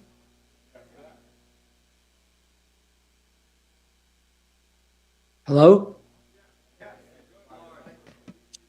Yes. Yes, they're fine. Okay, thank you. Yeah, I really regret not being able to attend this event in person. Jose's been a very special colleague and friend of me over the years, and it's terrific to be doing stuff to recognize him as a great economist. Jose's was, I did think of a few funny stories, but I think I'm not going to go there today. Instead, let me just make a few comments about Jose as a colleague and as a researcher. I think of Jose as just being incredibly broad. I remember him as a colleague. We were colleagues for many years. He got to Chicago well in advance of me, but we were colleagues for many years. And he talked to Jose about almost any subject related to economics. And it was just always a pleasure. He'd have thoughtful things to say. He could get inside a variety of different problems. This shows up in the breadth of his research, of course, which has been truly impressive across the board. And it also showed up very much as a colleague. He certainly became my favorite colleague at Chicago. And I was not exactly pleased the day that he let me know he's going to be staying at Princeton, but that's the way things happen. But I think of Jose in many respects as that kind of showing the really wonderful side of Chicago economics in its true heyday, in the sense that people think of Chicago economics and policy and the like, but I think the real strength of it was taking economic very seriously, not respecting any type of subfield boundaries, and being pushed to being very broad as an economist in economic thinking. And I think Jose is a wonderful example of that. In addition, of course, he cares a lot about Brazil and is really wants very much to help his original country. I can think of two places where Jose's influenced my research and thinking. One is through a joint project that we did about kind of how to conceptualize long-run uncertainty and how it compounds over time. And our original paper on this is not the most famous paper of either one of us, but it really affected my subsequent thinking a lot, and I think also affected cleared up the literature within within finance. And it was just really, just kind of just thinking through, rolling up our sleeves and thinking about through coherent ways to think about that problem was just tremendously valuable. There's another one that's far more subtle, but it kind of indicates indirect influences of research. I remember I gave a seminar on some of my stuff related to decision theory under uncertainty in its very early stages, and it came in afterwards. The seminar wasn't as clear as could be for sure. Talked to Jose afterwards. He said, "Lars, you're overthinking this problem. You're making it too complicated, more complicated than you need to." And he indicated why. And I thought about that, and I kind of agreed with it to some, and I kind of recognized it. So I kind of shifted my thinking on this. I went then and subsequently talked to some decision theorists, axiomatic decision theorists, working on uncertainty. They took this even further. They wrote one of the best few papers in economic decision theory on uncertainty in the last couple of decades. They mentioned my work in the abstract. Unfortunately, Jose's, I get lost in all this, but that conversation had an indirect, very big impact on a field. So it really affected not only my thinking, but then I was able to get others in the field of decision theory to think to try to redirect some of their research, and it's been very, very productive. So he'll never get any intellectual credit for this, but it has certainly had a big impact on things indirectly. I could go on and on, but I'm going to talk about some recent research stuff I've been doing, and it is illustrative of a lot of this longer term interest I've had in uncertainty. So call this risk, ambiguity, and misspecification, and I'll touch on some implications for climate change policy.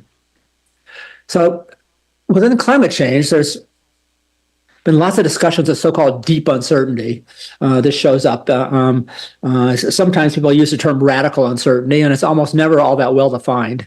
Here's a recent paper that kind of talks about the importance of taking in these unquantified, poorly understood, and awfully deeply uncertain risks into decision-making processes.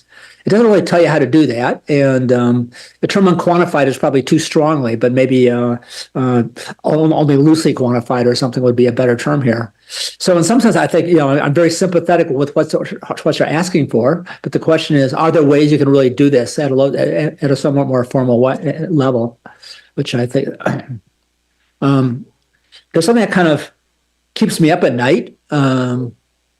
Hayek wrote this Nobel address, and it was kind of interesting to read this and then read Friedman's, which came out with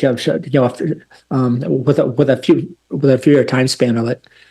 Hayek is sharing the Nobel Prize with Myrdal. He's probably not totally thrilled by that. And he writes this essay about the limits of knowledge. And if you read the essay, it's really provocative. It really questions the sense in which economics is a science. So he wins the Nobel Prize in Economic Sciences and writes an essay, "Is economics really a science?" It's kind of quite intriguing essay. He notes that the econometrics has been a useless field. It's been a big disappointment. He suggests that mathematics should only be used as a language of clarity because economics is not ready for any quantification. So obviously I don't agree with all aspects of this essay, but I think it's a great read. But there's this one part of it that I think is really remains salient today, that even a true scientist should recognize the limits of studying human behavior. As long as the public has expectations, people will come forward, they will pretend or believe they can do more to meet popular demand, what is really in their power. The big concern is that, if you acknowledge uncertainty, you're going to undermine your ability to, uncertainty in your answers, you're going to undermine your ability to influence policy. And then this leads to a rather big distortion. And this is not only an issue among economists, which I believe it is, but also among scientists as well, interested in climate change for that matter. There's this notion that we have to kind of push uncertainty to the sides when we're talking about policy, because otherwise we'll just undermine ourselves. And part of what I'm hoping here is that we can start having more open and intelligent conversations about policy without pretending we don't know more than we do. So as economists, we always like to think about trade-offs. And so I like to think of there being two uncertainty trade-offs that are rather important. The first one has to do with how we use models, quantitative models. We can use them to produce best guesses. What's the best, the most likely outcome, or the best, the best forecast we can make. You can also use them to assess potentially bad outcomes. What possibly could go wrong, and how bad that might be. And I actually think both of these are of interest in making policies, and there's a trade-off here going in between them. If you put everything on best guesses, then maybe with non-trivial probability something really bad could happen, and it may have been a mistake to ignore that option, that possibility. On the other hand, if you only care about bad outcomes, you just don't get up in the morning. You just quit, forget it. It's not worth doing anything because everything's hopeless. So there's that intermediate ground there, and where that should be is a very interesting question. There's another one, and this is more dynamic in nature. And we'll have to watch actually two more. One, should the decision responses be more proactive or more passive? I'll say more about that subsequently. But the other one is, do we act now or do we wait until we learn more? So one argument against not acting now is that, we're going to figure out stuff down the road, so let's just wait till we know stuff. Is that if we don't know stuff very well, then let's just wait until we figure it out. And sometimes that might be a prudent thing to do, but sometimes it may be very, very costly to delay your actions. You may be much better off acting now on the possibility of things happening, because it's much lower cost to do so than to wait until you've got firm evidence for what the consequences are. And I think this is very relevant to the case of climate change. We have lots of knowledge. We have lots of evidence of a human impact on the environment, but the quantitative magnitudes and the horizons in which they play out, there's remains considerable uncertainty. Down the road, as we damage the environments more and more, we're going to figure that stuff out more. We'll figure out the cost of adaptation and the like. But it may be very costly to wait until that point in time. So that's this other trade-off, and some of our models are kind of designed to get these issues are kind of lurking behind our models. And remarkably, a lot of models in climate change economics are not really suited to address these very well, especially the second one. Or a third one. So decision theory, I'm not going to get into the details of it. What it does is it provides axiomatic foundation formulations of rationality in the presence of uncertainty, broadly conceived. Rationality here is in quotes for, at least I think, good reason, because there's different axiomatic systems and they're going to each have different notions of, quote, rationality. So maybe in this case of very uncertain situations, I think prudent might be a better term than rational, because I think rational is too loaded. But anyway, axiomatic formulations are meant to help us think about clarity. For me, I have to take things further. I have to put them in action in order, but before I get full appreciation for them, however. They also produce, which is very important, tractable ways to capture alternative uncertainty components in dynamic environments. A lot of economic problems are fundamentally dynamic. Climate change, fiscal challenges. I mean, there's just a host of problems we think about in macroeconomics. It's hard to imagine thinking about them without dynamics. And then recently, there's been this notion of trying to provide some sort of framework for thinking about uncertainty in broader terms. I'll use the term deep uncertainty here, but more trying to get broader conceptualizations of uncertainty. Now, let me try to trot through statistician's wisdom. So, the econometrician statistician says, well, we go out, we look at data, we test models, we find out whether they're right or not. Well, of course, there's a problem with that. The models we build are stylized. They're not meant to be complete descriptions of reality. If they were, they wouldn't be very useful. So what does it mean to really just testing models? It seems to me like what you want to be doing is assessing models and their ability to answer questions. So here I've quote two statisticians, Box. I mean, there's a lot of other people I could quote here. Box, since all models are wrong, the scientists must be alert to what's importantly wrong. And then Cox, the very word model implies simplification and idealization. And the idea that a complex physical, biological, social system can be exactly described by a few formulas is patently absurd. So, but nevertheless, we think these constructions of idealized representations are very useful. They can help us and hopefully help to provide vehicles for prudent policymaking. So this is a vital part of scientific analysis, but it's not something that either statistics is very good at or and it's off the table when we do risk analyses.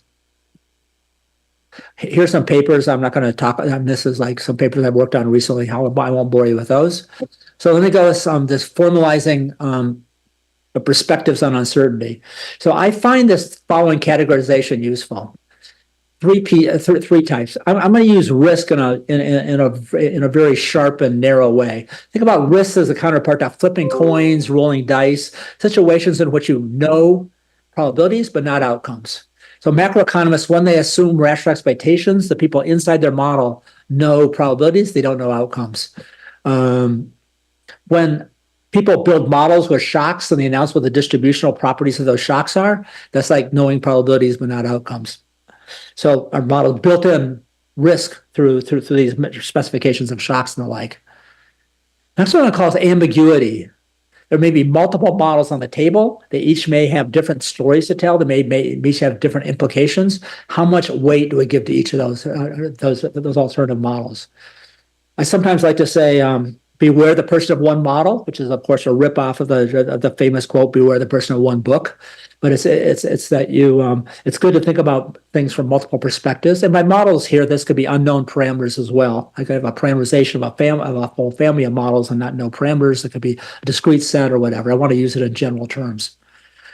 And then the third one is this one that Box and Cox were talking about, this misspecification. Control theorists have been worried about this for decades. Unknown ways in which a model might give flawed probabilistic predictions. I think of the first one, the second one from a statistician's point of view is like subjective uncertainty, prior uncertainty. We can think of a situation in which the data is incredibly informative as saying, well, all the subjective inputs, priors just don't matter very much. So in a super data rich environment, that's true. But for a lot of policy problems, the data rich is some places, but not all the places you need it. I think climate change is an example of this. And then misspecification, you can think of that as likelihoods, if you like, from a statistician's point of view, are not literally correct. They're approximations to something. So it's nice to be able to address these type of other uncertainties, and I think it's very important in policymaking setups to put these on the table. So the approach we draw, I'm not going to load you up with the mathematics here, but we're certainly going to draw on these modifications of savage-style axiomatic formulations just to make sure that we're not doing something obvious that's conceptually silly. But we're going to do it in ways that makes contact with a variety of other applied fields, disciplines, statistics, control theory, and the like. As I indicated, we want to distinguish concerns about models being misspecified in terms of the likelihood functions we write down, and models being misspecified in terms of the subjective inputs or priors, which we put on those which they go along with those. And for this to be useful, we have to have computationally tractable methods of implementation. And in their simplest form, in that simple single-agent decision problem, what you do is you invent this adversarial second decision maker. The second decision maker explores systematically the consequences of changing probabilistic inputs, both the subjective probabilities and both through priors and likelihoods, if you like, rather of some baseline specification. And this is a way of doing a sensitivity analysis, but doing it in kind of a meaningful way. And so issues about the uncertainty aversion have to do with how much do you want to tie the hands of the second adversarial agent as this person's exploring what could go wrong with courses of action as I introduce this sensitivity. So for me, what this does is it opens the door to a better ways of conducting uncertainty quantification for dynamic stochastic models used in the private sector and in government. So there's a bunch of work done in scientific disciplines on uncertainty quantification. And so we can we can do uncertainty quantifications in very, very large dimensions, and there'll be a bunch of different components to it. But not all those uncertainties matter for the question at hand. And so what you want to do is take a one step further here. Once you start posing these explicit policy problems or decision problems or the like, you can use those to tell you what parts of this uncertainty really matter and which parts don't. And the ones that really matter may guide your thinking for looking for better evidence, thinking about ways to improve decision making through information you might have neglected, or help even to think through where where we ought to invest more fruitful efforts in gaining better information. So the goals are to assess the impact of uncertainty on prudent policymaking and to isolate the forms that are most consequential to these these outcomes. So this adversarial agent is kind of doing this for us in a very probabilistic manner. We still want to use tools from probability and statistics to limit the amount of uncertainty that's entertained. And this aversion I talked about, that first trade-off about how we use models between best guesses and bad outcomes, that's this aversion. And this aversion says how much we dislike this uncertainty about probabilities over future events. Now, I, as a researcher, it's not my job to tell a policymaker what their aversion should be. My job is to tell you, as you change the different aversions, I can tell you what the consequences should be. And so I can try to trace out the implications of the different types of aversions. And then we can have conversations about it, meaningful conversations about kind of where society should reside. So this refined uncertainty quantification, I think about three questions. How much uncertainty aversion should we impose? So we can go through the sensitivity analysis as we kind of penalize this adversarial agent and look through what the consequences are. What are the distributional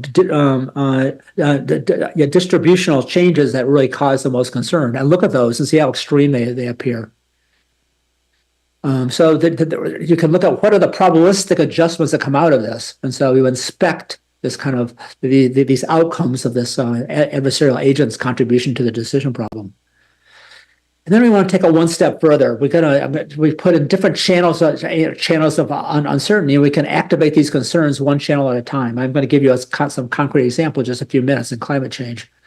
Then you can look at the decision outcomes from these different channels and see which ones are the ones which of these channels is really important. So these are just ways we can use this set of tools to do different variations of uncertainty quantification refined. So, and recently I've been doing two types of applications. One is dynamic climate policy under uncertainty. The other is prudent land allocation in the Brazilian rainforest. I'm going to talk more about the first one. José and my collaborator will be talking some about the second one. So I think of using models like this as a type of quantitative storytelling, and I don't mean this in a derogatory way. The models are not going to give us literal truth in any sense. They're giving us, we know that they're fictionalized in some sense. They're stylized models, but we think they're informative. And so then what's nice about them was they get quantitative statements, not just qualitative statements. Okay. So let me just turn to climate policy, and specifically, there's a lot of calls, of course, for immediate climate policy implementation. as I indicated before, there's limits to our understanding of the timing and magnitude of these climate change impacts. This leads some people to be apprehensive about taking actions. We're going to study how a prudent decision maker confronts this uncertainty in a setting in which there's going to be some future information about the damage and the severity. Right now, the so-called damage functions used by environmental economists, or we're going to presume that the curvature of those as we warm the earth more and more, that there's considerable uncertainty. A long time ago, Nordhaus and Weitzman would have arguments or discussions about how curved this ought to be, with them coming in down in rather different places. We're going to take the notion that the value of empiricism near term is going to be quite limited, but maybe eventually, if we start damaging the environments, we're going to figure stuff out more quickly. We want to add on to this something that's important, and that is research and development. This research and development is going to give us the opportunity to hasten the discovery of a green technology that gets us out of the need for carbon emissions. So, an extreme example of this would be nuclear fusion or solar geoengineering or something. And we have these ways that are meant to confront climate change, very boldly, but there's still much to be learned about them. So they're highly uncertain, but if or when they were to come through, they would have very strong positive contributions to make. So this is going to be based in part on joint research I have with Mike Barnett and Buzz Brock and Hong Zhang. So let's think about 4 sources of uncertainty here. We're going to load them in. One is the typical one macroeconomists do in stochastic growth models, some type of productivity uncertainty. A capital investment today is going to alter future output, but there's going to be some type of long-term technological change uncertainty that's going to come into play. Another one is the geoscientific side. If I emit CO2 in the atmosphere today, that's going to impact the future climate. Or climate, and then the third one is going to be economics. Climate change in the future is going to alter economic opportunities and social well-being. There's uncertainty there. And then this fourth one is this technology. We do research and development today. I think eventually might lead to some discovery of economically viable technologies, but there's uncertainty in terms of what the timing, when that's going to pan out. So we can then ask, if I'm trying to design prudent climate policy, which of these sources matter? Are they all kind of equally important, or does some stand out as being more vital to this policy challenge than others? I'm going to just sketch out how the model works, pictorially. It's kind of so we start off with kind of a standard macro type model. There's going to be output is that kind of think of this as an AK model with adjustment costs and some type of energy input. You're going to take output and you're going to make it turn into consumption. You're going to kind of invest it back into the capital stock. The energy input leads to emissions, and then from the consumption, you're affecting economic well-being. So far, no externalities.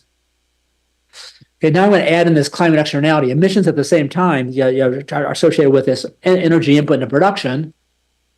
They also damage the environment. They induce some form of climate change. That in turn either directly damages economic well-being or it reduces the productive capacity of the economy. And the way that we're modeling it, those two are kind of almost the same, for us. So I'm going to think more about altering the productive capacity of the economy. And finally, there's this alternative investment we put on the table. So you can invest in the current capital stock, or alternatively, you can invest in this R&D stock. And the stock of R&D then will give rise to some increase in knowledge, and the knowledge is going to pay off eventually, probabilistically, as some discovery. So, in the mathematical language, it'll be like this single Poisson event under which this discovery takes place, and the likelihood of that event is going to be influenced by how much by our current stock of knowledge. So let me just give you an indication of the type of uncertainty inputs. If you look across, we looked across, we went to the climate change literature and looked across about 144 different models, of which, and these models were climate change, geoscientists often do model comparisons by running these so-called pulse experiments. You take a bunch of model builders, ask them, well, suppose you run a baseline, stick a carbon pulse in today, what happens? So it's like what macroeconomists have called impulse response function. There's this impulse, there's this carbon impulse, and then you trace out what its implications are. And across 144 different model configurations here, we're tracing out what the responses are. And it takes them about a decade to build them, then they flatten out. And that qualitative pattern seems to be quite similar. They flatten out, okay, but they flatten out in different places. So I've given you the 25th percentile, the 75th percentile, the mean response, and the upper and lower envelopes of the responses. Right? Now, for me to turn those into probabilities, I would have to say each one of these models is equally likely. And maybe that's a starting point, but you might want to be doing some type of sensitivity over whether that's the right weighting scheme which we ought to be engaged in. But the uncertainty is captured by kind of where these things end up. Now, this is a very simplified characterization. It's kind of pertinent if we look over what economists think says long-term. For geoscientists, this is not even remotely close to long-term. And as you crank these things out much further, you'll see further forms of dynamics that kind of play out at different time scales. But for us, it's a roughly a flat response. And we're going to actually, in our calculations, abstract from the initial build-up because when we put it in there, it doesn't change our answers very much. The key thing is where this range of outcomes. Now, what this misses and is so-called tipping point type dynamics. I'm going to capture that potentially a little bit in the damage specification, but arguably. There's some discussion, a fair bit of discussion about the possibility of nonlinearities kicking in. These are very linear responses that at some point in time, some very nonlinearity, the linear effect might kick in and things might get even more dramatic. So that aspect of uncertainty might well be important, and they're certainly not captured by this figure. The next is our stylized version of a damage of damage functions, okay? And it's going to have a dynamic twist to it. So here we're putting, say, temperature anomalies between 1.5 and 2. Some events going to be triggered that's going to tell us much more about the curvature of a damage function. So think about the red line here as an example of a damage function. It's telling you the proportional loss in output kind of across the board because of climate change. Now, right now, let's say that the levels we're at is quite modest, but the possibility is as if we crank up the so as they do more and more warming, that the damages could be much more severe, and this is where the uncertainty resides. So what we do is we have between 1.5 and 2 degree anomalies. We have some type of Poisson event, and what that Poisson event does is it tells you the curvature of the damage function, and it starts off the more curved phase of the damage function. So, like if that kicks off at 1.5, then you follow this kind of red shaded region upper and lower endpoints, and you're one of the. We basically put 20 different damage curves in there, and you're on one of those curves. You find out when this Poisson event gets triggered. Before that, you're unsure. So this is kind of it's more like an awareness shock. It's not it's something you're going to figure out in the future. Now this could occur later, and if it occurs later, the damage curvature also is going to occur later. So it could occur at 2 degrees, okay? So at 2 degrees, you see the blue line taking over as a kind of average response, and then you've got the upper and lower envelopes of things. And then we're going to have some type of Poisson event that takes place between 1.5 and 2, under which this damage curve gets realized.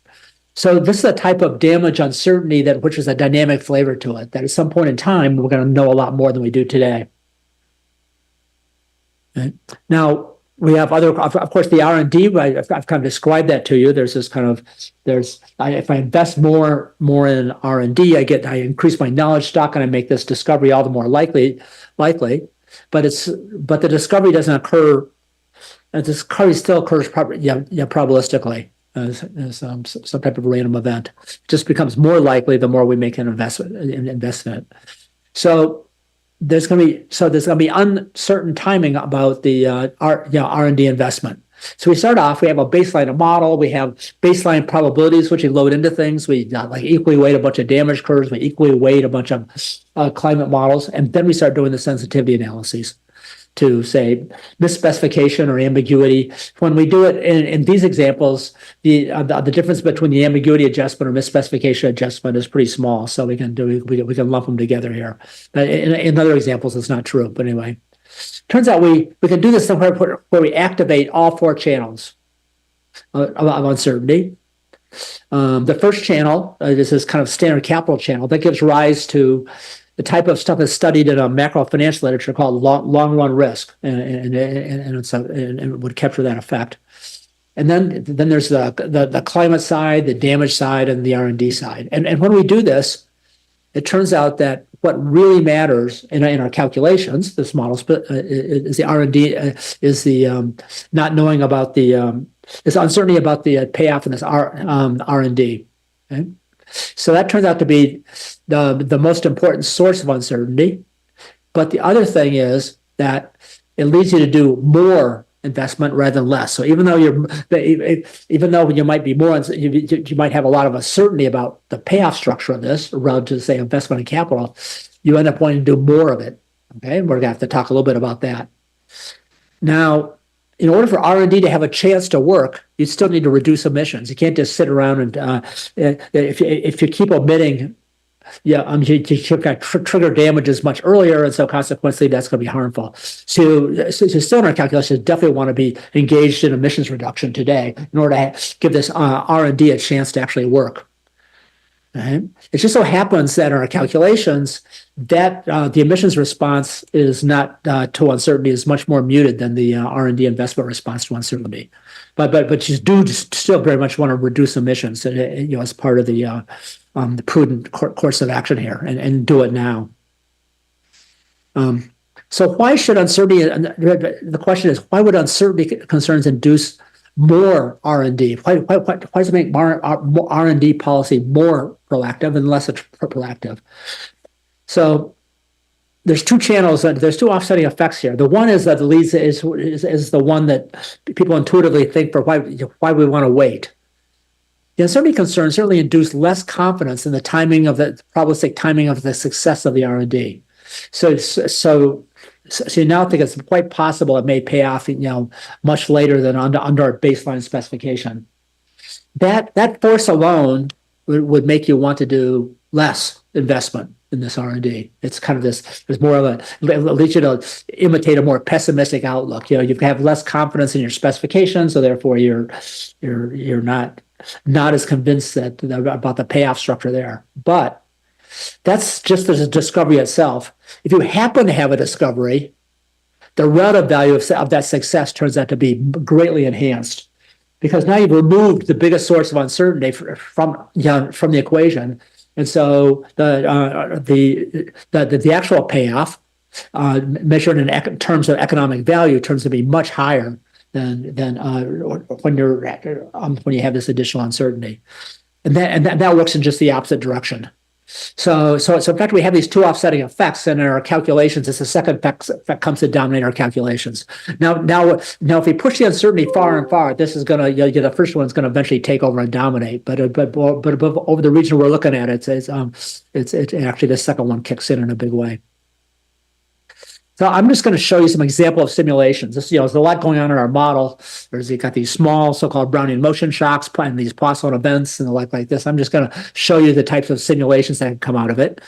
I could give you a full scatter path of paths, but it would look ugly because there's jumps and everything else going on in it. So I'm just going to give you a few illustrative paths. The first one here is one in which neither of these Poisson events kicks in. You don't ever learn about the damage curvature, and you don't ever have a R&D discovery. And so the R&D just kind of wanders along with a gradual increase here. And then this number here, if I were to ignore ambiguity, this uncertainty altogether, and do more of a conventional risk model, you would be doing about half as much of this R&D investment. Okay. Now the next one, what happens is you're wandering along this stochastic path, and then what happens in around year 27, you trigger this damage curvature. All of a sudden, you figure out about damages. Well, that could be good or bad news. Well, this is the good news scenario. The damages aren't all that bad after all, and therefore we could reduce the amount of R&D we're doing, and that's what happens on this path. Okay. The next one, the event happens later. Here it's occurring at like date 38 or something. But now you jump it up because now you figure out that you might be in one of these more adverse damage curves and doing more damage to the environment, and that adaptation is very costly. The third one, the next path 4, you actually make an R&D discovery at year 25. So at that point in time, once you make the discovery, there's no longer a need to engage in robust R&D. You're not going to be inducing any more temperature increases through climate change because you solved it technologically. The fifth path, that just happens earlier, now at year 20. So these are just possible outcomes of this, that will come out of our kind of prudent courses of actions with these big events, just as illustrations. So let me just kind of, I can say a little bit about this, but I'm going to let Giuliano's talk about this project. Yeah, but we have this project where you could plant trees or absorb carbon to absorb carbon, or use for agriculture, including grazing cattle.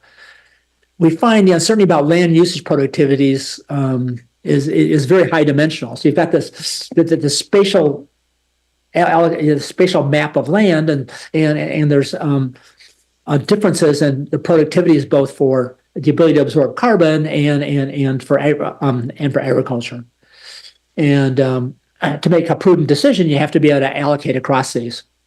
And some of the lands are only being used for one purpose now, when you're trying to investigate how effective it could be if you change the usages. So we go ahead and try to build a model to be doing this. But the uncertainty analysis has to do with these productivities, and we're kind of load in measurements of productivity uncertainty for both usages. And depending upon the magnitude of the external price of the social cost of carbon, these which uncertainties tend to be more important changes on us, and we do some calculations along those lines. Given time constraints and the like, let me just conclude here. Uncertainty matters for policy tools like the social cost of global warming, the social investment in green research and development. We think that understanding the sources of uncertainty, broadly conceived, used by the private sector and government, will make economic policy more effective and shouldn't be like hidden from the limelight. Thank you very much.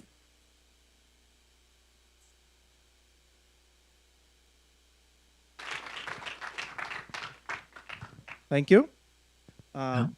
We're a little bit tight with time, but we can take a few questions from the audience.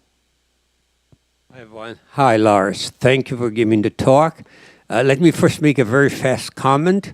I didn't know that I remember telling you it was very complicated, but I didn't know it had this influence. You had never told me. But what's interesting about it, most of the time when I have an intuition that you're complicating things, in fact, you're simplifying. I just fail to understand that this more general, apparently more complicated approach was actually simpler. So this is an exception, but there are many times my first intuition that you were complicated when in fact you're simplifying. One interesting point, this point of what happens after the fact. In this case, you talk about the arrival of the R&D payoff. And then after the R&D payoff arrives, then you learn, let's suppose, where you are, and then you can forget about it, in a sense. Yeah.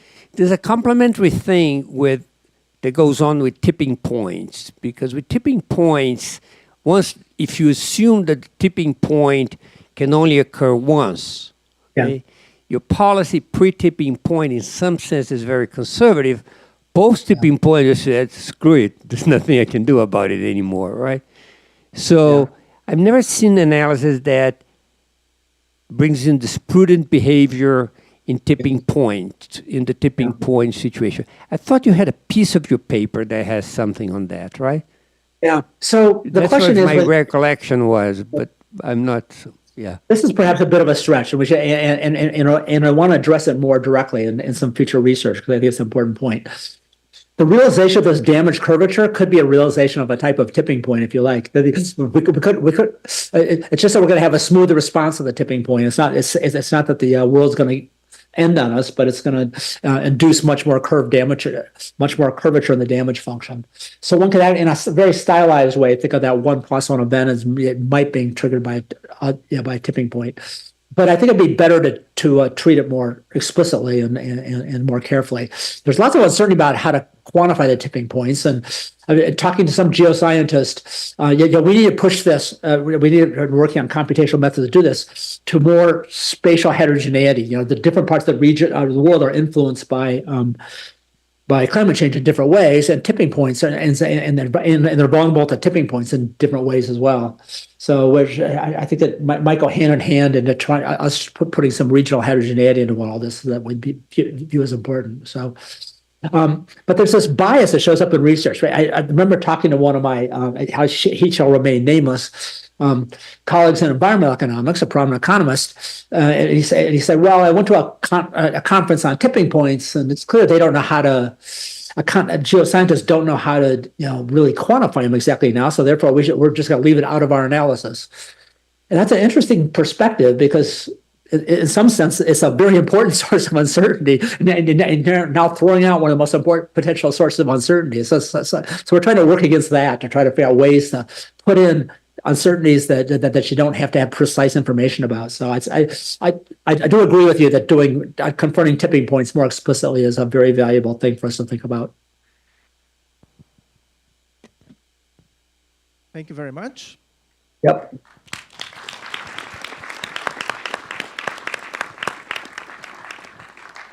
And we're going for a break now. A 10-minute break.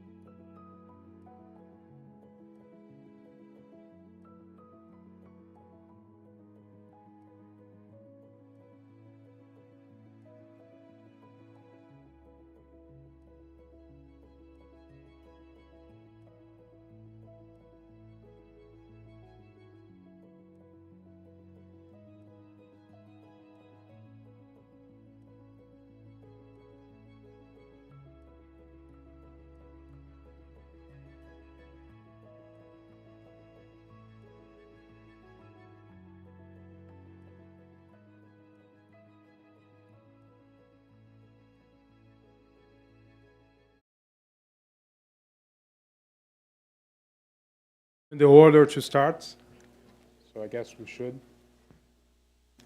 Well, it's a real pleasure to be among friends, honoring a friend and an intellectual giant. I guess over this wonderful conference, we've seen many of José's contribution, a subset of his contributions, and I guess now in the session we will cover how he has influenced Brazil. And he has influenced Brazil in many, many dimensions. I guess Mateus Assaf is here. Mateus has written a wonderful paper on mathematical economics in Brazil, IMPA, and this is part of José's story. And José spent a year there and has really influenced lots of theorists and mathematicians and mathematical economists. We all wanted to be like José. Not only through IMPA and mathematical economics, but José has also been very important in the process of, economist formations. So lots of us have been placed in good centers in the West because of José. So the correlation of José's tenure in some of the places like Columbia, Chicago, and Princeton, and the amount of students admitted to those places is incredible. So Rodrigo is one example. I guess Juliana was in Chicago while José was there. So lots of students. José's work and research is centered on very good technical skills and importance and tackling complicated, relevant economic problems. In most of his papers, policy implications emerge. So you can think of, the policy implications of the bubble work, how we should lift restrictions on short sales. You could think of the implication of VAT taxes on informality, as Aureo and José has worked. You can think of Benveniste and Scheinkman envelope theorem. So in every single macro model of central banks, you have an Euler equation, which is derived using envelope theorem, and the one proved by José. But most of his public intellectual persona in Brazil was not connected to his academic work. So for most of the time, what José did was provoking and stimulating reforms and changes that would foster economic productivity in Brazil. So Agenda Perdida, I guess Marcos will speak about the Agenda Perdida, is one instance of this advocacy he has done over the years. But now, I guess, with his work with Juliano and Lars, we have a deep connection of his research agenda with a pressing question, maybe the most important question of our time, which is climate change. So in the highlight of his career, now we see a strong connection between the frontier methods and stuff he works on and public policy in Brazil. So I'd like to say some words about my friendship with José. So an ordinary day becomes joyful when I get a WhatsApp message saying, "Do you have 15 minutes to talk over the phone?" I always have the time. And over one of these talks, I was introduced by José to William Kentridge. A couple of weeks ago, I called him to invite to join our board, and we ended up talking about Maniac, Un Verdor Terrible, and how wonderfully Benjamin Labute describes Grothendieck's work. This is José, a Renaissance man. Juliano, the floor is yours.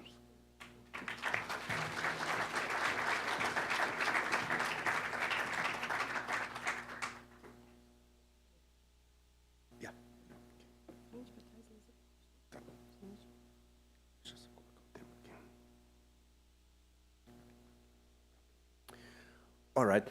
Thank you. Let me start, thanking Insper, not only for the invitation, the opportunity for being here among old friends and seeing so many faces that I haven't seen for a while, but also for celebrating such an amazing academic career of José, which I think is not only well-deserved, but I think we need to do more this kind of things, right? And it's very unusual and actually a privilege to have someone as José, representing our profession outside and somehow connecting to our work.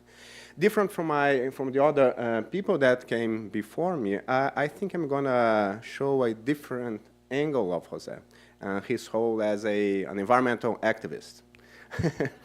He's so passionate about the work and everything he got involved that, nowadays I think the newspapers, is starting to describe him as an environmental activist. So I think it's a very welcome news for the whole climate agenda is to have that kind of activist. But before getting into it, especially because we have many students here, I think it's, my relationship with José, which is relatively recent, it shows, to me, it's a kind of a signal of what academia can provide for us, right? It's the ability to meet very extraordinary people, to look at very interesting problems. And once you look at José's career from outside, I remember when I was a student, along with Vinicius, Soso, Auro, and others, we look at José as it was kind of this legend in Chicago with all of this career, all of these papers that are really hard to understand and so on. So Professor Scheinkman was like, this image that was quite there.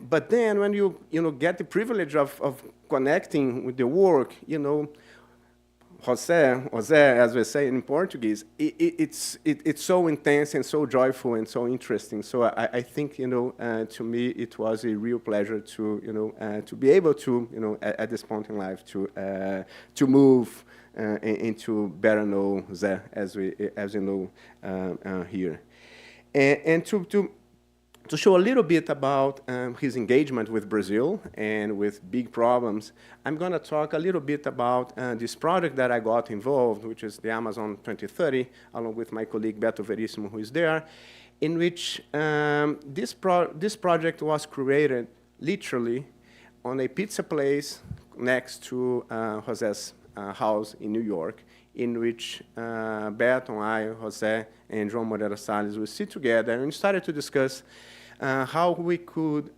better inform the electoral debate of the last election, presidential election. How could we better inform that debate, especially regarding the Amazon, right? So we designed this project, and a few years, after, just to show you what Zé is able to induce and to impose on people, make people really work hard.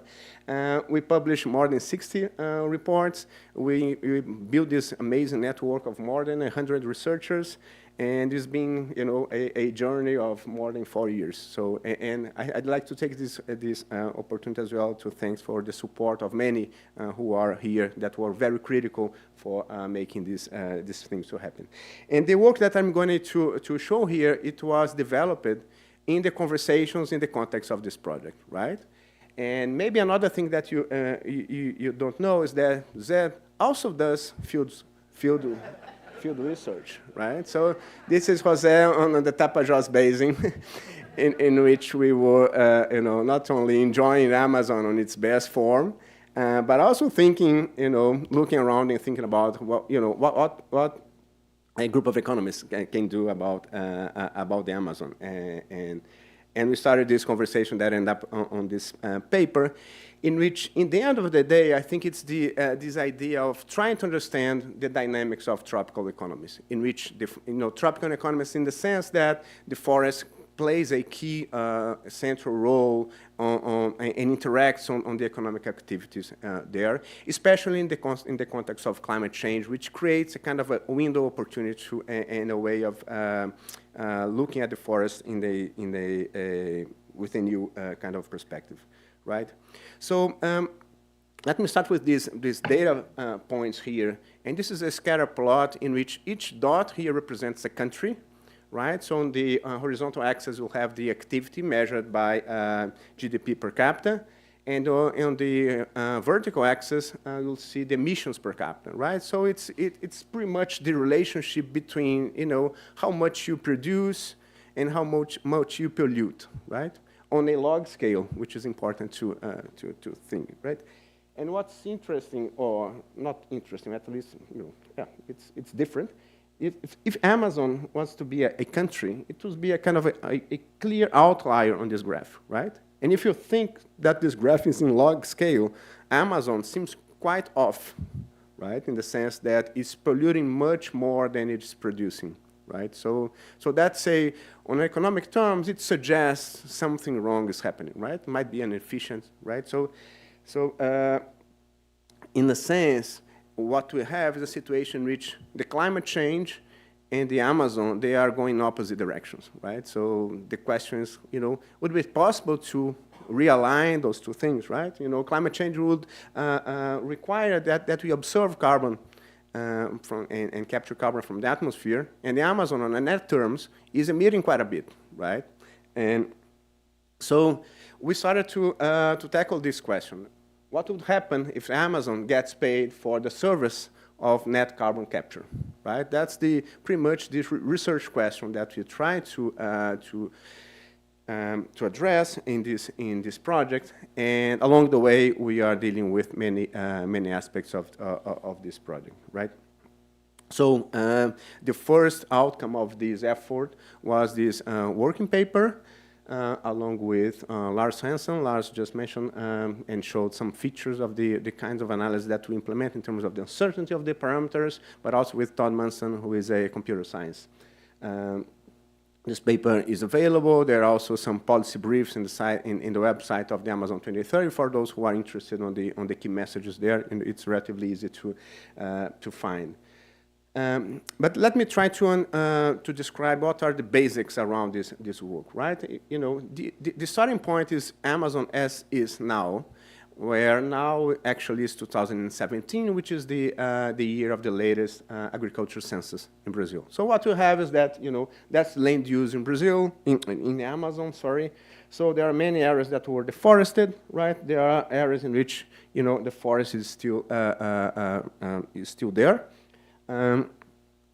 And what we do in this paper is try to understand, given this starting point, this initial distribution of land use in the Amazon, and for a given carbon price scenario, how can we, as a country or as someone who is trying to understand the economic rationale around land use, how can you think about what would be the best use of each site of the Amazon, considering that every part of the Amazon has a different potential in terms of cattle revenue generation, and also potential in terms of carbon capture, right? So it's a model in which you take as given what you observe nowadays. We look at the potentials. We have very detailed data on those potentials. Obviously, there is a lot of uncertainty about these potentials here. We take those uncertainty into account, as Lars has mentioned, but this is pretty much what we're trying to achieve here, right? Is to try to understand what should we do as a country, in this region, for given carbon prices that we could think of. And there is something that operates pretty much on our side, which is this phenomenon that is visible in the Amazon, right? That represents not only that we've been deforested for nothing, right? We've been deforesting, the Amazon is about, 20% of the Amazon has been deforested, or a little bit less than that. And a substantial fraction of these areas has been abandoned, and then the forest is coming back, right? And there is this report by the Amazon 2030 in which the authors, identifying more than 7 million hectares in the Amazon that are in the advanced process of forest restoration, in a natural way. So it's forest restoration through natural regeneration. It costs nothing. There is no policy, nothing that is really inducing this process to happen, besides the fact that we deforest for not a good reason, right? And just decided to abandon. And this is the potential, a curve that represents the capacity of a medium site of the Amazon in terms of capturing carbon, right? So the medium potential is about 500 tons of carbon per hectare, and most of this happened in the first 30 years, right? So for every single site that I described in that map, we have a curve like that is parameterized and for its specific conditions, and we take this kind of heterogeneity into account, right? So that's the only slide with equations here. Let me try to describe the basic ingredients of the model, right? The first one is that we're going to look at the social planner exercise in which we try to understand for a given carbon price, which is PE, we're going to look at what would be the efficient land use allocation in the Amazon over time, considering the expected values over, the prices of cattle, and considering that, all the dynamics of it. So it's the first ingredient of the analysis. It's an exercise in which you try to map the land use efficiency, right, over time in space, as I mentioned. The second element of this analysis is that for each site, the planner, whoever is in charge of deciding things, a trading off between, these two activities there, right? The cattle revenue as we stand, as we observe through, from the agricultural census, so we have, detailed data on it. But also, the planner can decide to abandon those areas, leave the, take the cattle ranchers out of those areas and let the forest regrow. And this will create some net capture here as well. So that's the second element that we introduce. So for every single site, we're going to trade off between these two activities, which is cattle ranching, which accounts for the vast majority of deforestation in the Amazon. Crops are, a very tiny fraction of it. So cattle ranching is our main activity there. And on the other hand, given the issues associated with climate change, we are exploiting the possibility of capturing carbon through this mechanism, paying for that area, right? The third element, which is quite critical for our work, is to take very seriously, this carbon capture dynamics. This is particularly important because if you think about the cash flows associated with the cattle ranch activity, it's a kind of perpetuity, right? You get, the cattle revenues every year, and that's a kind of a more stable kind of a income flow. While when you think about the carbon capture, what happens is that the dynamics of reforestation is such that you get large amounts of money in the let's say the in the first 30 years, and then the amount of money eventually goes to zero, right? So this difference in duration among these two activities, they are quite important for the analysis as well, right? We consider, the kind of a plain vanilla kind of uncertainty in terms of prices, right? We observe a distribution of prices. We incorporate that kind of uncertainty in the analysis as people usually, do. But we also, as Lars mentioned, we take into account that those maps that I showed before in terms of potential we only have some proxies, right? We have some signals about those potentials. And there's a lot of uncertainty about the parameters, which we call the deep uncertainty about the parameters that are incorporated on this. And luckily enough, we have, Lars to do his magic on this whole exercise, right? So this is pretty much what we study. Solving this model is a big challenge in terms of the methods and the math and how we simulate those things. There are many technical details that I'm going to skip. I'm going to try to focus on the economic and policy implications of this work, right? When you run this kind of exercise, there are two key messages, probably three, but at least two key messages that comes out of this exercise, right?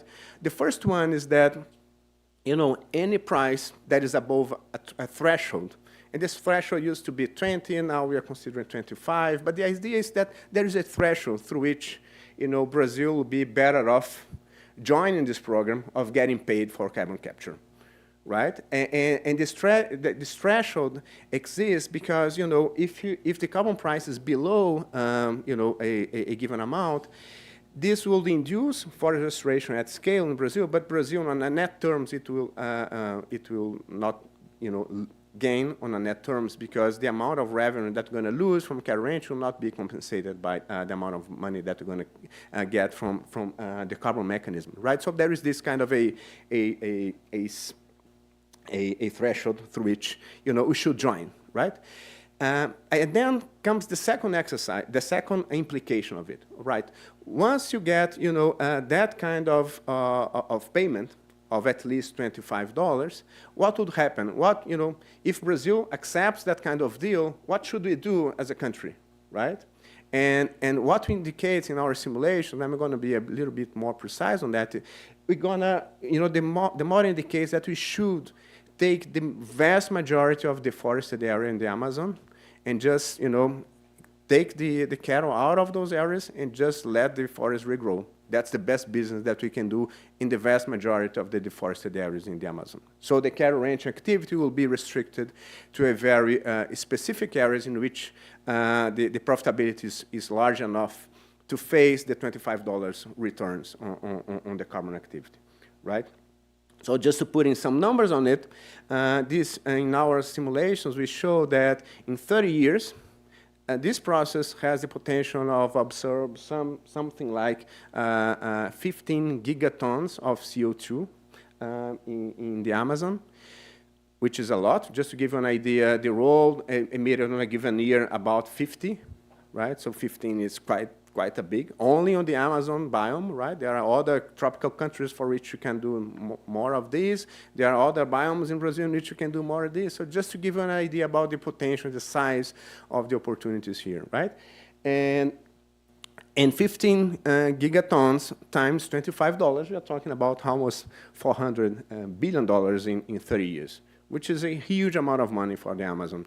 So what we learned from this exercise is that there is a lot of potential, for the Amazon to contribute to the climate agenda, offering that buffer that was mentioned before in terms of, while we wait for the new technologies to appear, the so-called nature-based solutions, they can play a role on this, on capturing carbon and buying us some time to address this challenge.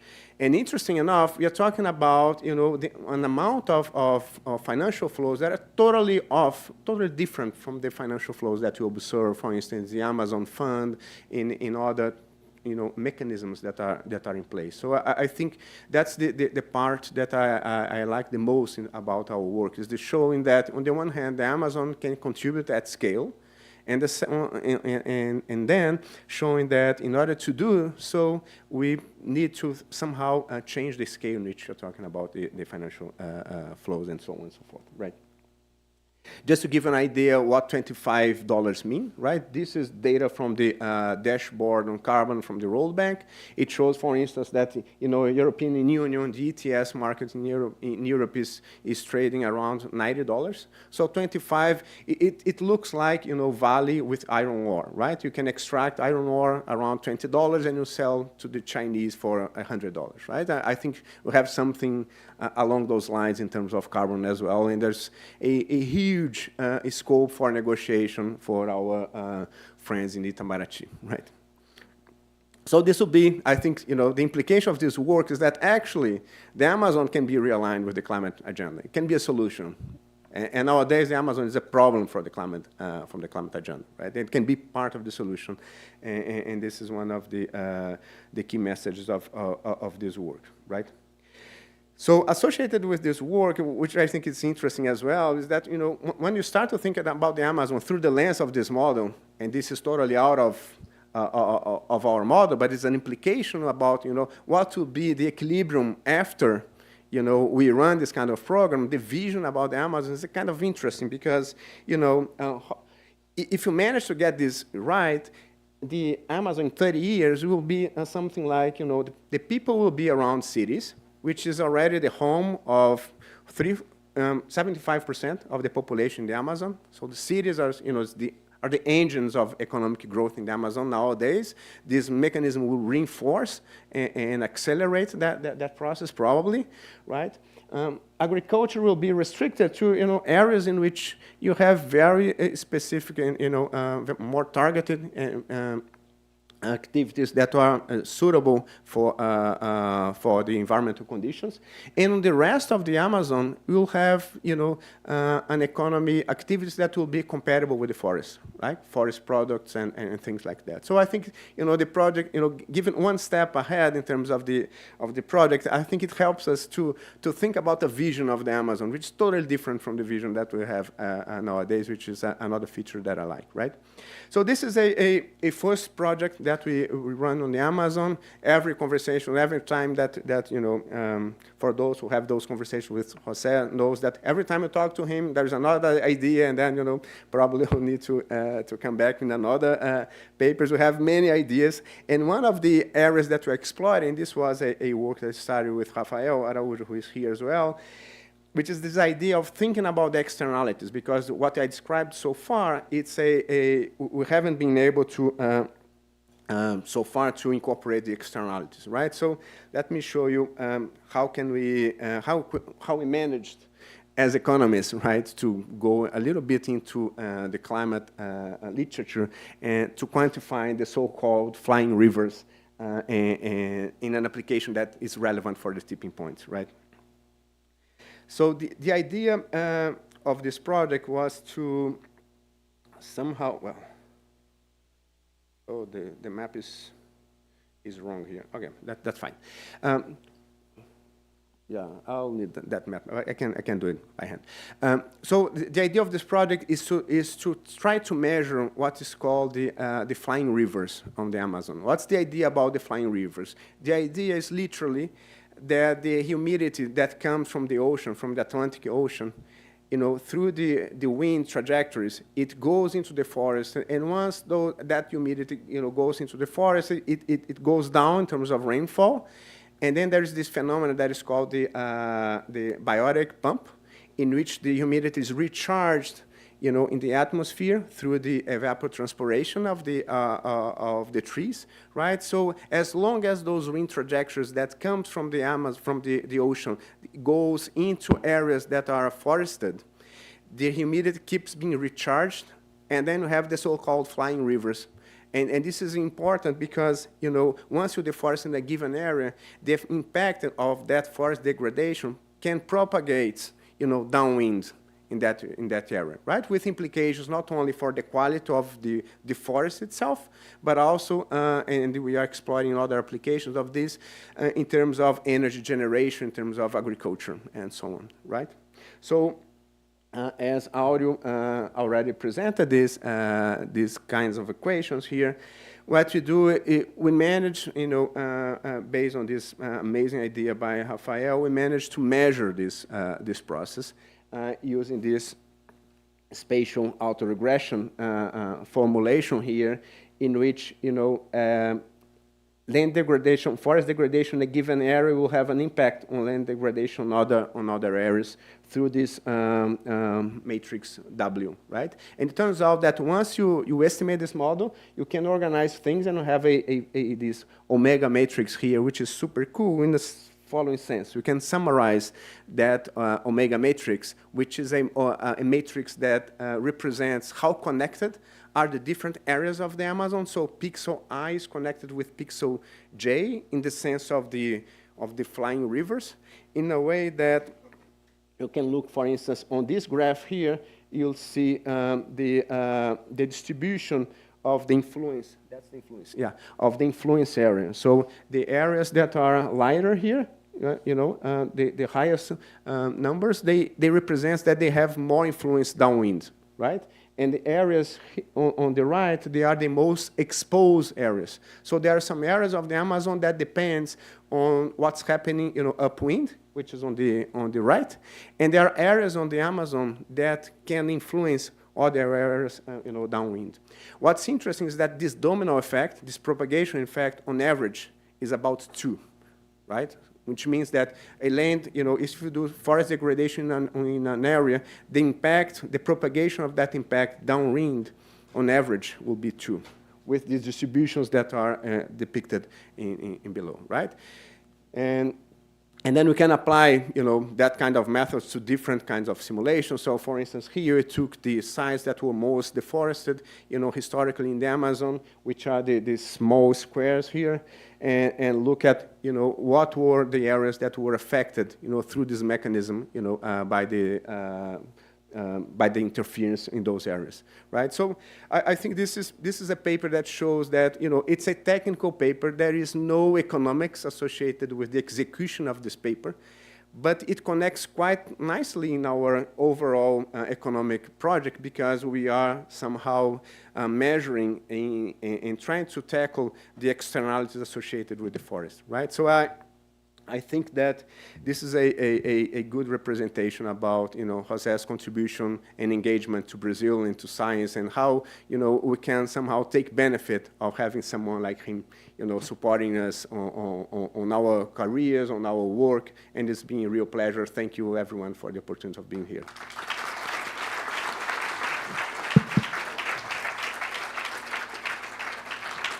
I guess we have time for a few questions. José? So, Juliano, I just want to make a comment related to this work. So, there's no tradition in Chicago of economic imperialism. And this is, so Gary Becker kind of conquered sociology, and marriage, whatever, understanding marriage and so on. So we're in this tradition here, try to conquer climate science. That's for Beto, who's sitting back there. Beto Verissimo. More questions? So I have one. The threshold price, how sensitive it is to the uncertainty parameters, the penalty function? So, and one other question. The planner is only concerned about, the Amazon and comparing the returns of different activities. If there was some concern about climate and the environment, prices should go down, right? The threshold price. Yeah, starting with the second one, I think it's an important question, right? I think the planner is concerned. I think let me put it in a different way. All the concern about climate is embedded on the carbon price, right? But besides that, the planner is looking only for the Amazon. But you are right. Yeah, if you were concerned, or even if you take into account the results of the second paper, which is something that we have in our agenda, Amazon plays a critical role for the rest of Brazil, right? The planner could take that into account and it will be even more, right, lower price. And in terms of the sensibility of the price of the $25, it's impressively robust in the way that we frame the problem. I haven't been able to get into the details, but the way that we did was the following. We have this model that maps somehow, carbon price into land use allocations.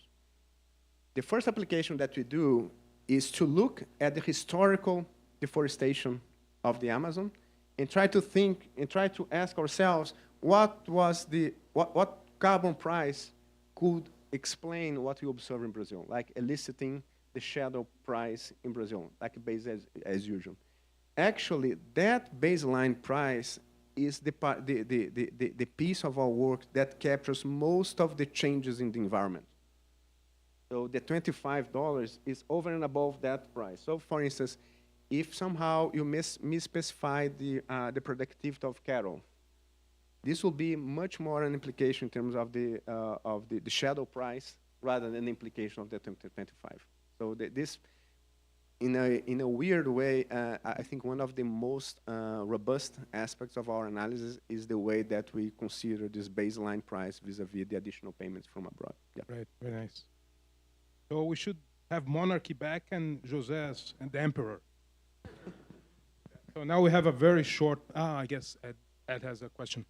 So I'm inspired by Beckerian imperialism, and the thing that I'm wondering is there anything? I mean, when I think of your paper, I think of like transpiration, right? I think about this very, just the water moving across space and this. But is there anything like optimization on any of the parts of the living agents? Is there anything where you can sort of model a behavior? I understand they're not going to be consciously optimizing, but is there something that sort of has some sort of more connection to the economics, even though we're not looking right now at the poachers or the raiders or whatever, but the non-human parts of it? I mean, I think that would feel like it's... Yeah, with respect to the second paper, with respect to transpiration and the spillovers across space, and clearly the spillovers across space also relates to the way that the nature responds to the water and other things. I don't know if there's anything more that can be done on that to make it true, sort of, to make it real economic imperialism as opposed to some really good economists doing some climate science. Well, I think the whole story about biodiversity is around that, right? It's how those species, they adapt to that environment that is super humid. Right. Right. So the diversity there probably is the optimal solution of nature. But here I'm. Yeah, that's exactly you're going exactly the way that I wanted to. That's great. Just sort of more thinking about that, I think, would be really helpful to bring in the economics into the thing. Yeah, there are some people that look at biodiversity and just genetic solutions to problems that nature put for us. Right. So if you think through those lenses, I think it's a optimization in a sense. Right. Nice. Now I guess we have another question? No? We have time for one more. You want to comment there? There's time? You the honors. So there's time for you. Of course, there's time for you. No, the session is yours. You are to blame. Okay. You're to blame. So I've heard from Beto and other people in the Amazonia 2030 of the idea that, cattle is part of the story, but part of it is the option value of some expectation of future ownership, and cattle is just a way of stating a claim on that land, right? And that the future value of this land might be related to infrastructure being constructed, and then you bring close to a city. Is this actually playing out into, I think I asked this question at last year at the Econometric Society meeting, is this playing out in your estimations? Do you think it's a limitation? What this would imply in terms of the price of carbon? Yeah, I think there are a few dimensions to your question. We take infrastructure as given. So the current infrastructure, we take it, because if it becomes endogenous, I think the problem changes quite a bit in terms of, in essence. Yeah, also very bad to the Amazon. Yeah. In terms of the land prices, if you think about speculation, you can think about land prices as the outcome of two components. You have a component of land price which is associated with discounted value of future incomes, which is totally into the social planners' approach, right? And you might have bubbles, right? What I think, conceptually, if the government, accepts that kind of deal, it might be the case that that bubble part will disappear, right, from the story, because we are committed. You have this income flows to be realized, and things will be more committed. So this is how I think about it. It's the speculation part is not incorporated explicitly. It's only the the part of the land prices which is associated with future incomes. But I believe that, you know, it would be very hard to think about a bubble that could survive of a mechanism like that if if there is commitment. I guess we have Marcos Lisboa, who will provide a short speech. You're bounded to 5:15. Well, limping won't help you. What can I do, man?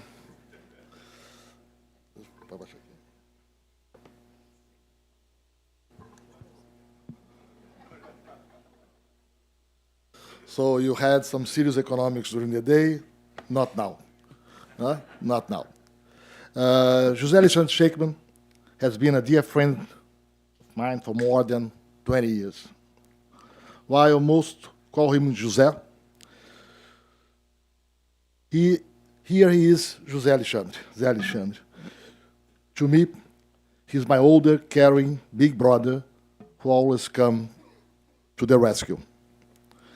Before I came back to Brazil in '98, I had decided that my goal was to understand why we have so many problems, why we were poor, and why we had so many social problems. I was lucky enough to encounter Samuel Pessoa, and we have decided to study applied research in order to understand why Brazil and some other large Latin American countries were lagging behind the rest of the world, in fact. The research on development in that period, I'm talking about middle 90s, focused on the understanding of the difference of total factor productivity among countries. That was the big mixture, right? Why so different? Why can some countries produce so much more with the same amount of capital and education than others? Samuel and I conducted a deep literature review, but the outcome was always frustrating, right? The many models available at the time, Big Push and so on, simply did not account for the empirical evidence. A student of José, Homer, created a version of learning by doing, but the mechanisms behind increasing return of scales, the Schumpeterian competition, I don't think at that time they were completely clear. I think now you have a much clearer picture of that and ideas, the role of how ideas can generate increased return of scales and explain this impressive growth that we saw in the world in the last 200 years, right? Really impressive. At that time, again, late 90s, we embraced the work of economic historians such as Engelman, Sokolov, right? Impressive, nice papers, and Douglas North. And we focus on the world of economists identifying difference in the way institutions were designed. That was the beginning of that, right? And its correlation with productivity. We found that the design of the judicial system, the capital markets, and credit markets seem to matter, right? That we knew in the late 90s, right? But another aspect of the Brazilian economy, the debate here, also I found very troubling, right? I was struck by the emphasis on macroeconomic variables. That was the theme in Brazil and it has been forever. I mean, we keep discussing exchange rate and interest rates, and when we look at the development literature, they don't appear. They don't exist. They are not relevant, right? They are not. I mean, there is one paper that maybe exchange rate for very, very poor countries can be slightly relevant. Wow. And that's all we will discuss at the time. On the other hand, public policy in Brazil lacked all the details that we knew already at that time that were relevant, right?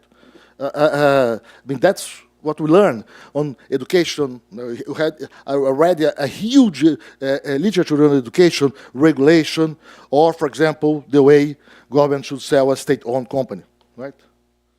I mean, talk about 99, Brazil selling telecommunications, right? 5 years, right? Before Clinton has used the Milgram-Wilson model to sell something very similar, was a huge success. The design was completely different. How do you sell telecommunications? Well, like you sell a book, a painting, right? See, there is a complete lack of knowledge on how to design public policies, right? Public policy in Brazil seems to be unaware of the most recent developments of economic theory and the evaluation of its implementation. Public policy in Brazil, and still now, is discussed as if only intention and money and allocation are necessary. The details of the implementation, they don't matter. We are not poor by chance, right? We make a very hard work to be a poor country. The applied research of violence, discrimination, and regulation are essentially absent from the Brazilian debate. All that mattered was basic interest rate and exchange rate, and some controversies of fiscal stability. In 2002, I was invited to work on a program for a major Brazilian party, PMDB. I refused to coordinate. I really didn't feel comfortable there, but I accepted to participate in the group. The report, however, was frustrating. General analysis, empty phrases plagued it. There was nothing concrete, nothing about getting the details of what and how to do it. On a Saturday, 2002, August, I woke up with a call from Zé. The next day, he told me, it would be announced that he was going to be the economic coordinator for a major, at that time, presidential candidate, Ciro Gomes. Several people that I admire to this day were supporting this initiative, including Tasso Gereissati and my dear friend, Betsy Cupira. Zé told me that he would stay in New York and would like to know if I would accept to be his counterpart in Brazil. I asked for 2 days to think. I always refuse to commit to a political agenda. Politicians are elected. It's up to them to make the challenge social choice. I'm just a plumber. Given the problem and the goal, I'll try the best way to solve it, based on the evidence of other countries and the applied research available. That's what I know to do. On the following morning, Monday, I told Zé that I would not join the campaign. Instead, we could produce a document analyzing the major problems in Brazil was facing, and how to address them based on the available evidence. Then we would distribute it to all campaigns. Zé, you are set on the spot, right? Yep. During the next few weeks, we collect the empirical work we could find. It was a pile this size. We organized the materials, and actually we have already the structure of the white paper, right? And you try to understand through message, what are the consensus or the dominant view, where there are serious controversies, and there are small at the time, the kind of thing we were looking, right? So we then asked 17 other economists to join us in a meeting with strict rules. That's their rules, right? I kind of like them. We went through some points of the controversies and asked a designated person, you, what are your opinion about that? Anyone could object to the answer, but only if they have a feasible and detailed alternative. Just raising problems, no. And it was funny because Zé was very strict, right? I was next to him writing many things and, in paper. He said, no. Zé showed his talent when conducting the meeting. It was amazing. With elegance and rigor, he went through all points.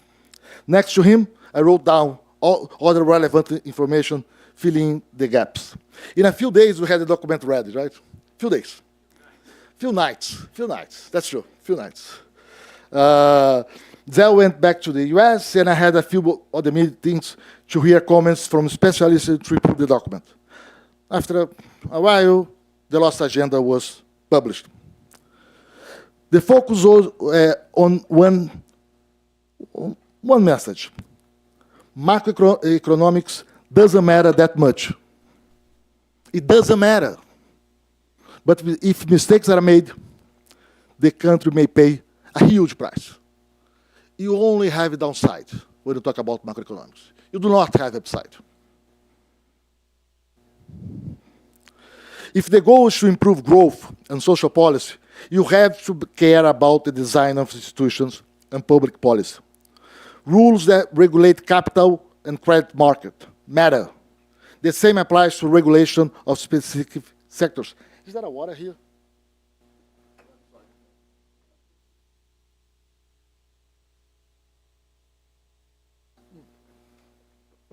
Much better. So the design, the framework for public policy also matters, and they depend on the very specific details of the nature of the policy in question. There is no general solution, only specific ones.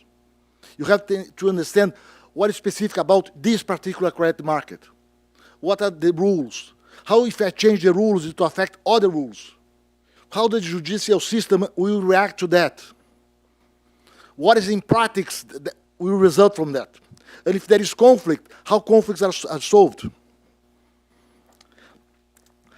At that time, and that was a good news at the time, and I have this, have this debt of gratitude to Dona Ruth Cardoso and Vilmar Farias. They invented social policy in Brazil.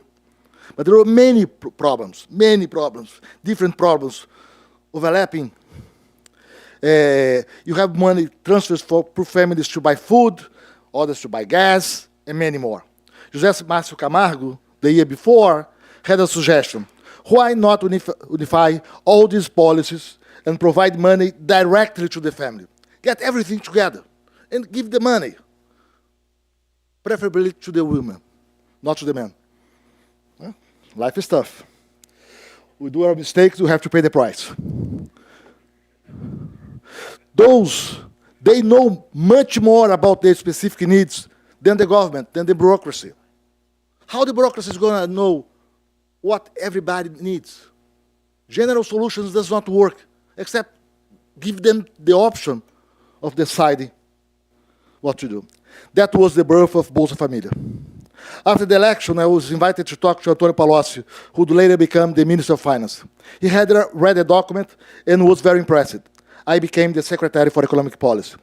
In the following months, I worked to transform the lost agenda through a detailed document economic program with the continued support of Zé. Palocci is a genius in many aspects. He knows the politics and also people. On and off, he organized meetings with the rest of the team to discuss a new version of the document, each time larger. I ended up with around 100 pages. It was funny, he'll sit next to me. I'm not exactly known to be a calm person. He'll sit next to me, I always on his side, and with his hand. If I try to talk, I understood the message, man. My mother was the same. It didn't work out. We have to hear criticism. In politics, hearing often helps build consensus more than talking. Just hear them. Palocci listened and then uttered a few remarks of unbelievable intelligence. I mean, he's one of the smartest guys I met in my life. Few word changes were made, but nothing of the content. And everybody was happy. Yeah? You wonder how a left government had a liberal agenda? Well, take him. We went meeting after meeting, engaging many other areas of the government until published the document in April 2003. In the midst of a public and gigantic outcry of several ministers and supporters of the government. It's funny to wake up Sunday, read the Folha de São Paulo, and 4 ministers are attacking you. Yeah, it's nice. It was a nice Sunday. Yeah? They could not criticize Palocci. He was a guy from PT since he was a Labour Party since he was 17 years old. Yeah? So, it was left to me. In his own way, Palocci gave me advice on how to deal with the situation and calming things. I will be forever grateful to him, no matter what. And there was Zé, by my side all this time, always talking to me, helping me with my documents and analysis. They agreed to write a regular column for Folha de São Paulo, Brazil's most influential newspaper. Always straight to the point, he explained over and over again what we were doing. He came to Brazil several times and meet people, including government officials. Again, my older brother was there, always. The minister had a rule. He thought it was important to talk to the ones who criticize us. Everybody who got a huge criticism, say, call, go there, and listen. We did that. It was a lesson, a very nice lesson. The minister also decided, I try to be short when the time, he also decided to hear from several well-known American economists. One of them got a Nobel Prize years later. I told the minister I thought it was not worthwhile. But he insisted, and Zé arranged a meeting in New York. As I predicted, only general statements, no depth at all. Even from the Nobel Prize one. I told the minister that I thought it was, again. I then suggested another meeting, this time with Thomas Sargent and Kelvin Murphy. Again, Zé worked the magic. He managed to get Kelvin on an airplane. I don't know how you did that. No? Still in his t-shirt and a baseball hat. At the end, the minister told me, that Sargent is damn smart, huh? I said, yes. Yes, man. He was impressed by his demeanor, how much he knew, and his ability to explain. It's amazing, right? And the truck driver, Minnie Murphy, is a genius. The questions he asked and the way he phrased the problems were particular qualities that caught the minister's attention. I told you so. I knew it would have been difficult to get someone better than Tom. Murphy, I don't know if you agree, is one of a kind. I think he tried to figure everything out by himself, right? I don't think he reads. He just do everything from scratch. During all this time, Zé continued his role as my big brother and right-hand man, as his presence never went away. He never tried to teach me, but instead focused on talking and listening and helping. We laughed, we were children, we made silly jokes, we talked, and we worked. The way Zé knows how to perform tasks, and get to the fundamentals, as well as the specifics. He cared about the details. Then we would go back to the jokes, as if we were two kids. I mean, there are some scenes that are indescribable.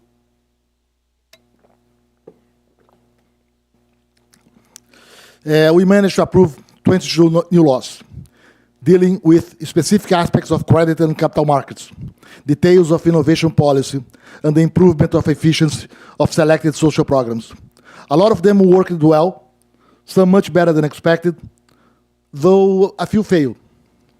I embrace the failures, however, as they provide value as we can learn from them. A few years later, a state-owned company, a monopoly in the reinsurance sector, found itself in the middle of the most severe corruption scandal of the decade. I had just submitted a proposal to end the monopoly, a bill. I have just written a bill and sent to the Congress. The government invited me to run the company. I asked for absolute freedom to choose my team, an independent of investigation of the scandal, and support for the reform I recently proposed. The government agreed. It was a difficult period. I would wake up in the middle of the night to threatening calls, anonymous ones. Policy investigations, and powerful people trying to retaliate. Well, in the middle of this hard time, one Saturday, I received the new book of Philip Roth, Everyman, a short novel from an author that both me and Zé enjoy. A large part of our brotherhood is our passion for literature, for art, and many other things that bring us joy. We talk about life and about the loved ones, about the illness that are inevitable, aging, and about the mundane pleasures of life. Zé received the book of Roth the same day. We called each other and started reading the book by the end of the morning. It was a wonderful afternoon. We exchanged several messages and calls. What about the passage in the cemetery? It's beautiful, right? It's beautiful. This is impressive. A touching description about the loss of the loved ones and about death, our own. What about the parallel careers of Roth and Coetzee? Often with the same theme, in such a different style. We finished the book almost the same time that day. My big brother and I talking, speculating, and laughing. Congratulations, Zé. This acknowledgement is long overdue. Thank you, big brother.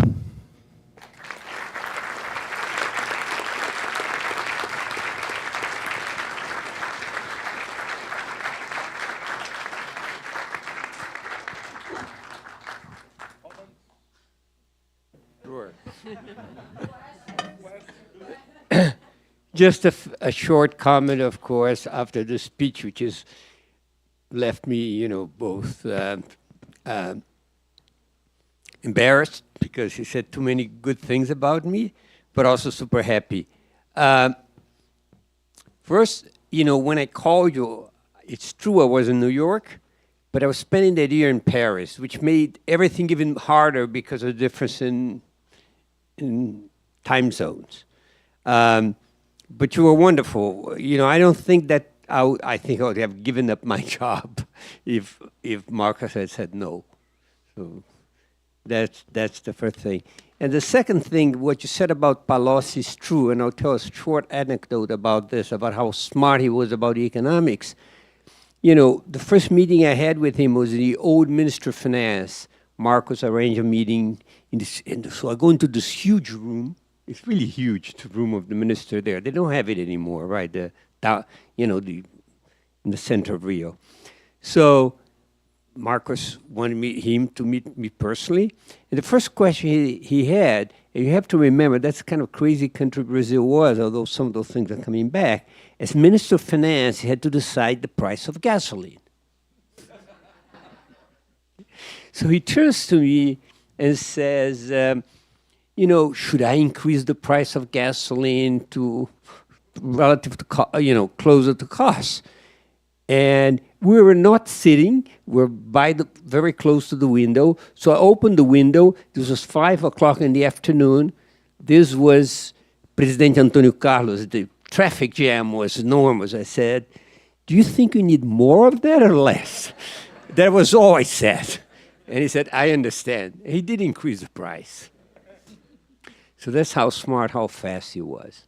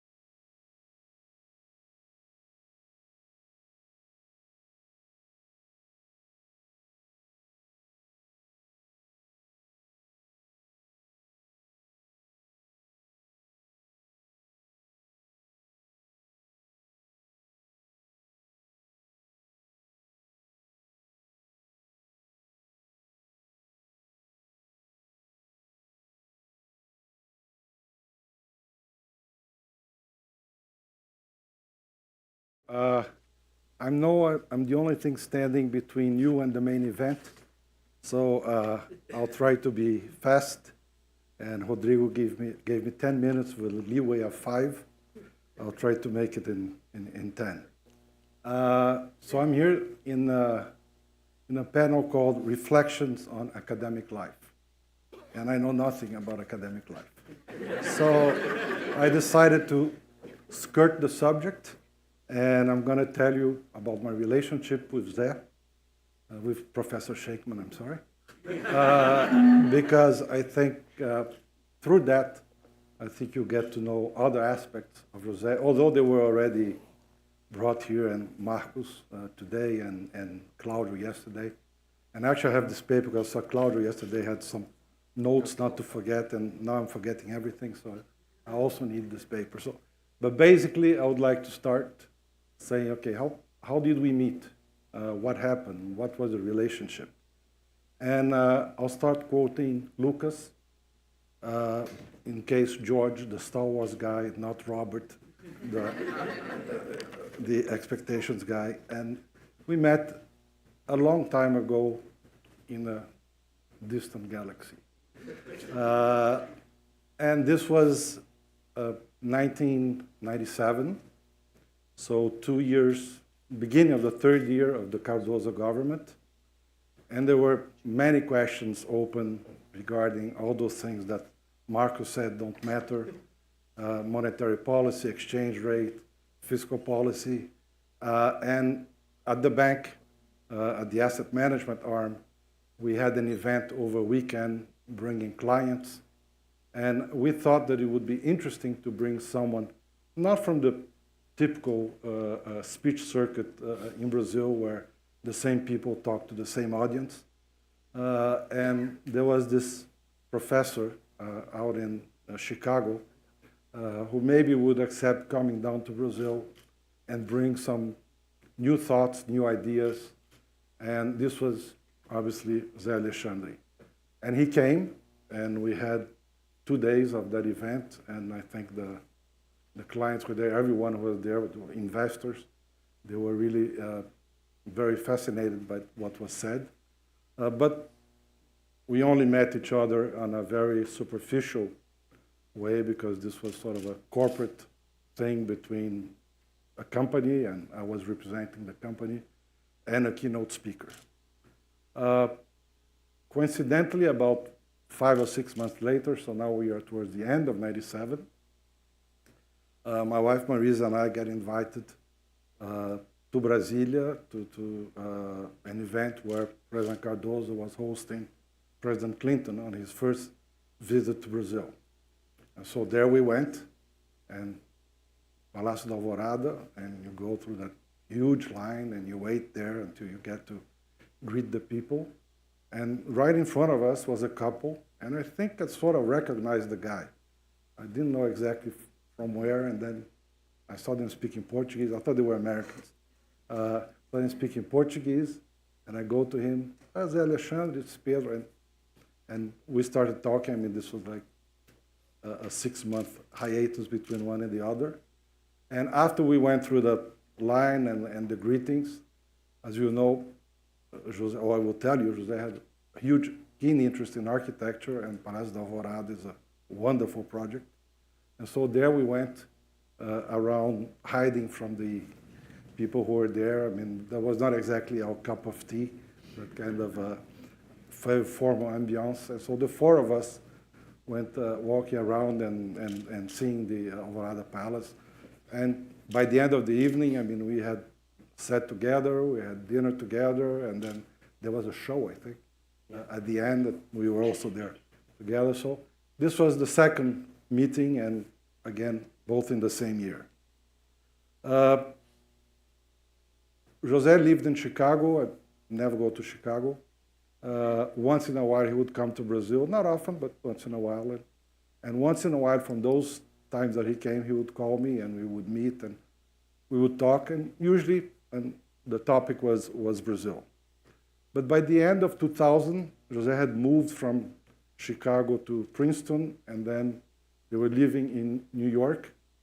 And so, and that's a place I go to quite often.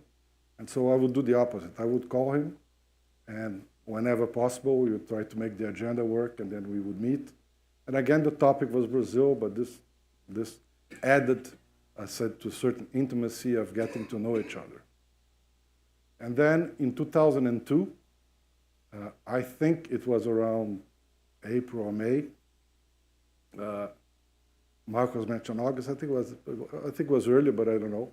I get this call from a friend of mine who's also here in the audience, and saying, well, can we meet today? I said, sure, what about? Well, I'll tell you when I get there. I said, okay. He says, but I don't want to meet you in the floor where you work. I work in an open office. I said, can we meet elsewhere? I said, okay, yeah, there's closed offices and we can be there. And he said, then I'll bring some people. And he didn't tell me who. And since he didn't tell me who, I didn't ask. And I said, okay. So around 5 in the afternoon or something like that, in through the door of that office walks Beto Sicupira, Senator Tasso Gereissati, and Zé Alexandre Scheinkman, whom I had seen, I think, 2 days before, and the conversation was absolutely normal. There was nothing out of the ordinary. But then the three of them come in. I didn't have a clue what they wanted. And they started talking, and they mentioned that they wanted to somehow create a group that would think about public policy, try to establish a white paper. The Cardoso government had done outstanding things, obviously, but there was a big part of it more in the microeconomic and the institutional realm that needed changes. And José had agreed sort of to coordinate that. And I think Beto asked if I could join and help in any way that was possible. And Tasso was very close to Ciro, and he felt that Ciro really needed some good economic advice. Well, I wasn't going to mention, he wasn't surrounded by the best economic advice possible, which came actually from someone from the law, right? And this is, I mean, the beginning of Agenda Perdida, and I won't go into it since Marcos already spoke about it. But through Agenda Perdida, we were able to meet a few times, and that's how I met Marcos, actually, with whom then we had a long relationship also, personal and professional. And I could talk to Zé once in a while, trying to figure out what was happening, where it was going, how I could help. And so it was an unforeseen event, but I think it brought us closer. It was sort of a funny bond that clinched our relationship. And from then on, I think we started seeing each other much more, either in New York or in Brazil. And so since I did go through an undergrad economic course, I'm very aware of the concept of comparative advantage. So I very quickly skirted anything having to do with economics, and we started talking about other things. And that's how I came to see José under another light, not the huge economic specialist, but the guy of, as Claudio said yesterday, humongous culture, tremendous culture, a wide array of interests, some of which we share. And I'll mention three. And again, this came from sort of a sense of self-preservation. Let's not discuss what this guy knows everything in and out, and avoid it, and try to be bring some more knowledge in other areas. And so of his wide range of interests, there are three where we interact a lot.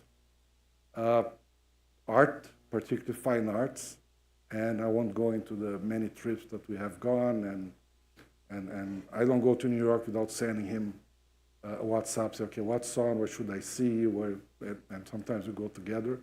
And I think Vinicius mentioned William Kentridge, which is someone that we enjoy together. We both have some things by Kentridge. We go as far as going to see opera. We go as far as to see opera because he does the setting. I'm not an opera fan, but we've been seen there. Literature, as Marcos said, very few people that I know that really as an avid reader of fiction as José is. And I get a number of suggestions, which I try to keep up. Once in a while, I try to reciprocate, but he's already read it. This year, I've been doing better. I actually suggested one or two, and he tells me he's reading, and I don't know if he is. But the humiliating part is not the amount that he reads, it's that he remembers, which I don't. So you can ask him about something he read 20 years ago, and he'll quote you, and he'll tell you exactly how the plot goes and who the characters are. And I have a lot of envy regarding that. And I think the third thing is architecture. I mentioned Palácio da Alvorada, but this is an area that José really enjoys and reads about and understands. And when he travels, be it in the US or outside, I mean, he tries to go see interesting buildings and send me some ideas, suggest things. Once in a while, I get a great book. I even get books signed by the architects once in a while from him. And since the proof is in the pudding, all I need to say is that José lives in a building designed by a Pritzker Prize winner. And not only that I can take. But what really hurts me is that for a while he had an office in the Seagram's building, which is the most iconic building in modern architecture. And he took me there to visit, at least at Guguen.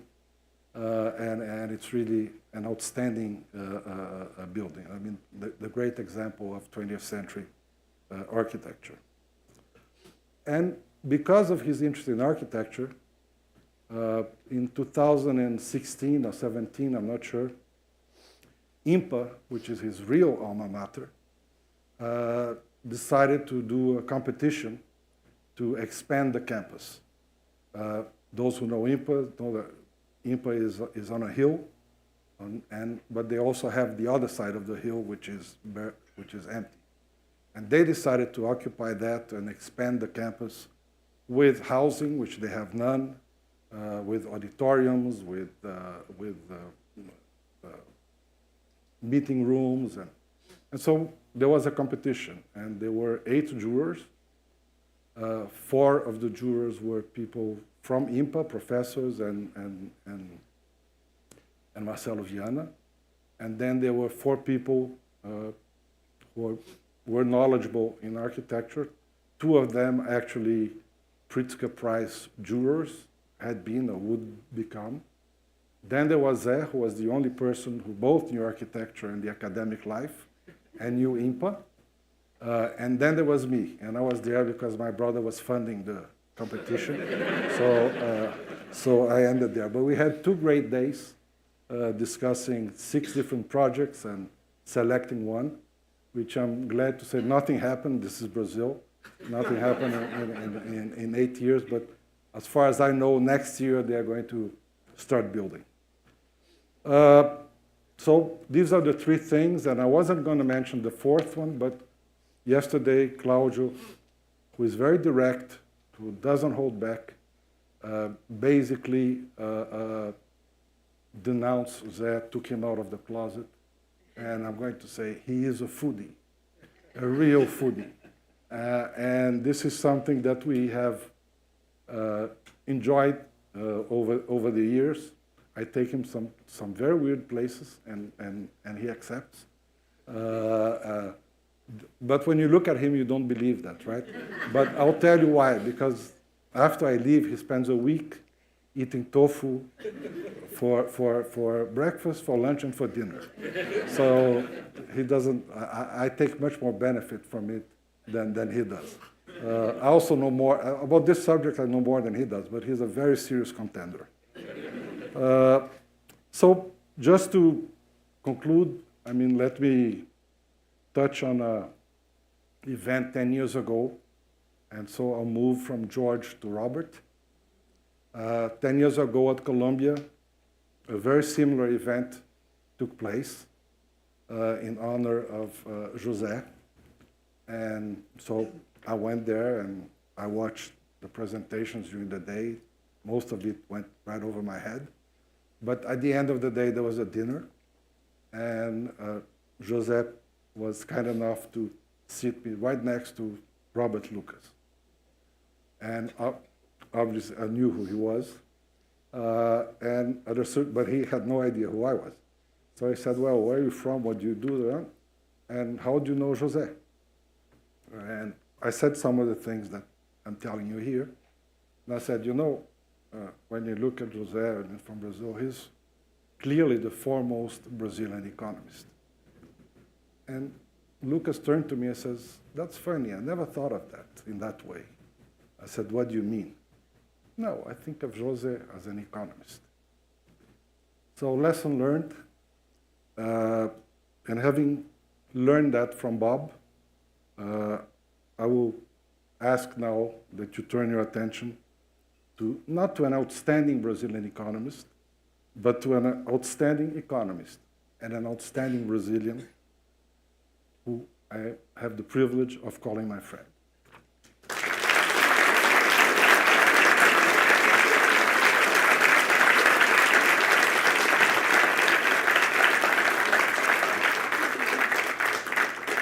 Thank you, Pedro, for this over-generous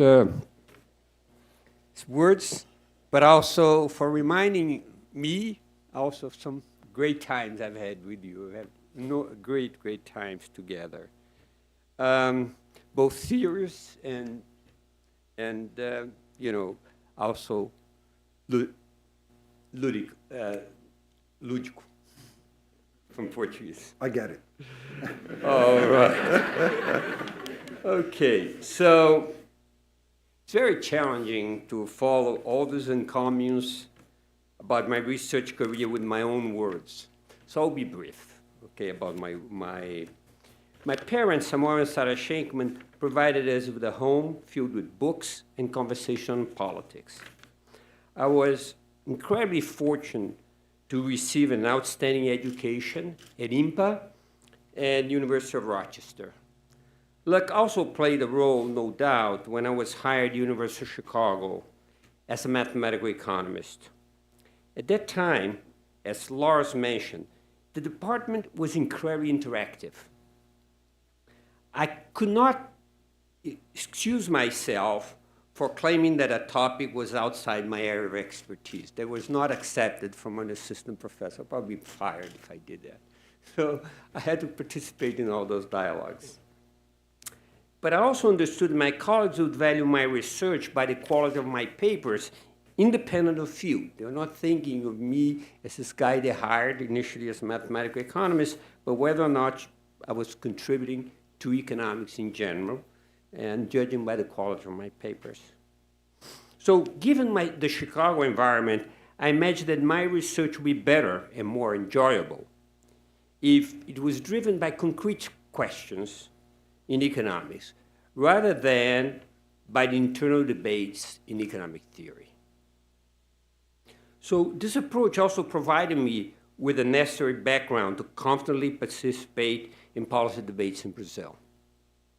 However, because I have been less interested in working on further developments on my own work, my CV may give an impression that I suffer from attention deficit disorder. So the strategy has been that after I figure out, often with co-authors, many of them spoke here today, what we wanted to investigate and think about, we usually, our approach was always to use whatever mathematical, statistical, or numerical tools we found necessary. So that was the advantage of the good training at IMPA. Even if I didn't know some math, I could learn it. I had learned enough that I could then learn it, which had to happen many times. That is why in some cases, you look at my papers, you may have only a simple model or a rather simple statistical analysis. In others, I had to learn new mathematics, derive new inference methods, as somebody mentioned the work with Lars on continuous time Markov processes, or use frontier numerical methods. By the way, the first paper with Lars started because I had been working at Goldman, and I had a problem at Goldman. I couldn't understand how to fit those continuous time models that everybody used because they give you a nice formula for options and so on, with the kind of data I was looking at, which was all discrete. Now, a better example, actually, is in which you can see in which we, as co-author, were all challenged, was the paper that Julian described. Okay, it took a lot of. I had to learn new numerical methods, new statistical methods, but that's okay. It's just what you have to do to give a good answer to the problem. Now, let me give a piece of advice to all the young economists present here. I would not recommend that you follow my strategy. I was surprised in my first faculty meeting at Princeton when we were discussing senior appointments, and somebody said, is he the best in area X? That was the criteria. A very narrow area in that case. And I remember my first thought was, what area did they hire me for? Because if you look at my CV, I'm not the best person in any area because I keep changing it. Okay? Now, Lars Hansen says that Chicago nowadays is not that different, which is a pity. So they're also hiring people by area. So guys, pay attention and become very good at something if you want to have a great career. Now, Pedro was saying that I rarely follow his advice on books. It's completely wrong. He's completely wrong, you know. He has a guilty complex because about a year ago, he told me to read Blood Meridian. I think, you know, I read on Kindle, so I don't really know, but I think it's 1,000 pages just of gore. That's what it is. You know, some of the most violent literature ever written, but it's a wonderful book. But I kept complaining to every time I would send Pedro and said, this is really tough. It's not the kind of thing you want to read before meals or after meals. So most recently, he recommended to me a book by a young French author named Désirable. And in the book, you know, I always look for things. It's not part of the story, but it's an important part of the story. The author writes that the beauty of the sonnet is the result of its inherent constraints.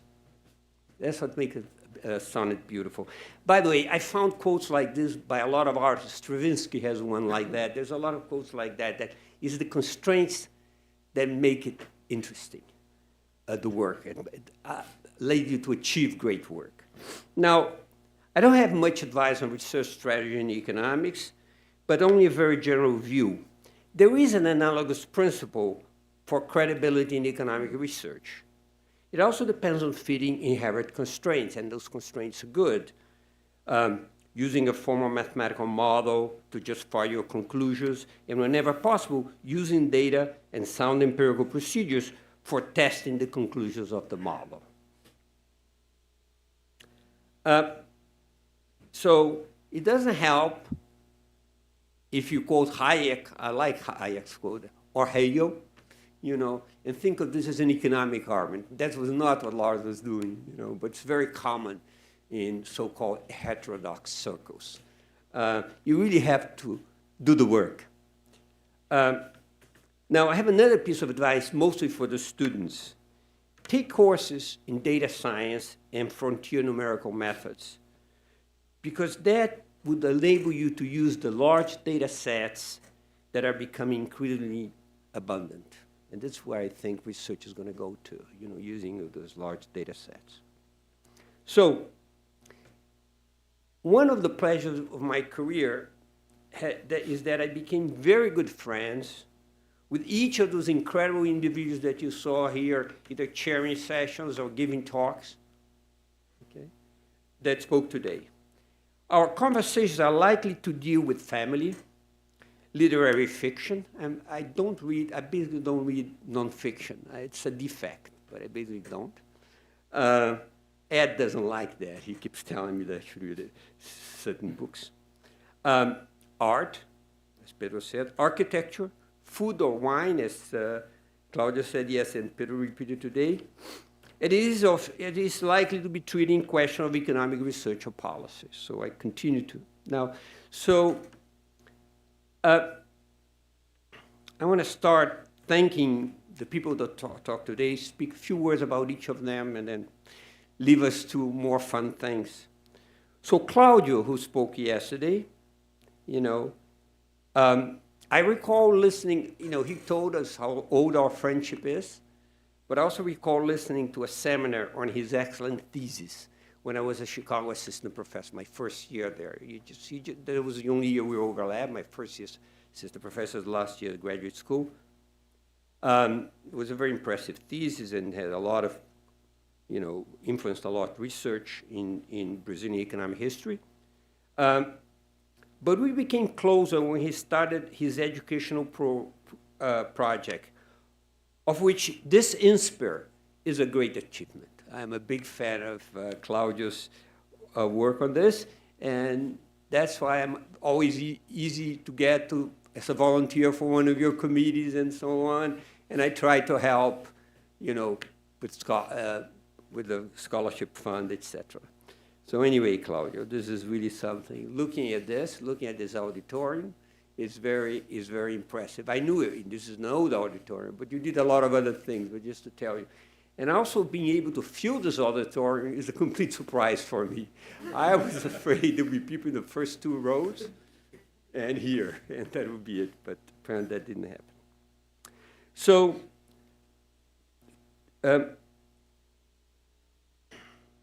Harrison, who was our first speaker this morning, and I started collaboration on papers on financial bubbles when it wasn't me, but a group of us successfully recruited Harrison to Princeton. This was our objective that year, and it worked.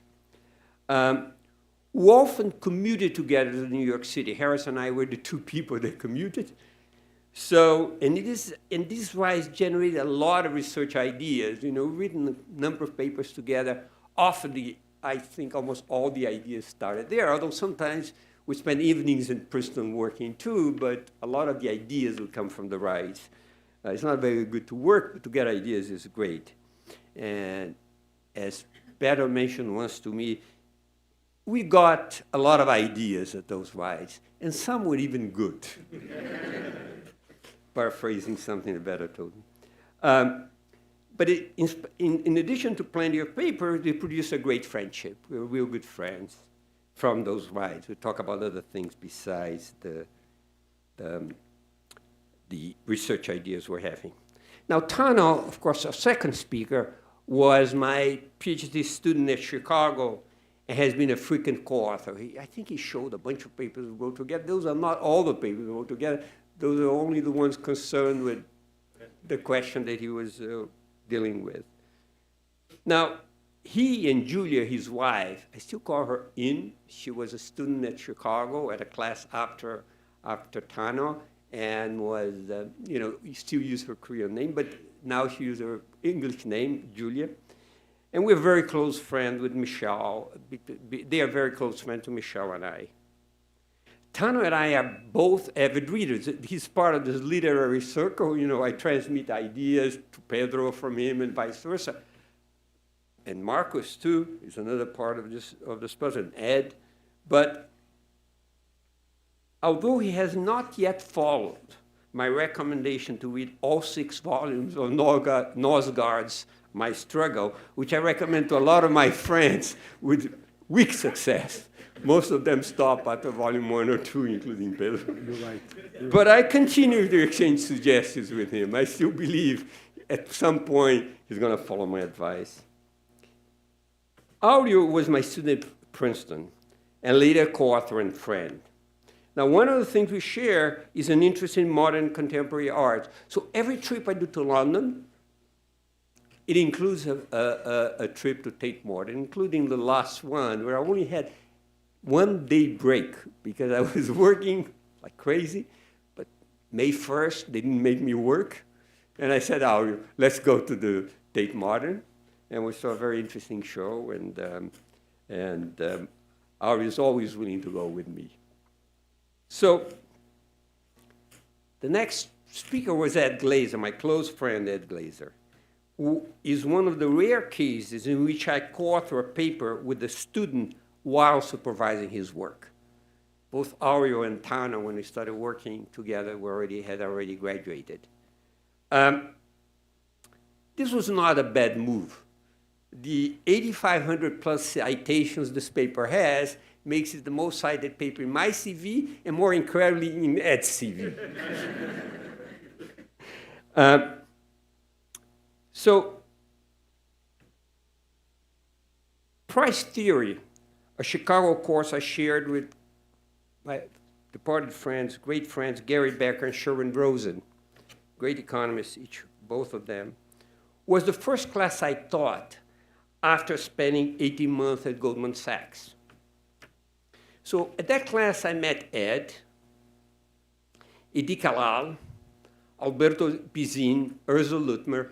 All of them, for some reason, decided they wanted to work with me, Ursula with me and Lars, and the others with different sets of advisors, but I was a principal advisor to the three of them, to Ed, Edi, and Alberto.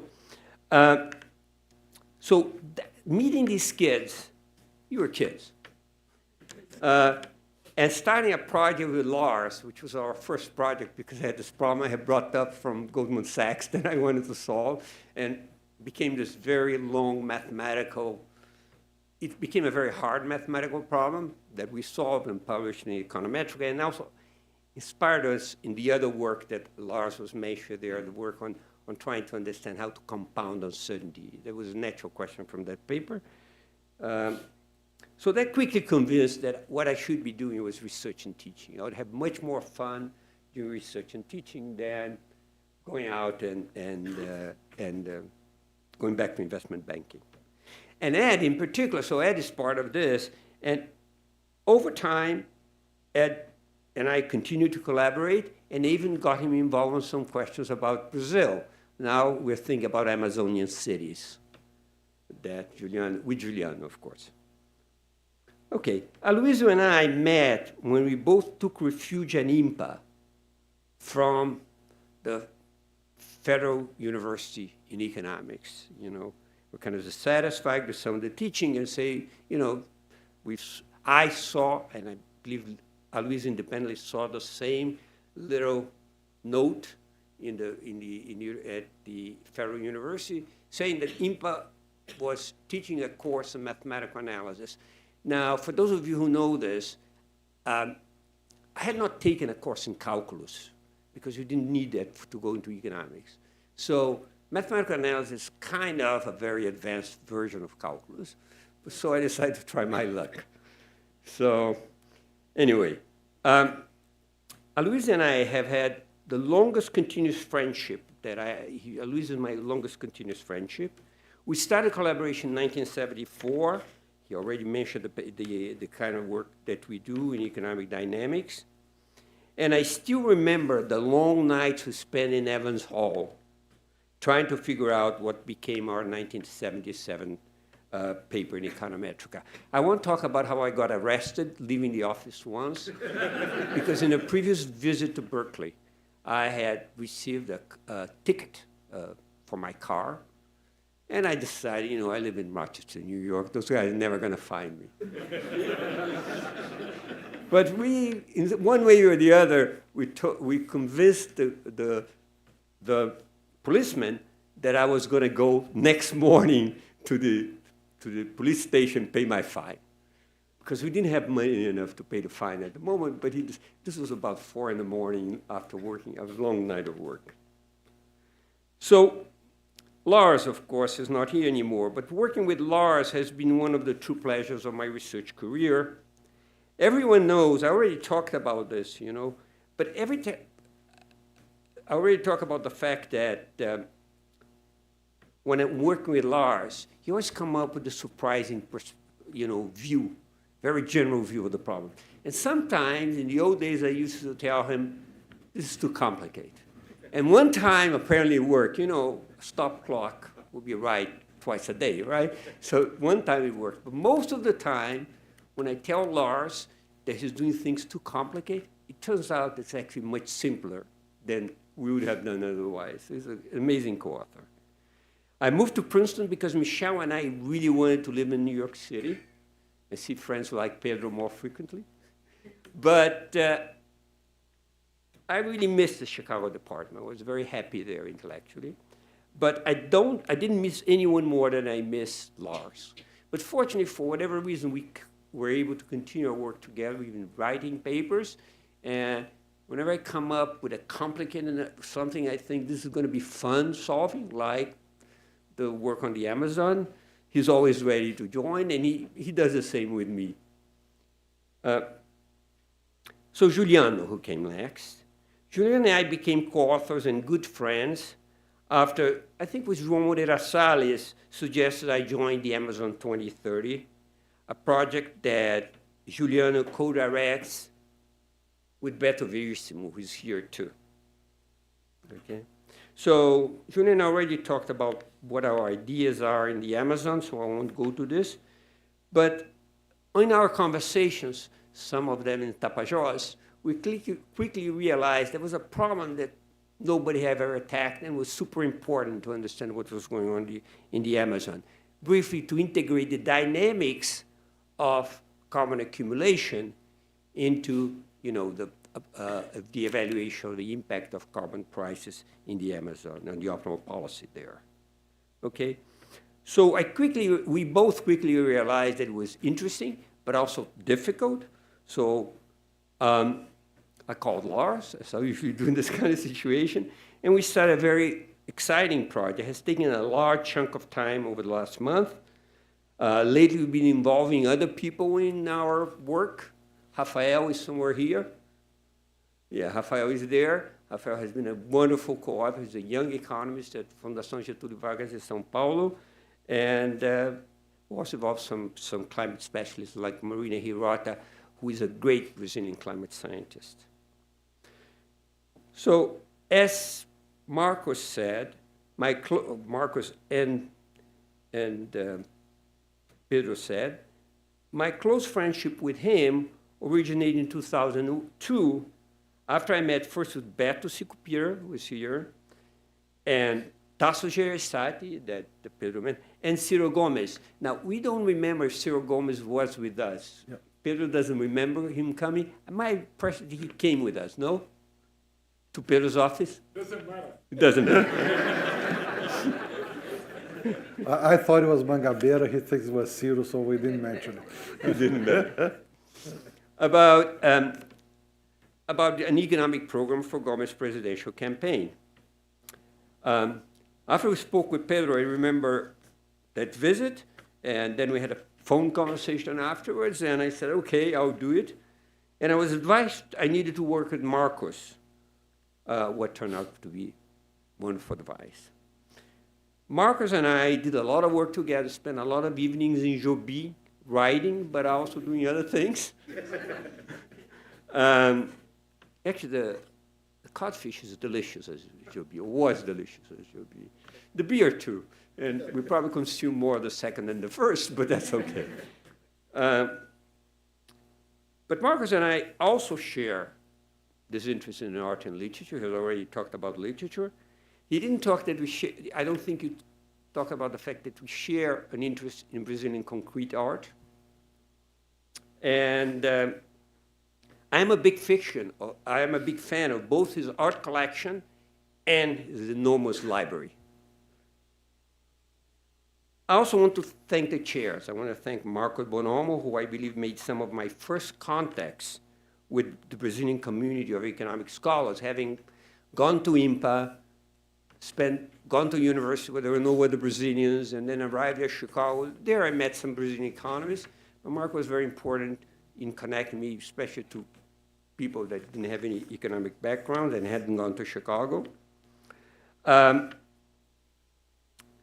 Christine Pinto and Eduardo Feingold, which is great pleasure to have you here.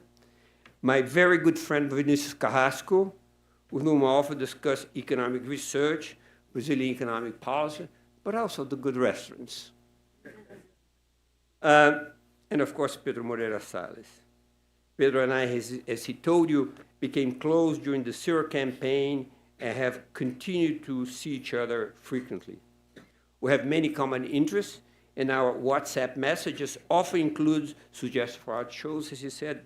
one to the other. Sometimes we discover a museum that we know the other one hasn't gone to yet in some smaller European city usually, and we suggest to each other, says, that's really worthwhile, worth the trip. Good fiction to read, and a lot of complaints about the choices made by the Pritzker Architecture Prize Committee, especially lately, because they have been able to surprise us. Both Pedro and I we're not experts. I mean, I'm not an expert. He's more of an expert than I am. But we get these names of people we never heard of.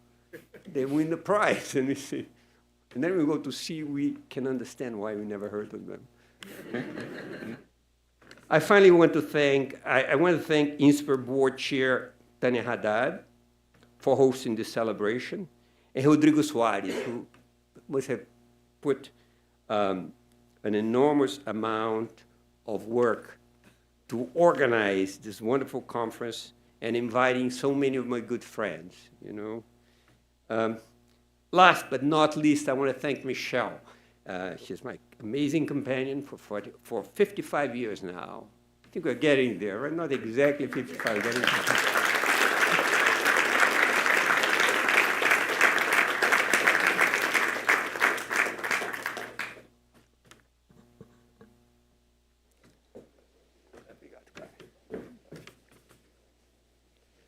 Bom estar aqui. Bom estar aqui.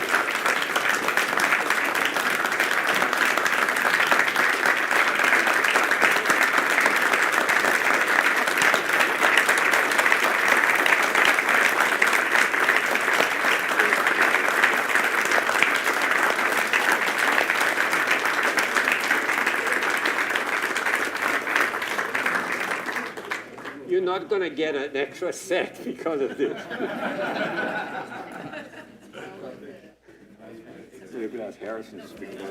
Oi? Isso aqui, depois eu tenho que te dar negócio. Espera aí, vamos tirar uma foto com os palestrantes. So I just want to thank everybody for being here. I think we had a great day. I want to thank José for everything that he has done for Insper, for economics, and for Brazil. And thank you for sticking around until almost 6 p.m. on Friday. It's been really, really an amazing conference. Thank you, the speakers, for being here, for traveling long distances. It was really, really great. Thank you all for everything. Thank you, Ellen, for all the support with the logistics. And our research support team and communications team as well for everything they have done. And have a great weekend. Thank you, Alexandre. The speakers and chairs, please, if you can come up to the podium, to the stage, so that we're going to take a picture of everybody for the memory of the. Fica. Eu vou ficar. Só quero dar isso para mim. Ah, não, vou botar isso na minha mala. Minha malinha está aqui. Posso deixar para ficar na foto?